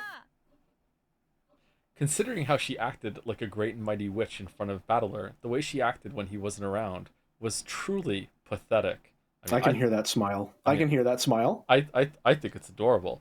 Virgilia cited how childish Beato still was, despite all the time that had passed. Then just a hint. Do you know of Aesop's fable, The North Wind and the Sun? All right, we've entered Zero Escape territory again. Of course. It's a story about how the North Wind and the Sun challenge each other to see who can steal the cloak off a traveler, right? That's right. Violent, impatient methods aren't necessarily the best decisions in all cases. You don't have to tell me that. I've already reflected on the mistakes I made when I was too anxious to achieve victory. Think well about what this means. And furthermore, there's one point that Battler seems to be misunderstanding a bit, but he isn't the only one. Do you understand the victory conditions of this game? What else is there other than making Battler surrender? See? You're already wrong there. Alas, you're wrong. How am I wrong? Your victory isn't making Battler-kun surrender. Isn't it making Battler-kun accept your existence? What's this? You want me to butter him up, begging him to accept me as a witch? How foolish. I haven't sunk that low. Grr. Beato growled like a dog in a bad mood. Virgilia shrugged her shoulders, snickering at her disciple, who was as short-tempered as ever. That is my hint. For the rest, you'll have to consider deeply on your own. In any event, your moves up until now will not work on Battler-kun. A significant tactical adjustment will probably be required. I don't need you to tell me that. I don't have a clue what you mean by the North Wind and the Sun. But at any rate, I realize I'll have to alter my course. I'll introduce a scheme clever enough to surprise even you, teacher. Ho ho ho! I look forward to it. I wonder how Battler-kun will tackle that. I wish you good luck as well. After Battler, you mean?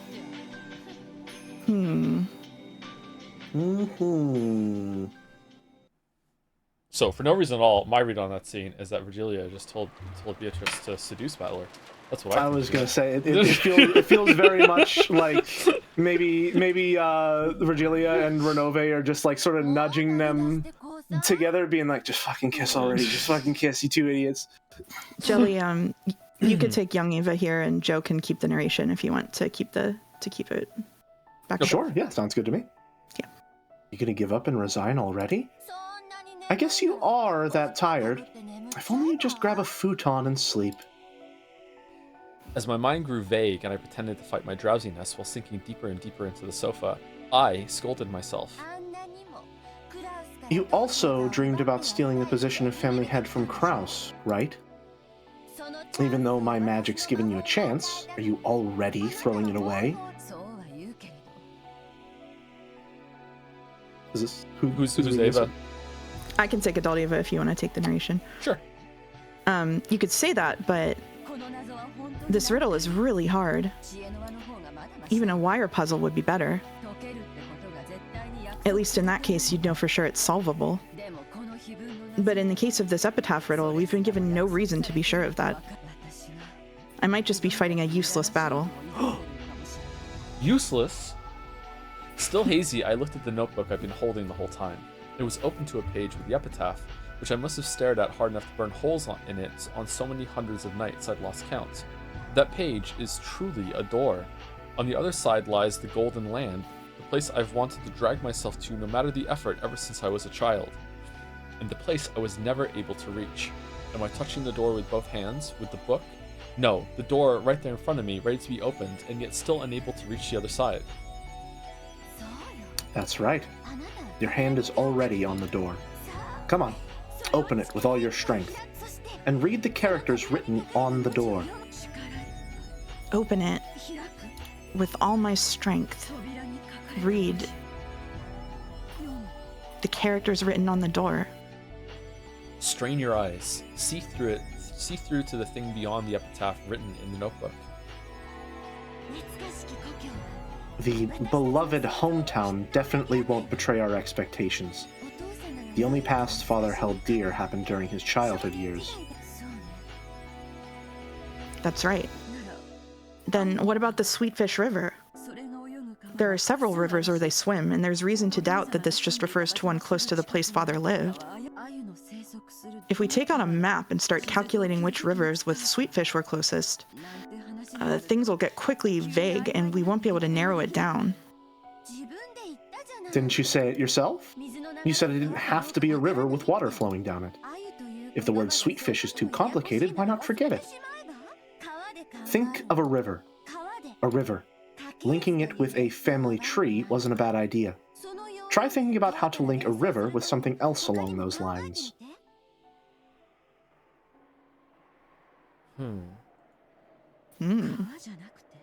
A bloodline, maybe? Isn't that essentially the same thing? That's just a tree, yeah. That's where my mind went too. But yeah. I'm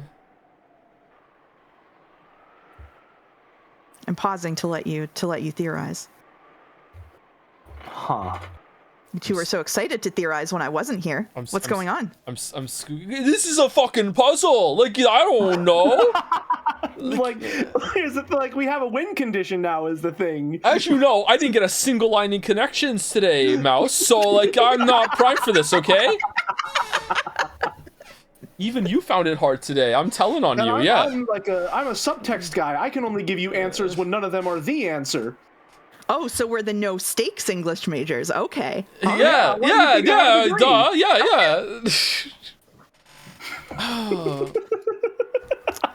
It isn't a river? It's an ocean. It's a lake. But where else could Sweetfish swim? Oh, but if we're talking about places Sweetfish can swim, then maybe the ocean has something to do with this. Didn't my husband even say that they go out into the ocean even though they're river fish? I don't know why. I feel a glass shatter sound effect coming. I don't know why. To the ocean. No. But... Oh, what is this music? Is this new? Huh?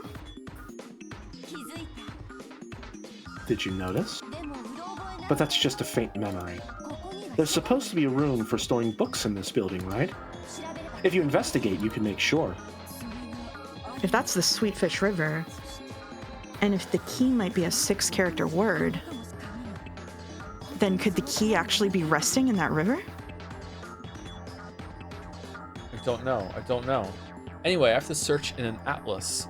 But even if I know that, I don't know from what I should take the 6 characters. You really don't know? Think deeply. We're pretty smart, so our ideas are solid.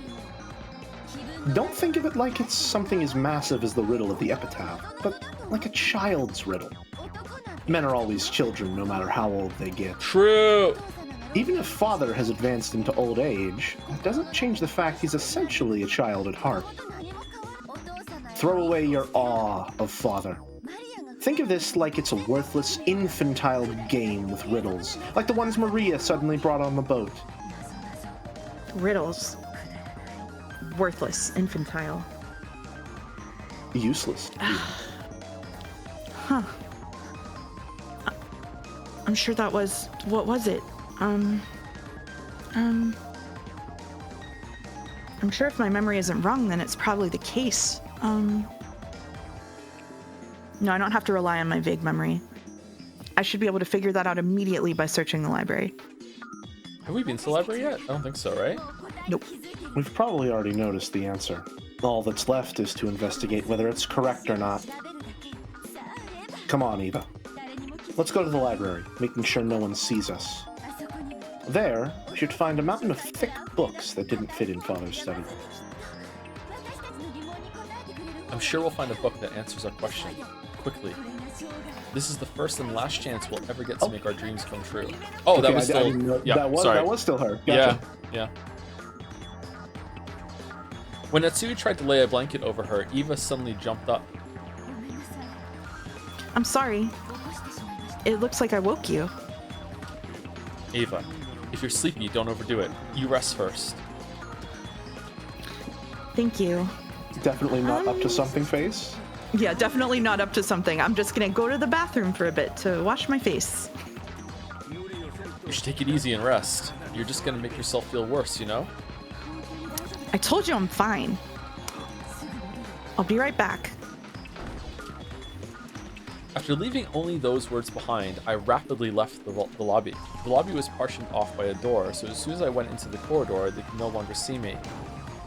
Oh, the library was next to the servant room. Father always owned a vast book collection, but ever since he started to become engrossed with his occult hobby, that collection grew even larger. So the normal books suitable for... What are all of these things lining the walls? I've never seen these before. Ah, yes.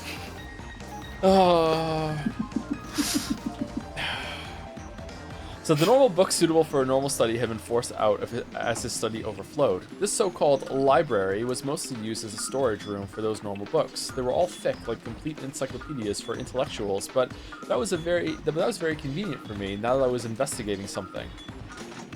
I entered softly, and just in case, checked the room with my gun ready, making sure that there were no suspicious people there. Then I locked it from the inside, and then I died, and Battler has to solve it. I actually wasn't thinking that the murder might be hiding somewhere. What scared me was the thought that one of my siblings might hear what I was investigating. My heart had started racing before I realized it. I was half asleep just a moment ago, so I didn't realize how significant this thing I noticed was. But as I gradually became aware, my heart started to feel like it was about to explode. I wonder if any of the other siblings have noticed this.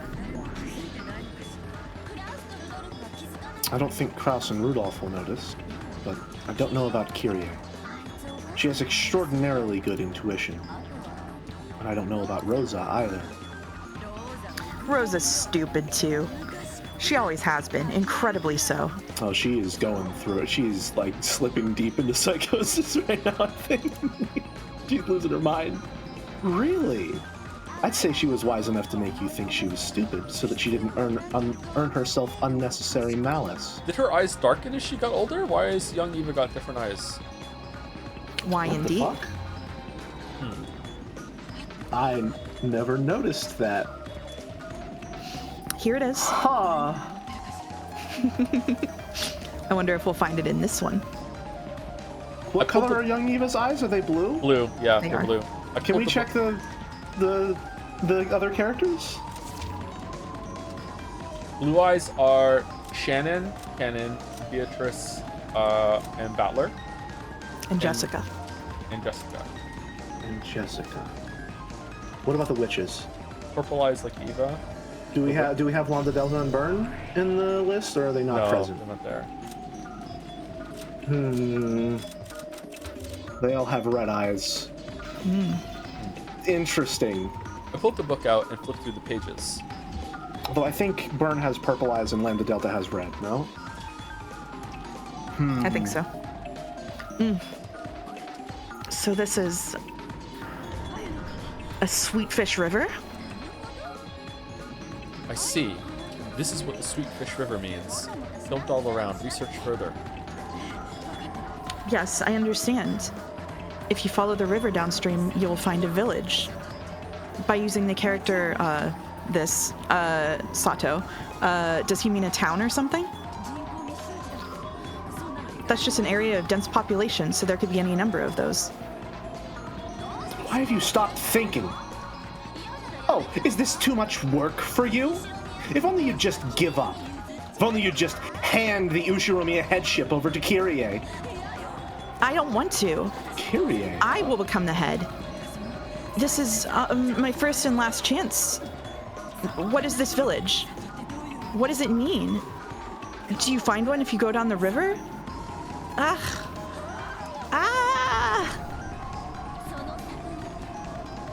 In the village. Look for the shore the two will tell you of. I don't know what that means, but it means shore. Well, I guess I do know what it means. It means shore. Get it? Sure, I do. Ooh. Oh, rare Ava ooh. Ooh. I understand. Sure. Right before my eyes, pieces that I hadn't been able to understand at all began to snap. Let's get cracking. Snap into place all by themselves. I couldn't even remember to close my open mouth. My throat grew completely dry. Is it really okay for this to be the answer? Really? Really? But this isn't 6 characters at all. I'm absolutely sure this is the answer, but this doesn't reach 6 characters at all. Did you stop thinking again? In that case, think of a way you could read it with 6 characters. If you can't think of one, then research it. There has to be an answer. You must not doubt that. Is believing in that too much for you? If only you just cry yourself to sleep, and then you can just give up and die. 1, 10, 9, 8. No. 1, 2, 3, 4, 5, 6. Oh. 6 characters. I found it. This is the key to the Golden Land. We're not even in the answers arc yet. Yes, this is the key to the Golden Land. The key to our childhood dreams. The only keyhole this key can be stuck in is that place. That has to be what offering the sacrifices mean. Oh no. Oh no. Is she gonna start killing people? I'm sure you get it by now, right? Maybe.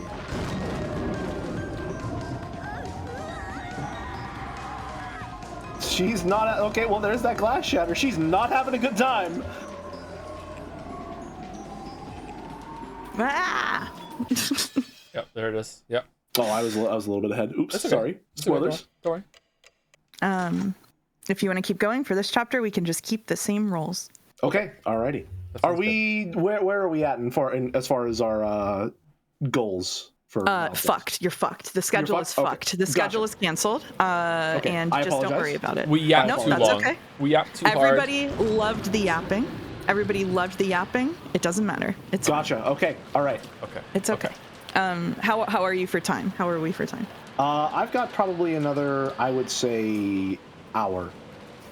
Okay. So is there a good stopping point within the hour? There is a good stopping point. I could go 2 tops. Then we do have a good stopping point, yes. Okay, perfect. Okay. Okay. All right. Who has this one? This is me. This way? Go this way? They're inviting me to go this way? My heart leapt, because there, gaping wide, was an opened mouth in the eerie darkness. What's this? What is this? When I strained my eyes, peering into the darkness, I saw something that looked like a light switch. In addition, there was a switch with open and close written on it. When I resolutely pushed the switch, rough lights like you'd find in a coal mine turned on sporadically, making a staircase that stretched underground come hazily into view. Alright, jelly. Yes. Battler ain't in this scene or last scene. We gotta be strong. We gotta be strong. Of course. Yeah, we gotta be strong. I am resolute. Magic does not exist. You don't need to listen. Yeah, I'm okay. with you. Yeah, all right. We gotta be strong. All right, eerily enough. My mind is immediately going to Battler being like, oh yeah, no, of course, there's obviously a secret lab under the mansion too. Okay, all right. Eerily enough, it looked even more continue. gloomy with the lights turned on. Near the light switch was that open and close switch. It would probably be open or close. It would probably open or close this, but if the open part happened to be broken, I might be shut away in this creepy underground area for all eternity. So for the time being, I didn't touch that switch. And as I readied my gun again, I slowly went down the stairs. Go tell Hideyoshi, what are you doing? I feel like she is gone. Yep. The ceiling was very high, so it didn't feel cramped. On the contrary, it felt as though a cool breeze was blowing upwards, and that creepiness seemed to form a sort of aura. As I readied my gun and carefully stared forwards, I descended the stairs. A sort of aura, but not a sort of riz. The walls, the stairs, the lights, all of them were very old-fashioned. It was easy to suspect that this had been built back when the mansion had been constructed on this island. There were cracks in the ceiling, and water clung to the walls, constantly dripping down. That water fell into a gutter that had been set up alongside the stairs, then quickly and silently flowed into the underground darkness, as though it was telling me to go faster. The staircase kept turning back on itself. I don't know how far down I've gone, but I think it's much deeper than one floor. Oh shit! Eventually, a rough metal door showed itself, and there, characters had been written in a dark red paint. They had probably been written a long time ago. Big lies of Pivot. Oh. Ooh. On the 10th twilight, at journey's end, you shall attain to the power of the Golden Land's treasures once and for the last time. And it is in red, Jelly, you were right. Yeah, that is in red. My heart, which was already about to explode, jumped about even more as soon as I recognized those deep red characters. There's no mistake. This is the last stop. Father's Golden Land. I calmed my throbbing heart, somehow regained my composure, and readied my gun again. But since, in the end, I couldn't open the door with my gun held in both hands, I lowered the gun, carefully hid my breathing, and opened the door.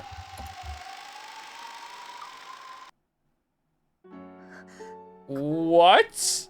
This place is... Stay strong, stay strong, stay strong. My first impression when I saw the room was that it might be linked to one of the rooms in the mansion. That's right. It had exactly the same atmosphere about it as the sealed VIP room on the second floor, but this was underground, so there were no windows.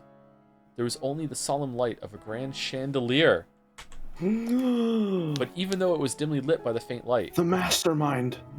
No wonder they cut to her every single time. The quality of the interior was more than enough to take your breath away. All this talk of furniture. A bed with a canopy and a rocking chair that looked like it would be comfortable. Oh, there's the gold! The gold's there! Okay, this is bullshit. This is so bullshit. This is bullshit. It would be a comfortable sit-in. An extravagant sofa and carpet. The room was like a dream every girl yearns for at least once. And yet, since it was an underground hidden room with no windows, it felt more like the hidden house of a witch. I'd never swallowed the legend of Beatrice, Witch of the Forest. However, after being shown this room, it certainly became hard to doubt that she actually existed. Okay, Beatrice. Yeah. Oh, man. Well, it's so hard to deny you exist right now. Yeah. Mouse, say this room exists in red, please. Say it in red. This room exists. I didn't This room exists. I didn't hear it. Didn't hear it. Say I it don't again. have the sound effect, but this room exists. Oh, okay. All right. Is someone there? Even though I was completely shocked by this room, I timidly searched the interior with my gun raised. And at the back of the room, I found it.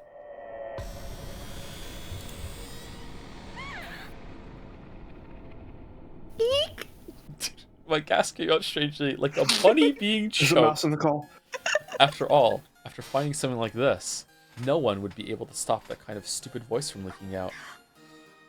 It's here. It's really here. Father's gold. On the opposite side of the canopy bed, it was piled up in a massive heap. It was a mountain of gold ingots. Of course, they weren't piled up carelessly in a way that would damage the dignity of this room. A beautiful scarlet satin weave was inlaid on the mountain of gold, creating a beautiful three-colored mix between the red, the gold, and the black of the deep darkness.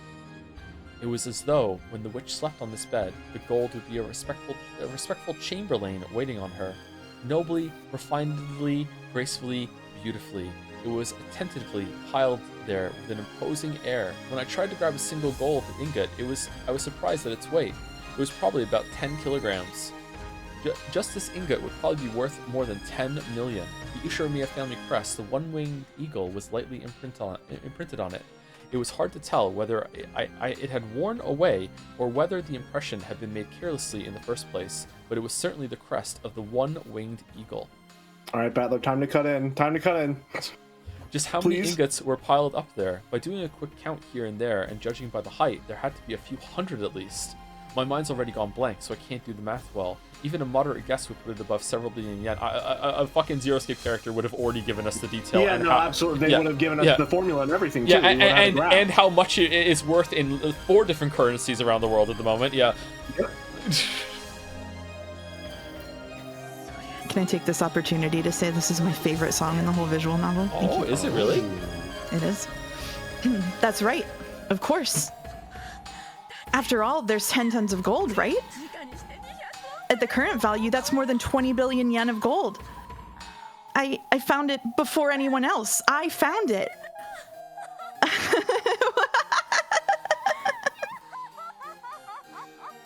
In front of the mountain of gold, I spread my arms and looked up at the ceiling. A laugh without a trace of dignity flowed out of my entire body. I had no intention of laughing in a weird way, but I couldn't hold back the happy feeling that was flowing through me. My older brother probably wouldn't accept his loss just because I found this gold, but from now on, there would be no changing the fact that I had been the one to find it. To steal away the headship of the family, some more subtle bargaining would probably still be required. But after everything I've gone through until now, that's a completely trivial problem. Even if I lose out on the Ushiromiya family headship, I already have 20 billion yen worth of gold. At times I've thought that money is such a worthless thing. I thought there were so many things in this world you can't buy with money. But now I see that's just a lie. Just an excuse that the have-nots make for themselves. She's been rich for 30 seconds. In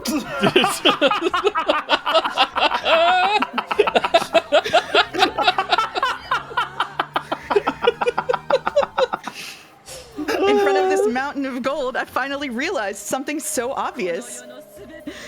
By using this money, I can give birth to all the happiness in the world. Oh my god, she's losing With this money, my husband's company is already saved. We'll always be happy as a family. And I can even leave a vast sum of money to George. The rest of the relatives will eventually be ruined and disappear. Uh-oh, uh-oh. At that time, George will use this gold. And just like grandfather did, he'll revive the Ushiromiya family's lost honor.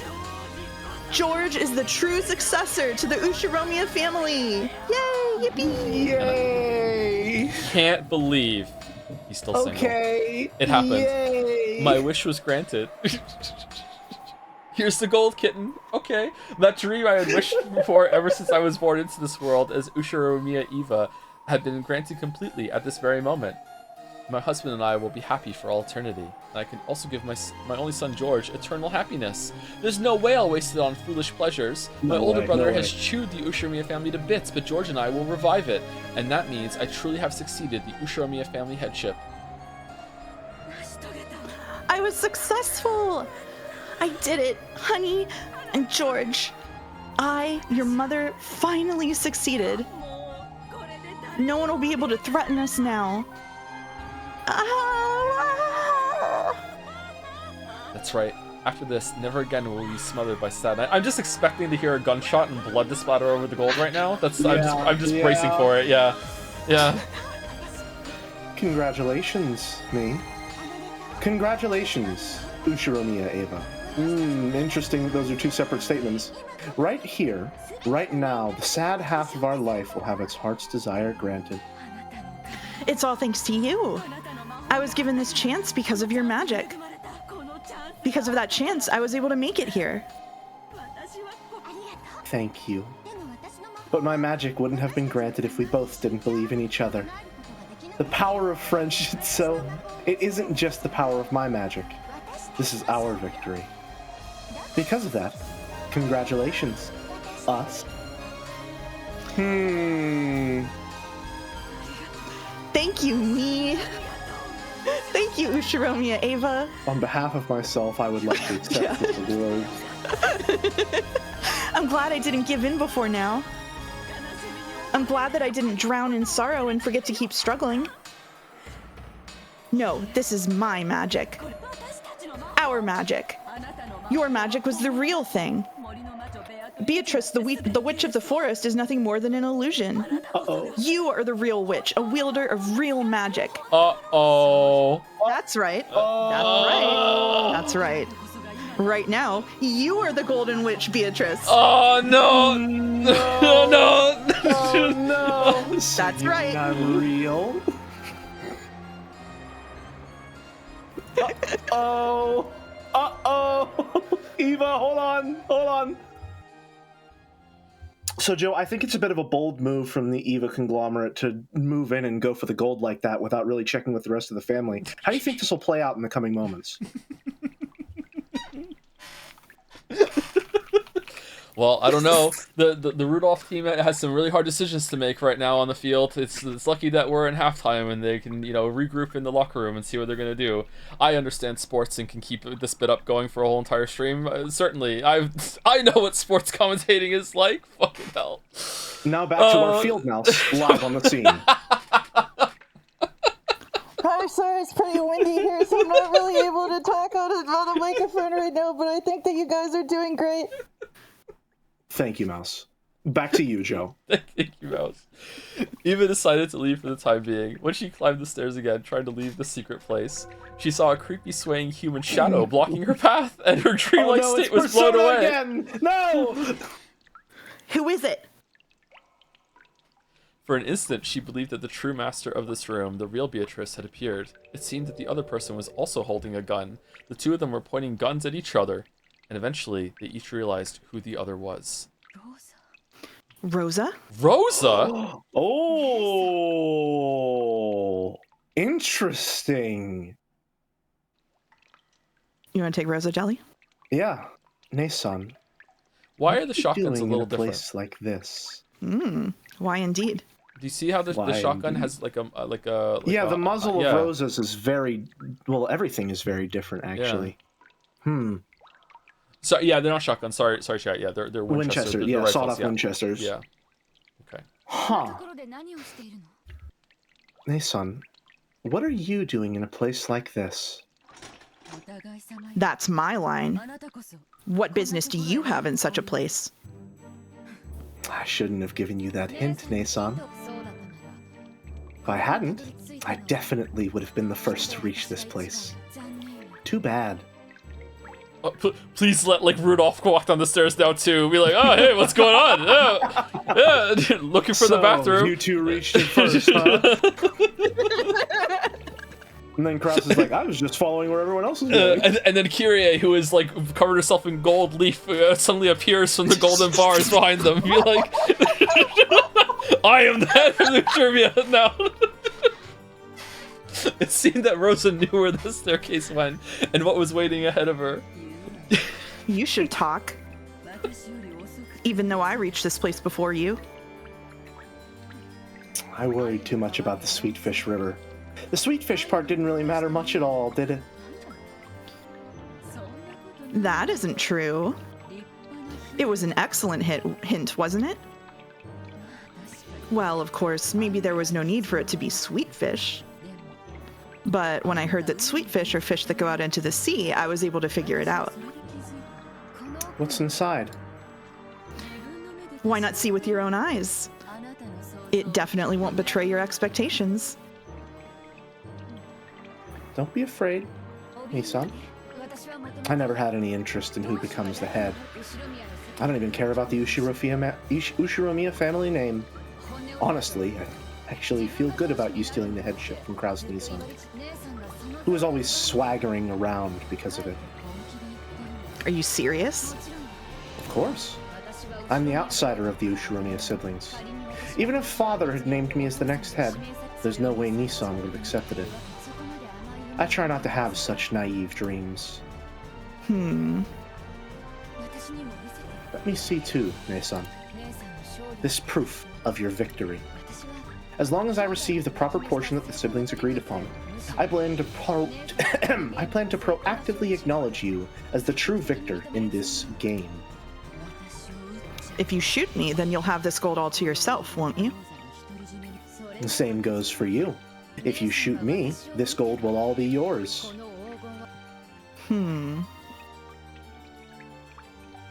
For a tense moment, the sisters pointed their guns at each other. Eventually, after they sized up the glint in each other's eyes, they lowered their guns. Ava removed her finger from the trigger and held the gun upside down.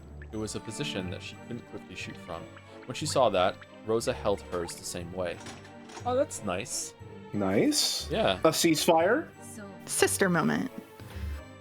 That's right. That plan of shooting the other and having all the gold to ourselves is attractive for both of us.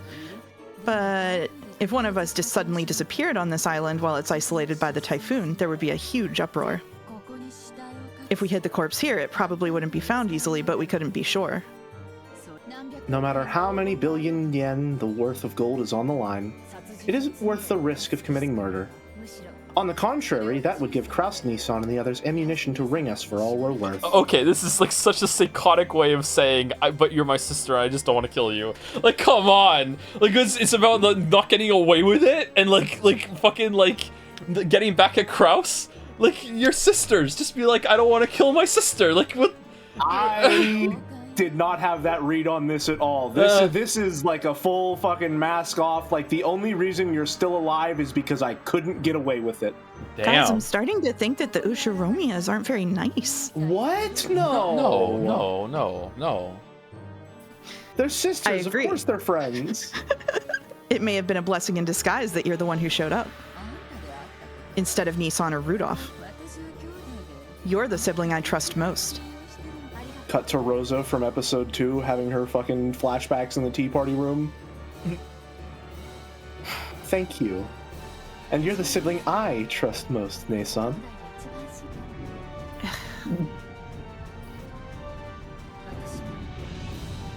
I want to see the gold too. It's so tense. It's so tense. Say it properly, Jelly. Say it properly. I want to see the gold.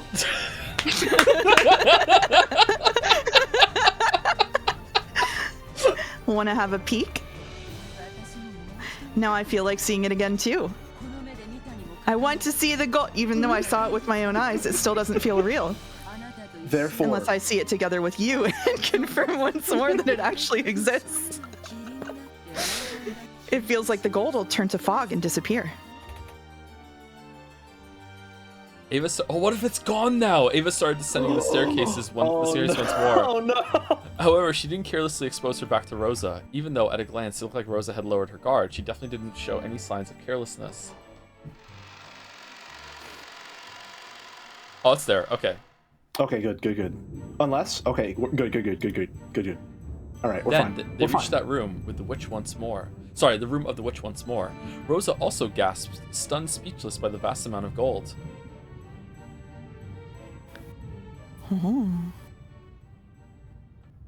Is that the end of the scene? I have a question for the English majors in the room. When I first read this, I had the biggest crash out.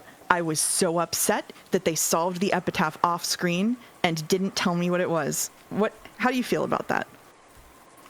I don't think it's real right now. I am holding a similar position, which is that none of that is reliable. I won't say it's not real. I won't say that none of that happened. However, if indeed it did happen, I cannot trust that any of it happened in any of the ways shown to us. Which is essentially the same as saying it's not real, but not technically. So, what do you guys think is real? Whatever I want and whatever is most convenient at the time. Myself. That's it. Just me. Just you? Just me. you? Yeah. Okay. If she really just did solve it and that's all real, I will be maybe.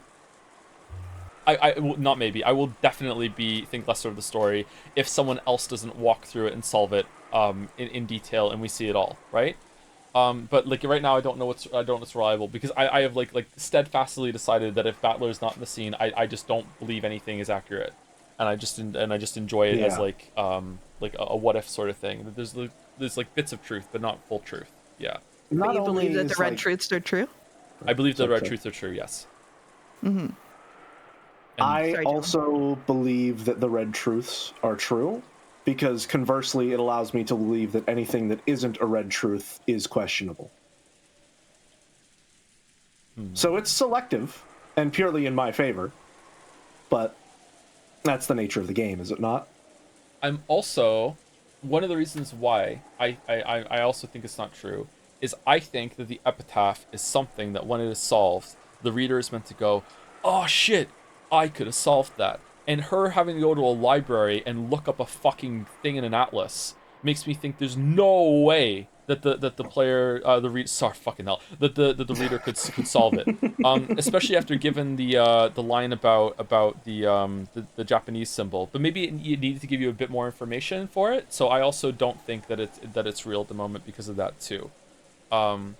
Also, that scene was actually really good. It's like it was very good. There's something very like exciting and joyous about discovering a huge treasure, even if it's a fake treasure in a story. It's really cool. Everything to do with like the witch Ava that's in her head has a lot of tension to it. You're waiting for the pin to drop like the whole entire time.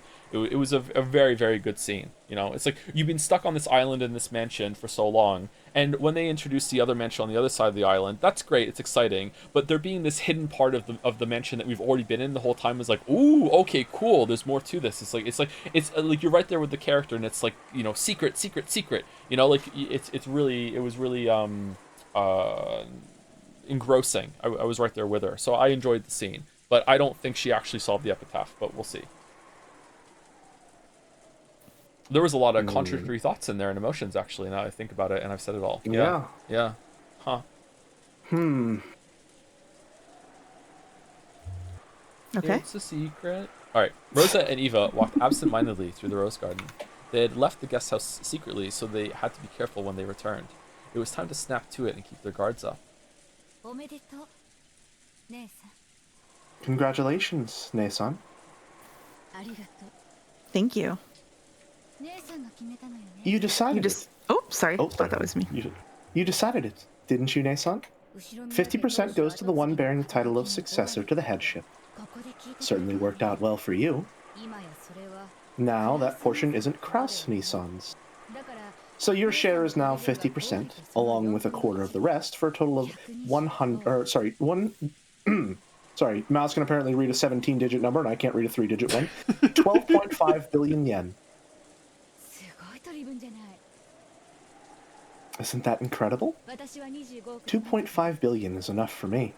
Rudolph Nissan won't complain either. Kraus Nissan will probably be the only one to complain. Yeah, you're right. After all, Nissan is the de facto manager of Rikkenjima.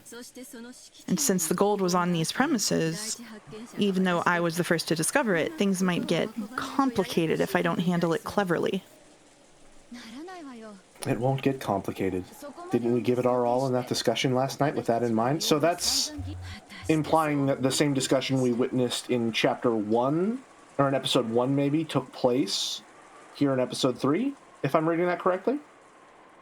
Which conversation? The one in the parlor that got everyone. The one in the parlor where they were trying to like corner Kraus about the inheritance. And giving them money. Therefore, they needed a lot of money right now. That definitely didn't happen in Episode 2. I don't know if it happened in Episode 3. Episode 3 seems very much like Episode 1 with some little differences. I'm wondering if that line about what did you just say? Didn't we give it our all in that discussion last night with that in mind? I think that might be referring to that discussion. It could be, or it could be referring to the discussion they were up all night talking about the epitaph after the letter came in. It could be that too. Yeah. I'm going to think that conversation in the parlor probably did happen in some form in this episode. Gotcha. Yeah. But now I said that, there's like a little memory that just like needled me and said, didn't you say that it didn't happen because they would discuss kind of part of it on repeat again in the dinner table scene? But maybe they were just like referencing it again for the sake of the audience. I don't know. It's okay. Either way, let's continue. Interesting. I wonder if it will really go that smoothly. I've already completely gotten over my excitement. How we manage everything from here on is the real problem. That's a problem for the new head of the Ushiromiya family. A problem for you to enjoy, Ne-san.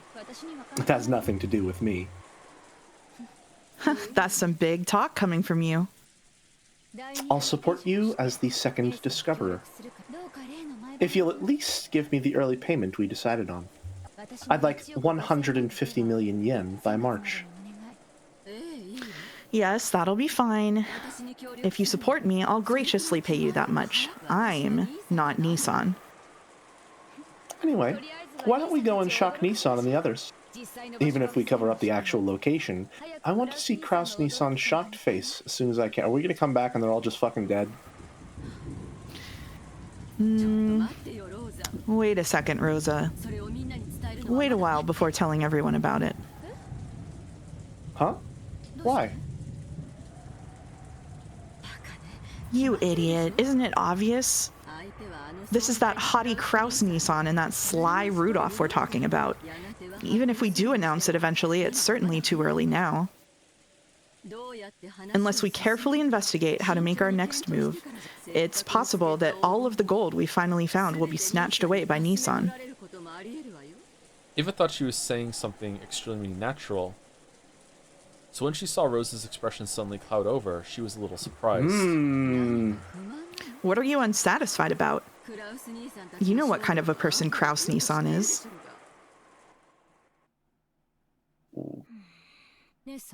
Ne-san, that's against the rules. What do you mean? Didn't we make a rule that whoever found the gold would announce it immediately? If you hesitate, the foundation of the rules will be destroyed, and that could lead to something worse in the future. With Kraus Nissan as crafty as he is, that violation of the rules will come back to bite you. Don't be stupid. This is Nissan's island, and that gold just now wasn't cash. We're talking about the liquidation of a vast 10-ton mountain, right? It'll take a significant amount of time to carry it off and turn it into cash. And that will only work in Nissan's favor since he has practical control over this island. Don't you even realize that? I don't like it when you search out each other's weaknesses like that. All I want is to reach a clear decision regarding my 2.5 billion portion.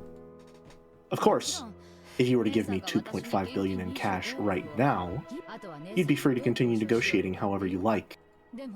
But until I have my share in my own pocket, I will follow the siblings' rules. Maybe based? How can you be so naive? You don't understand Nissan's craftiness at all. It wasn't that Rosa didn't understand the craftiness of her older siblings. In that sense, Rosa more or less understood why Eva was being so cautious. But, error there? But in her heart, she couldn't clear away her suspicion that Eva wanted to keep all the gold to herself, because she knew that Eva was at least as crafty as her other siblings. In other words, Sumari? Rosa wanted to put a stop to any chance Eva had to keep the gold all to herself, by quickly informing the siblings of the gold's discovery. People in chat are saying Black Lion Chan? Black Lion Chan. A counterpart has arrived. Rosa. Sorry, but at least listen to me this once.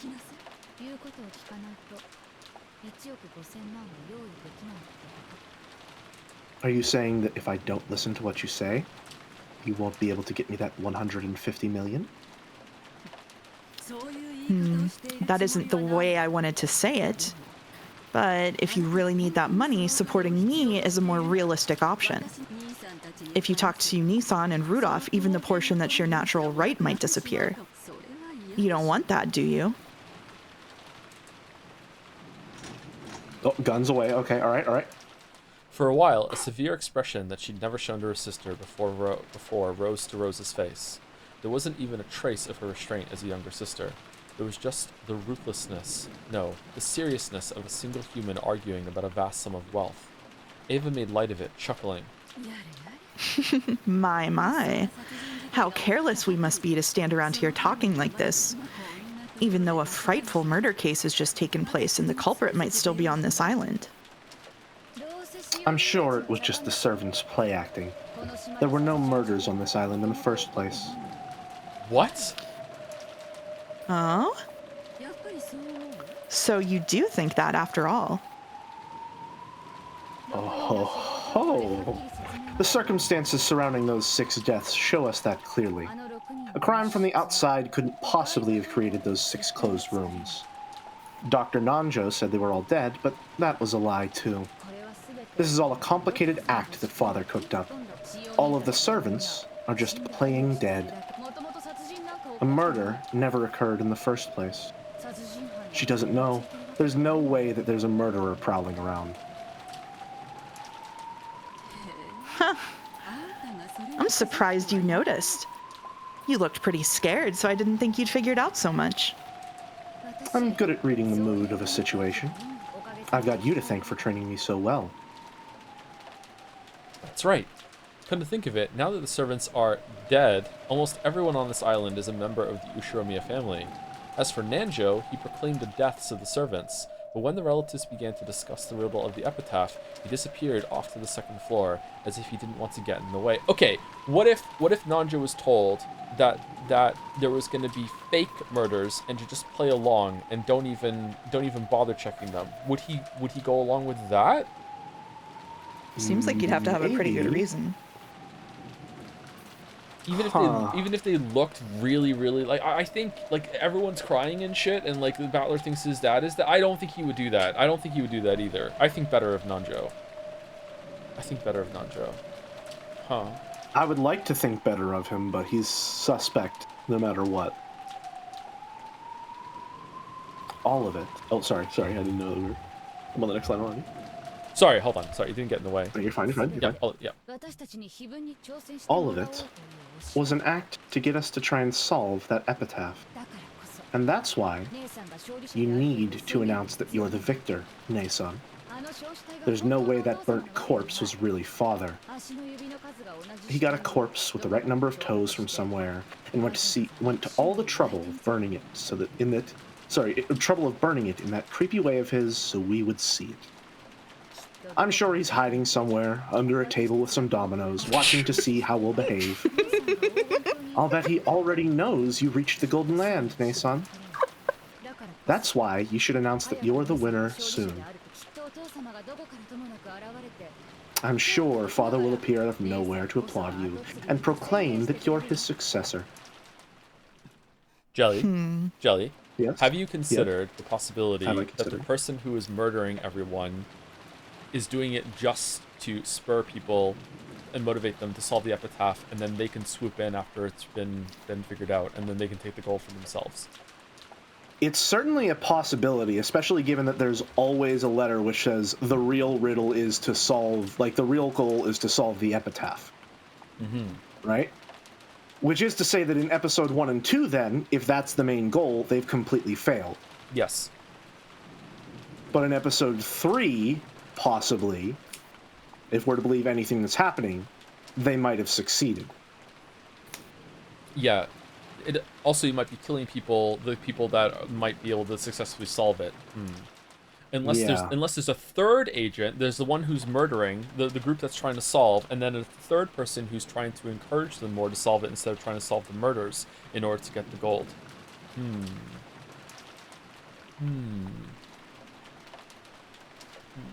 Alright, never mind. Continuing? Sorry, you're good. Why are you sorry? Because I interrupted your line, but then there was anything there. Now I'm talking over mean, Jelly. No. You said you interrupted her line. It was ellipses. I'm still delivering that one. I still got to pester you for that 150 million, so I can't stand against you in any way. So you'll listen to what I say and keep quiet about this to Ne-san and the rest?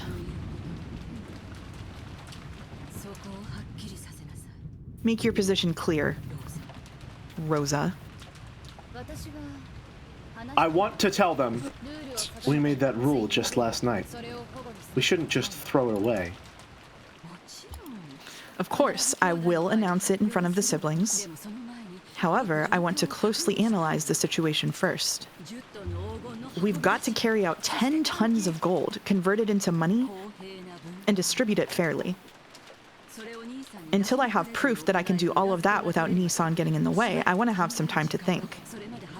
I only want to postpone my announcement until then.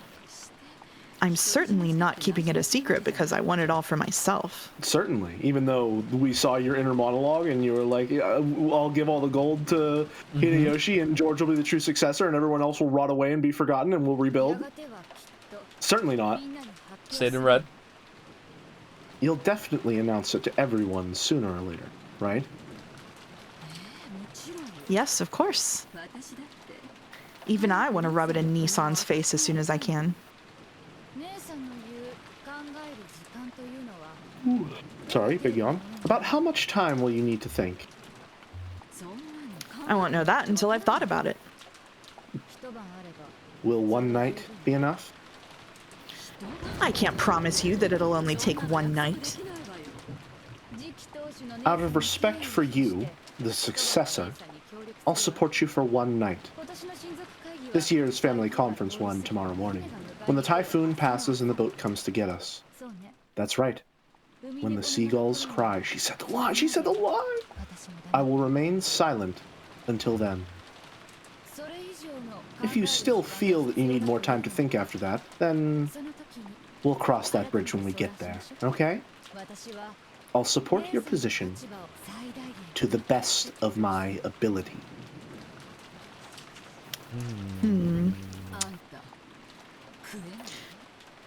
You really are cunning, aren't you? I'm surprised. Were you always this resilient? I guess it's true that women become stronger when they have a child.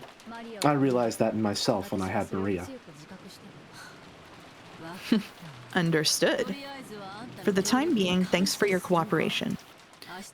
We can talk about tomorrow when it comes. Yes, that's right. I'm convinced that you'll become a fair-minded successor to the headship. One who'd never even consider taking all the gold for herself. Isn't that obvious? I will split the gold evenly among the siblings. Isn't that obvious? Isn't that obvious? Should I take her? Because you guys have the other ones? Go for it. No way. I found it. Because we solved the riddle of the epitaph. So this gold is all mine. I won't give it up to anyone. I am the head of the Ushiromiya family. I am. The witch inside Ava claimed exclusive possession in a loud voice. Of course, that didn't reach even close to Rose's ears, and it probably didn't reach Eva's either. Huh. Huh. Indeed.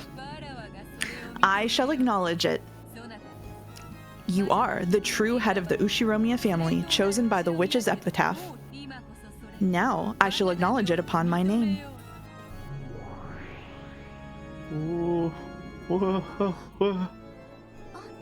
I'm sorry, is Beatrice talking to Eva's imaginary friend? You are that outfit. You couldn't. Stay strong, Joe. Stay strong. So, stay strong. Yeah. Stay strong. Beatrice? Hold. Maybe Beatrice was happy that Ava had called her by her own name. She cackled cheerfully. In concert with that laugh, gold butterflies crept up as though a storm of gold dust was spinning around the room, and the room shone the color of gold. Indeed. I am the Golden Witch, Beatrice. There's no need to be so frightened. I'm praising your exploits. Truly excellent. Imagine that you would spectacularly solve that riddle of the epitaph. It's worthy of my admiration. You're the one who sent that letter? So I'll inherit all the gold and the Ushiromiya family headship, right? You wrote that in your letter.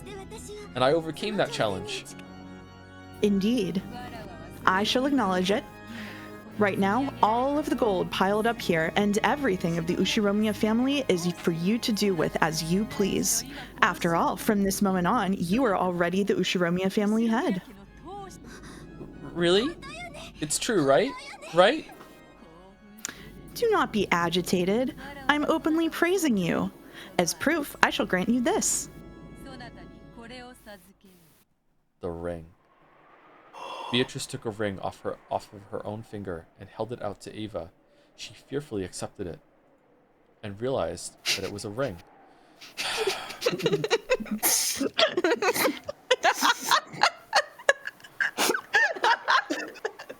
And then from behind the gold bars, Paimon think that Beatrice took a ring off her finger and they gave it to her. What was it? It was a ring. Where was it? It was on her finger, and then she gave it to her, and then she realized it was the ring. Paimon thinks she's scared of the ring. Could this be? Indeed. This golden ring is proof of the Ushiromiya family headship returned to me from Kinzo. From now on, it is yours. You may put it on your finger and hold it high before your siblings. Imagine a conversation between Paimon and Maria. No one should imagine that. And no one should doubt that you have now succeeded the Ushiromiya family headship. Eva stared closely at the ring. It certainly wasn't a fake. Without a doubt, it was the real thing. She dreamed of receiving this ring someday. Focused on this day over and over again, it was now finally a certainty. This ring had now designated her as the head, and had been handed over to her. And, timidly, she put it on the middle finger of her left hand, and held it up to the ceiling. In that instant, she felt a deep emotion welling up inside her that she'd never felt before. Her mind grew blank. Both eyes were opened. That ring was on her own finger, not in a dream, but in reality. That ring is also pleased. After all, it managed to reach you, one who dreamed of putting it on their finger for so long. Ring-chan. The ring. Father's ring. How many nights have you dreamed of putting that on your finger as you've done now? The strength of those feelings became your magic and materialized itself. Now, you are worthy of calling yourself a great witch. Great witch? Who are you? Are you really Beatrice? I am the Golden Witch Beatrice, the Ushiromiya family's family alchemist. Sorry. In accordance with my contract with Kinzo, I will now pass everything on to you. All of the gold I entrusted Kinzo with, and all of the wealth he built up through that, and the honor and the headship of the Ushiromiya family, and I will pass on my power and the title of the Endless Witch. And? What? The title of the witch. I will pass on all of my magical power and the titles of the Golden Witch and the Endless Witch. Following my predecessor's example, I will hand over my name, Beatrice, along with that title. Joe, do you remember when you said that she's definitely a redhead in this painting? Mm-hmm. Yeah. Yeah. Are you gonna argue with me live on stream? No, it's just... Well, under normal circumstances, perhaps. But considering that a redhead is now getting the title of Beatrice the Golden Witch, I was more so going, maybe these two things are connected and you're not insane, but I guess if you want to fight, we can fight. You may now call yourself by that name. Eva gulped. Is it that you gain the treasures for the first and last time because if you do it, you can never do it again because now you are the witch and now you have to do it? There must always be a golden witch. Yeah, you have to play the other side now. You can't go through that. You have to do the killing part. Huh. Oh, Eva gulped. God, it really was Blizzard writing. Oh shit, the chandelier light which had seemed dim now felt too bright. By my name, I shall now commence the succession of the Golden Witch.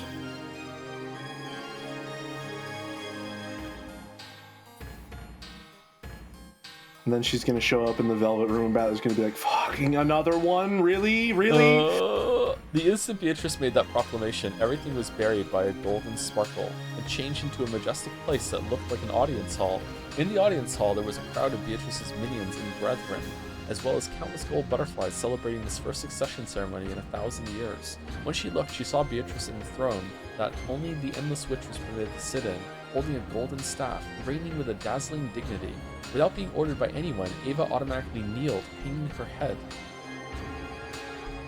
A goat attendant respectfully handed Beatrice a golden staff in the shape of the one-winged eagle. After Beatrice stood up and received that staff, she laid the tip of it on Eva's shoulder and spoke. It was a proclamation 1,000 years in coming. Wait, what? 1,000 years in coming? I guess, yeah. I wouldn't word it that way, but I guess. Okay. Ushiromiya Eva, you have spectacularly solved the riddle of the witch's epitaph and reached the Golden Land. I praise that accomplishment and hand over all of the endless magic, as well as the titles of the Golden Witch and the Endless Witch. From this point forth, you may call yourself by my name, Beatrice. Come, raise your face, then stand and accept this staff. Oh, shit. We now have Evatrice? Yeah. Who has Eva Beatrice? Beatrice? That's probably still you. Me? Okay, I am most grateful. Eva stood up dizzyingly and took the magic staff from Beatrice's hand. Her hand was trembling slightly. Eva Torici. As soon as she grasped the staff, she was wrapped up in the brilliant sparkle of gold, as though gold butterflies were flowing out from inside of her. In the instant she succeeded the Golden Witch, Eva felt something in the depths of her soul be reborn. To describe it in a word, it was energy. Energy with a gold color. It felt like she was waking up, as though she had been half asleep ever since she had been born and was opening her eyes for the first time. It felt as though her true eyes inside her eyes were opened for the first time in her life.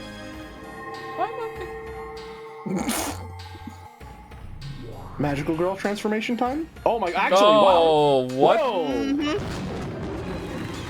Yay! Yeah, there all the Snake Sisters are here and they're cheering. Everyone claps. Indeed. A fitting and beautiful outfit for the Golden Witch. And then everyone clapped. Come, you may show yourself to all these people. Let them know that the new witch is indeed you. Ava, no, the new Beatrice turned around timidly. When she did, the witch's minions, which filled the vast audience hall, honored her with an applause that sounded like the roaring of the sea. Come, everyone. Replace all of the portraits of Beatrice with the new Beatrice. Lift up words of celebration for the new Beatrice.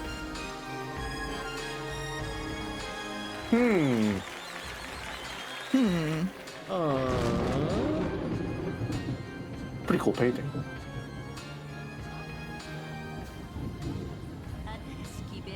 New Beatrice, congratulations on the succession of the Golden Witch.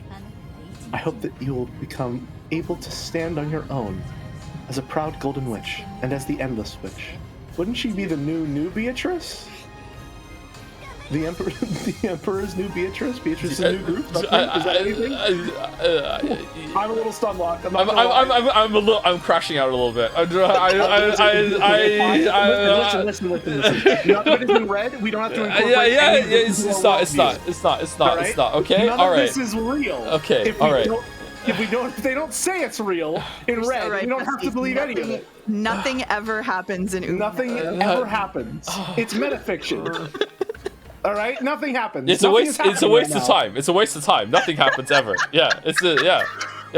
I'm just gonna hit control until I see Battler on the screen. That's my safe space. Yeah. Okay. All right. Okay. Oh my God. Yes, I will do my best. I expect a composure befitting the Endless Witch from you, unlike my naughty predecessor. Teacher, we're in the middle of a serious ceremony, so please, enough of that. I guess, would that be... You go, yeah, you go, Jelly, okay, yeah. Congratulations on the succession of the Golden Witch, new Beatrice-sama. I am called Ronove. I am one of the 72 demons permitted to serve the Golden Witch. If you are ever inconvenienced in the slightest, please let me know at once. Thank you. Ronove is rude but reliable. If anything confuses you in your new days as a witch, speak to this man and he should be able to help you. Predecessor Beatrice-sama. It is a shame that I was not permitted to serve you further, even though we have finally been reunited like this. These last 1,000 years have been very entertaining for me. You have my deepest gratitude. Indeed. 1,000 years with you wasn't boring. Please, take care of the new witch. Yes, I, Ronove, will obey the final order of the former Beatrice. You'd better thank me, okay? I gave my signature to recommend you for the succession of the witch. Got it? In other words, if I hadn't signed, you wouldn't have been able to become a witch. All right, listen. You can become the Golden Witch, but you're going to need to get 2 letters of reference from 2 well-known witches that you've associated with and worked under for many years. I'm going to need 3 more signatures. So how many years of experience do you... This is an entry-level position for the Golden Witch. It requires 1,000 years of experience as a Golden Witch. That's fucking insane. What do you mean you gave her a signature? What do you mean? You gave your signature? What? What are you talking about? It's fine. It's fine. It's fine. It's a metaphor. Okay. It's a metaphor. It's a metaphor. It's a metaphor. I don't a metaphor for bureaucracy or something. I don't know. see here that she's her power is certainty, but chat is I think right, so she must have said it, but it's not in the. Oh no, it's right here. The Witch of Certainty. I just skipped over this. Sorry. The Witch of Certainty. Yeah. Gotcha. So basically, her signature is the only one that mattered. Everyone else was like, oh, I don't know. Maybe not. Maybe she shouldn't be the new witch. And she's like, I think she should be the new witch. And it's like, well, it's the Witch of Certainty. I guess we're sure. Yeah, she's certain. Yeah. Yeah. So thank me a little, okay? This is the Witch of Certainty, Lady Lambda Delta. God damn it. The recommendation of a witch from the Senate was required for your succession as an endless... Senate? What do you mean? What do you mean the senator? Senator Witch? He's a senator? What is this, Metal Gear Rising? What the fuck are you talking? Well, it's fine. It's fine. It's fine. It's fine. It's fine. It's fine. It's fine. We're okay. Eva Beatrice solved the riddle of the witch's epitaph and was welcomed as the new Endless Witch by the Senate. She was gifted with an aptitude for magic and is expected to grow into an extraordinary witch. This genius of a witch often overindulged in her own power during her younger days. Such are the trials only geniuses may endure, and if she proves successful, her name will surely be engraved in the history of Endless Witches. Will she be able to overcome the trials that forced her predecessor to surrender? Okay. Okay. Lady Lambda Delta recommended you and became your guardian. Thank you. She doesn't look very thankful. Hey, Beato! This kid isn't grateful enough. I think I'll take back that recommendation. Are you sure? Who wants this one? I can do a good deadpan. The person making these recommendations shouldn't act like a child, right? If you signed, make sure you take responsibility. Lady Lambda Delta is also the Witch of Certainty. The Witch of Certainty prefers to make fate firm to create a fate of certainty. She really liked and highly valued your efforts until today. Well, you had that unfortunate childhood, all that unrewarded effort. I can sympathize just a bit with that. It's not like I felt sorry for you or anything, so don't be full of yourself. Soon. These are our acting senators. Whenever we have our next cabinet meeting, tea party, these are the heads of authority. Joe, can you say Dede? Dede? Thank you. Okay, alright. I feel like you've just fallen for a trap. Maybe I have. I don't know. Sorry. From my point of view, your succession, well, it was more of a coincidence than a miracle. It isn't worthy of my recommendation.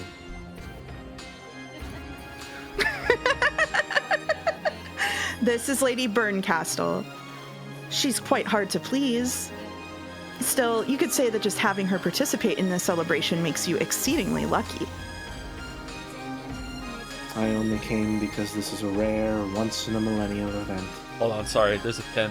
Did you ever hear the tragedy of Beatrice the Golden? I thought not. It's not a story our atheism would tell you. Thank you. Thank you very much. Yeah, the Senate line inspired this, I guess. Yeah? Thank you. Yeah, okay. And I heard there'd be some good steak. And here's some good steak. You volunteered for these, Jelly. New Beatrice-sama, please come greet us as well. She's not happy about Oh, I'm pleased to meet you. The 7 sisters of Purgatory were gathered in the line. The eldest sister, Lucifer, took a step forward and kneeled. This is furniture that serves me. Okay, As a when I gift to said celebrate cabinet your meeting, I didn't mean it like this. Oh, goddamn.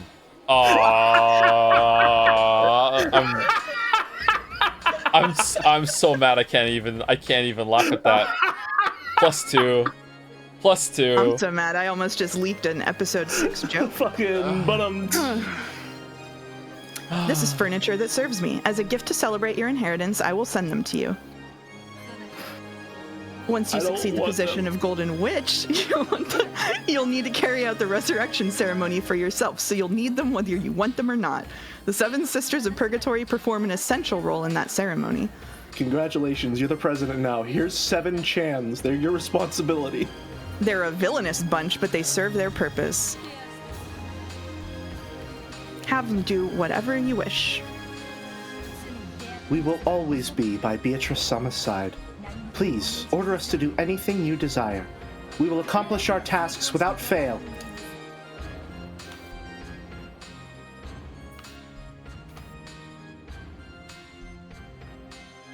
Even after that, many nobles and minions visited and offered words of congratulation for the new witch. As she responded to them confusedly, she felt as though she was growing lightheaded due to a lack of oxygen, because in real life she was being strangled. She couldn't tell if in this real was... life, it's all just like me for real. She couldn't tell if this was something real or unreal, but there was just one thing she could understand: a feeling of achievement at being permitted to call herself the Golden Witch. That alone was a truth she could definitely understand.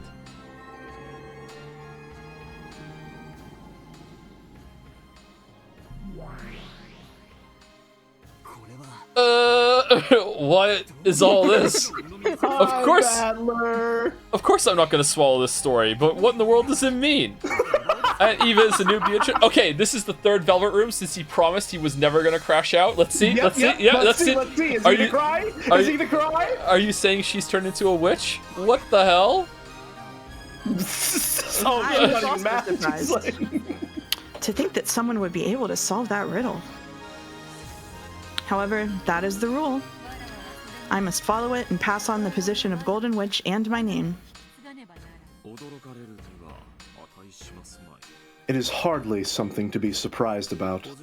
At the very beginning, you wrote that rule in the letter and announced it. Eva-sama was simply the first to be successful. That is all there is to say. Is Balor gonna crash out because that means that he doesn't get to finish the chess match with Beatrice, and he's gonna be like, no, I was having fun, I was starting to enjoy it, I was having fun, no! It's a new way to crash out, so maybe he would be okay with that, yeah. Virgilia, are you there? Coach, please! Yes, here I am.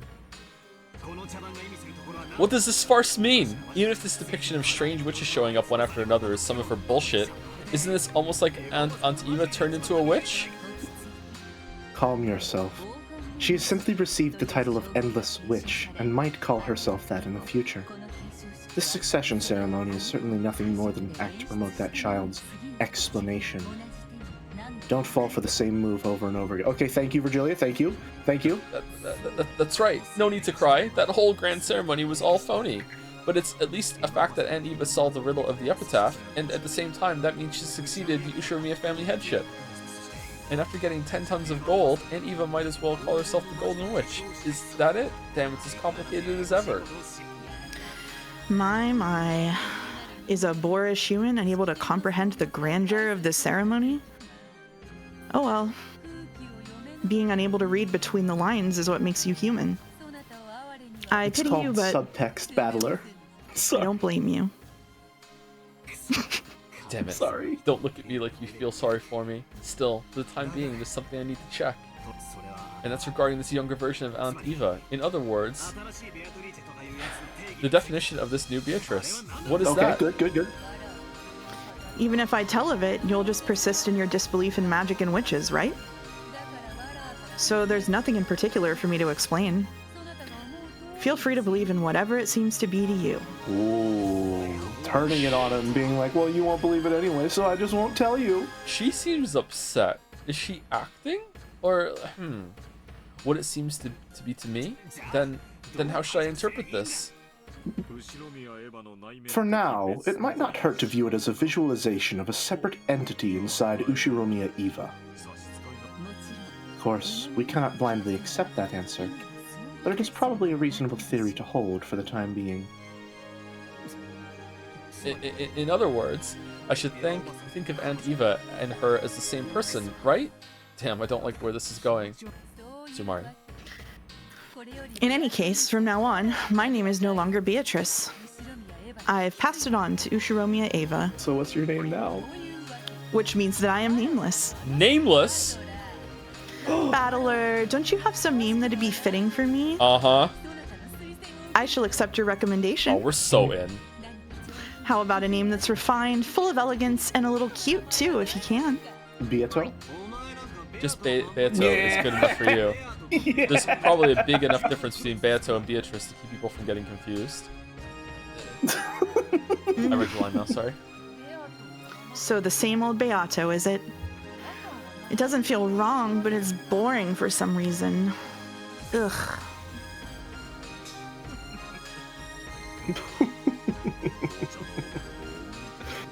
They say the temperature of black tea and a woman's heart are difficult to gauge in any era. Battler-kun, at any rate, stay calm from this point onward. These two just watching on, being like, fucking, we're so close. They're so close to kissing. We're almost there. The fact that we can now tell her and Ushiromiya Eva apart works to our advantage, compared to the time when that child was still Beatrice. And that's exactly why I like it even less. What's she thinking? That Beato. Over there, the witches formed a long line to bless Aunt Eva, who had the figure of her younger days and who now possessed the name Beatrice. It was like a witch's coronation. The countless gold butterflies flapped their wings, directing this fantastical gold-sparkling space. They were all praising her. As I stared from the distance, I looked at the newly born Beatrice, who had a slightly embarrassed smile on her face. Her expression, which had been lost and confused at first, seemed to be full of the happiness that she was finally starting to recognize. That expression didn't look at all like someone laughing insanely while standing before the gold. There was just the innocence of a person basking in their own joy. As a person who denied the existence of witches, I couldn't view this witch succession ceremony with a joyful expression and accept her. However, when I looked at that innocent smile, I felt like I wanted to offer my blessings just for that moment. Okay, so to me, this scene is more of a solidification as witches as a metaphor. Specifically for a person, I'm assuming a woman. I'm going to guess who has, like, experienced some lifelong or overwhelming trauma of some kind. And has maybe found a way to finally escape from it. Okay. If that makes sense, which could be why this is represented by a younger Eva. Because that's as if to say that, like, in order to escape from that situation, she had to completely separate herself from this younger version of herself. And now that she's found another escape route, this version of Eva now gets her own existence as a witch. Okay. I wonder if they're separate entities then.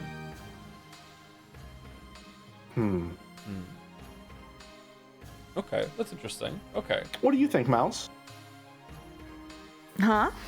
Sorry, I didn't hear any of that. Oh, I see. Interesting. It's always beautiful when strong efforts bear fruits and are rewarded. And Ava, who had always yearned to succeed the headship and who had worked hard since her youth without reward, had spectacularly taken hold of the chance given to her by the riddle of the epitaph and had finally gained that position. How divine is the smile of a person whose childhood dreams have been granted. I definitely won't accept witches, but Battler put his hands together, making a small sound. Clap, clap. It's Kino. It didn't reach her ears, but it did bless her. Even Battler clapped. Congratulations, Aunt Eva. You spectacularly solved the riddle of the epitaph before anyone else. It's your victory without any complaints. I won't accept all that about the Golden Witch and so on, but I will accept you as the new head of the Ushiromiya family, and I'll celebrate that sincerely. Aww. As though urged on by Battler's applause, Beato also clapped. It was a slightly odd scene. Battler and Beato, who opposed each other, were standing side by side and applauding the same person. I'm not applauding for a witch. I'm clapping for all of Aunt Ava's efforts up until now. As am I. I offer my sincere applause as a blessing to Ava, who spectacularly solved that epitaph. I don't like applauding with you. But, well, I've decided that I won't worry about it now. Divine punishment won't fall on me just because I clap with you every once in a while. It's not so bad every once in a while. Still, it is fun to applaud. Even though it was Ava who was successful and not me, for some reason, I'm starting to feel happy too. He's him. That's because blessing someone means the same thing as sympathizing and sharing with them. I see.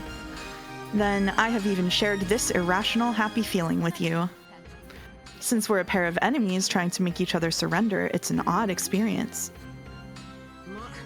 Well, just for now, let's have a truce and clap, okay?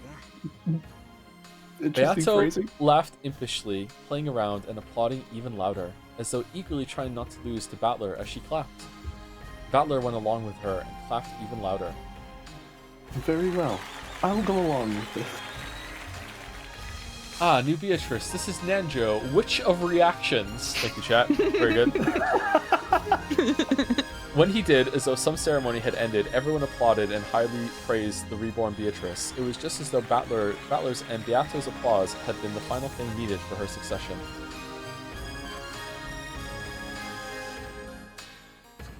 Okay. And that's it. And miraculously, we got up to almost where we were trying to get to originally. Oh, Did we really? magic really does exist. Yeah, almost. Damn. 2 chapters behind. Okay. Yep. Not bad. Not bad.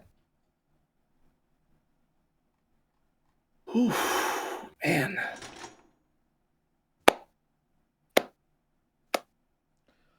Hard to read for so long, right, Jelly?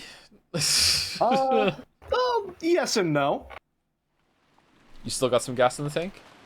I certainly do. Well, I'm gonna need it. I'm gonna be. I have work at 8, Yeah, and that requires me to talk. Yeah. So I certainly hope so. That's good. That's good. I am a known yapper. One might even go so far as to say that I yammer on occasionally. But nonetheless. We're all yappers here. We're all yappers We here. really are all yappers We here. really are. The only reason I don't yap as much as Jelly on stream is that I'm petrified I'm gonna say something that's gonna tip somebody off, especially Joe, and so I just have to sit here quietly. Anyway, thank you, Ironrath, for gifting us up to the Three Stooges. That's us. Thank you, Isia, for the resub. Mario the Mayo for the bits. Enjoying the trinity of Jodler, Mousetress, and Jelly Nove. Nice. Thank you, Julie Gordot for the bits. Just like in the VN, the streamer crew needs its own share of thinkers to figure out the epitaph. The vibes analyzer, the keyword analyzer, and the one who knows the fucking answer. We got a message from not Koru. Eva got crowned as a new witch in the same stream that Jelly entered stream. Mouse showed up just in time to give congratulations as the old Beatrice. Everything was planned out so far ahead. Ryukushi has done it again. Bravo, Vince. Bravo. Oh, it's pinned now. Thank you, 01 mostly for the resub. Ironwrath for giving a sub to Sucker Mary Barrels.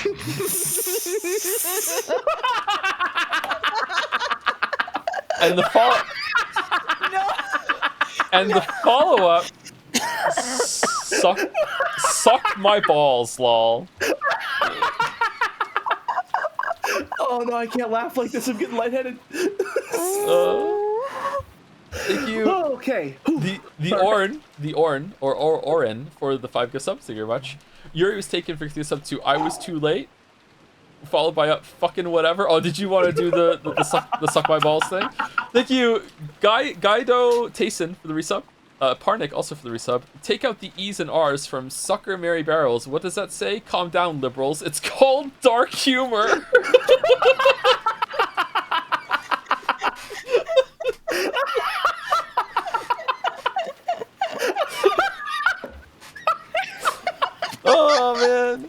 Oh man. Holy shit. Oh. Alright. You're Taken did a triple. I'm saying it again, Jelly. Hold on. Did a triple gift sub with suck my balls with repeated choke. Lol, lamayo. I'm an adult. Thank you, Yuri's Taken. Okay. Thank you, Blue Star for the resub. Cummy Mummy for gifting a sub to Nanjo the cream pie guy. And then Yuri was taken with the follow-up, Nanjo the normal guy, normal men. Thank you, Dalmek, for the bits. All the hits just keep coming. I'm so glad. Sorry, go ahead. Someone said, it's not even that dark, buddy. I've been under a blanket for 6 hours. I forgot you're under the... I've been in a blanket for 6 hours. You should post the blanket picture in the Dragon's Den so people can see your setup. Rate your setup. Oh man. I will. Oh, please do. I'm anyway. sweating under here. Down, you can get out of the blanket now. Down, No, what? I can't. Why are you still under the blanket? You know what? Fine. I will get under the blanket just to show everyone what the audio quality would be like. All right, prepare yourselves. The blanket is off. Oh, the echo. Hello. It's a fucking magic trick. What the fuck? Voila. How's it sound now? The echo. Have you seen those videos of people with their dogs where they hold up a blanket in front of themselves and then they drop it and run away and the dog gets really upset? I'm imagining Jelly doing that to Joe, and Joe being like, "Where'd he go? Where'd he go?" Oh. Just walking out into the hallway. Oh. Oh. Okay, all right, lock it in. All right, Dalmek gave some bits. I'm so glad everyone on stream has someone they can relate to. Mouse can relate to Beatrice for obvious reasons, Jelly can relate to Kyrie with the line-by-line analysis, and Joe can relate to Kraus because they both failed today's connections.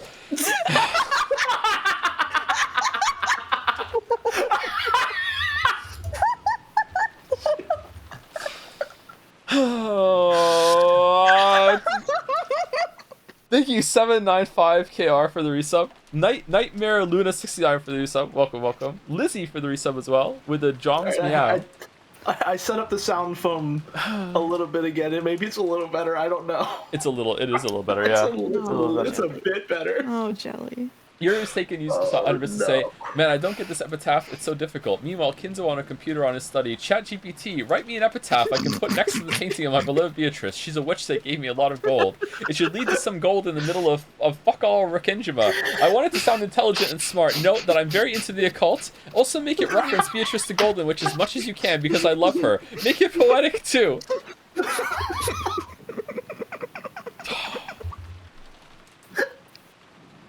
And the last three on my list, Dalmek again. Modern Umineko be like, Maria, my iPad. Ooh, Kinzo, big boob, witch cackling, evil witch, beautiful witch, golden, endless anime style, western dress 4K, HG, Genji, I hate my fucking job.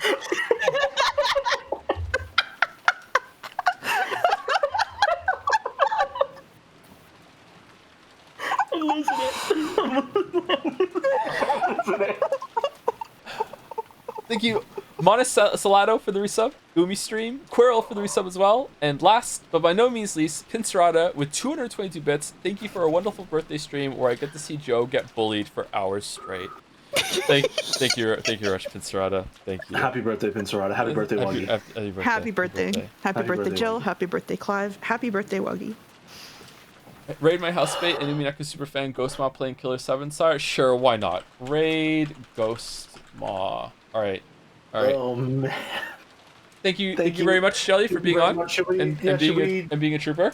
Should we do another shout out and I make sure to specify for real this time the last L is an I. Yep. Can we do a shout out? Done. Shout out, it's done. Boulder did it. Alright. Yeah. Oh man. Thank you very much. Okay, is that the right one? Is that the right one? It is the right one. Okay, good. Yep. Thank you very much, Shelly. Thank you very much. Thank you very much. I've been smiling like an idiot for the past 6 hours. It was fun. All right. It was fun. The blood, sweat, and tears with a little extra helping of sweat, well worth it. And also thank you, Mouse, for coming on again, even though it was super tense and awkward the whole entire time after you got It was here. so strained, and it was just really tough for me, but yeah, we got through it. Thank you for letting me hold you at gunpoint and forcing you to let me come on the streams and order you when to stop. Yeah, exactly. Yeah. Yeah. I have no agency, and I just let it happen. Yeah. So, Joe, with everything we've seen with how the Orochi family is starting to shake out, Orochi family is starting to shake out, how do you think this will play out in the coming days? I think there's going to be a lot of death in the next episode for sure, or the next stream for sure. Yeah, a lot of rip and tear is about to happen. Yeah.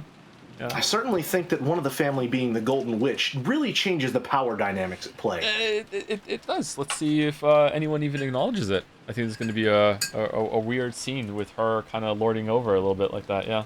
Yeah. The Lord of the Manor. The Lord of the Manor. Anyway, I'm saying the Raiders. Everyone say goodbye.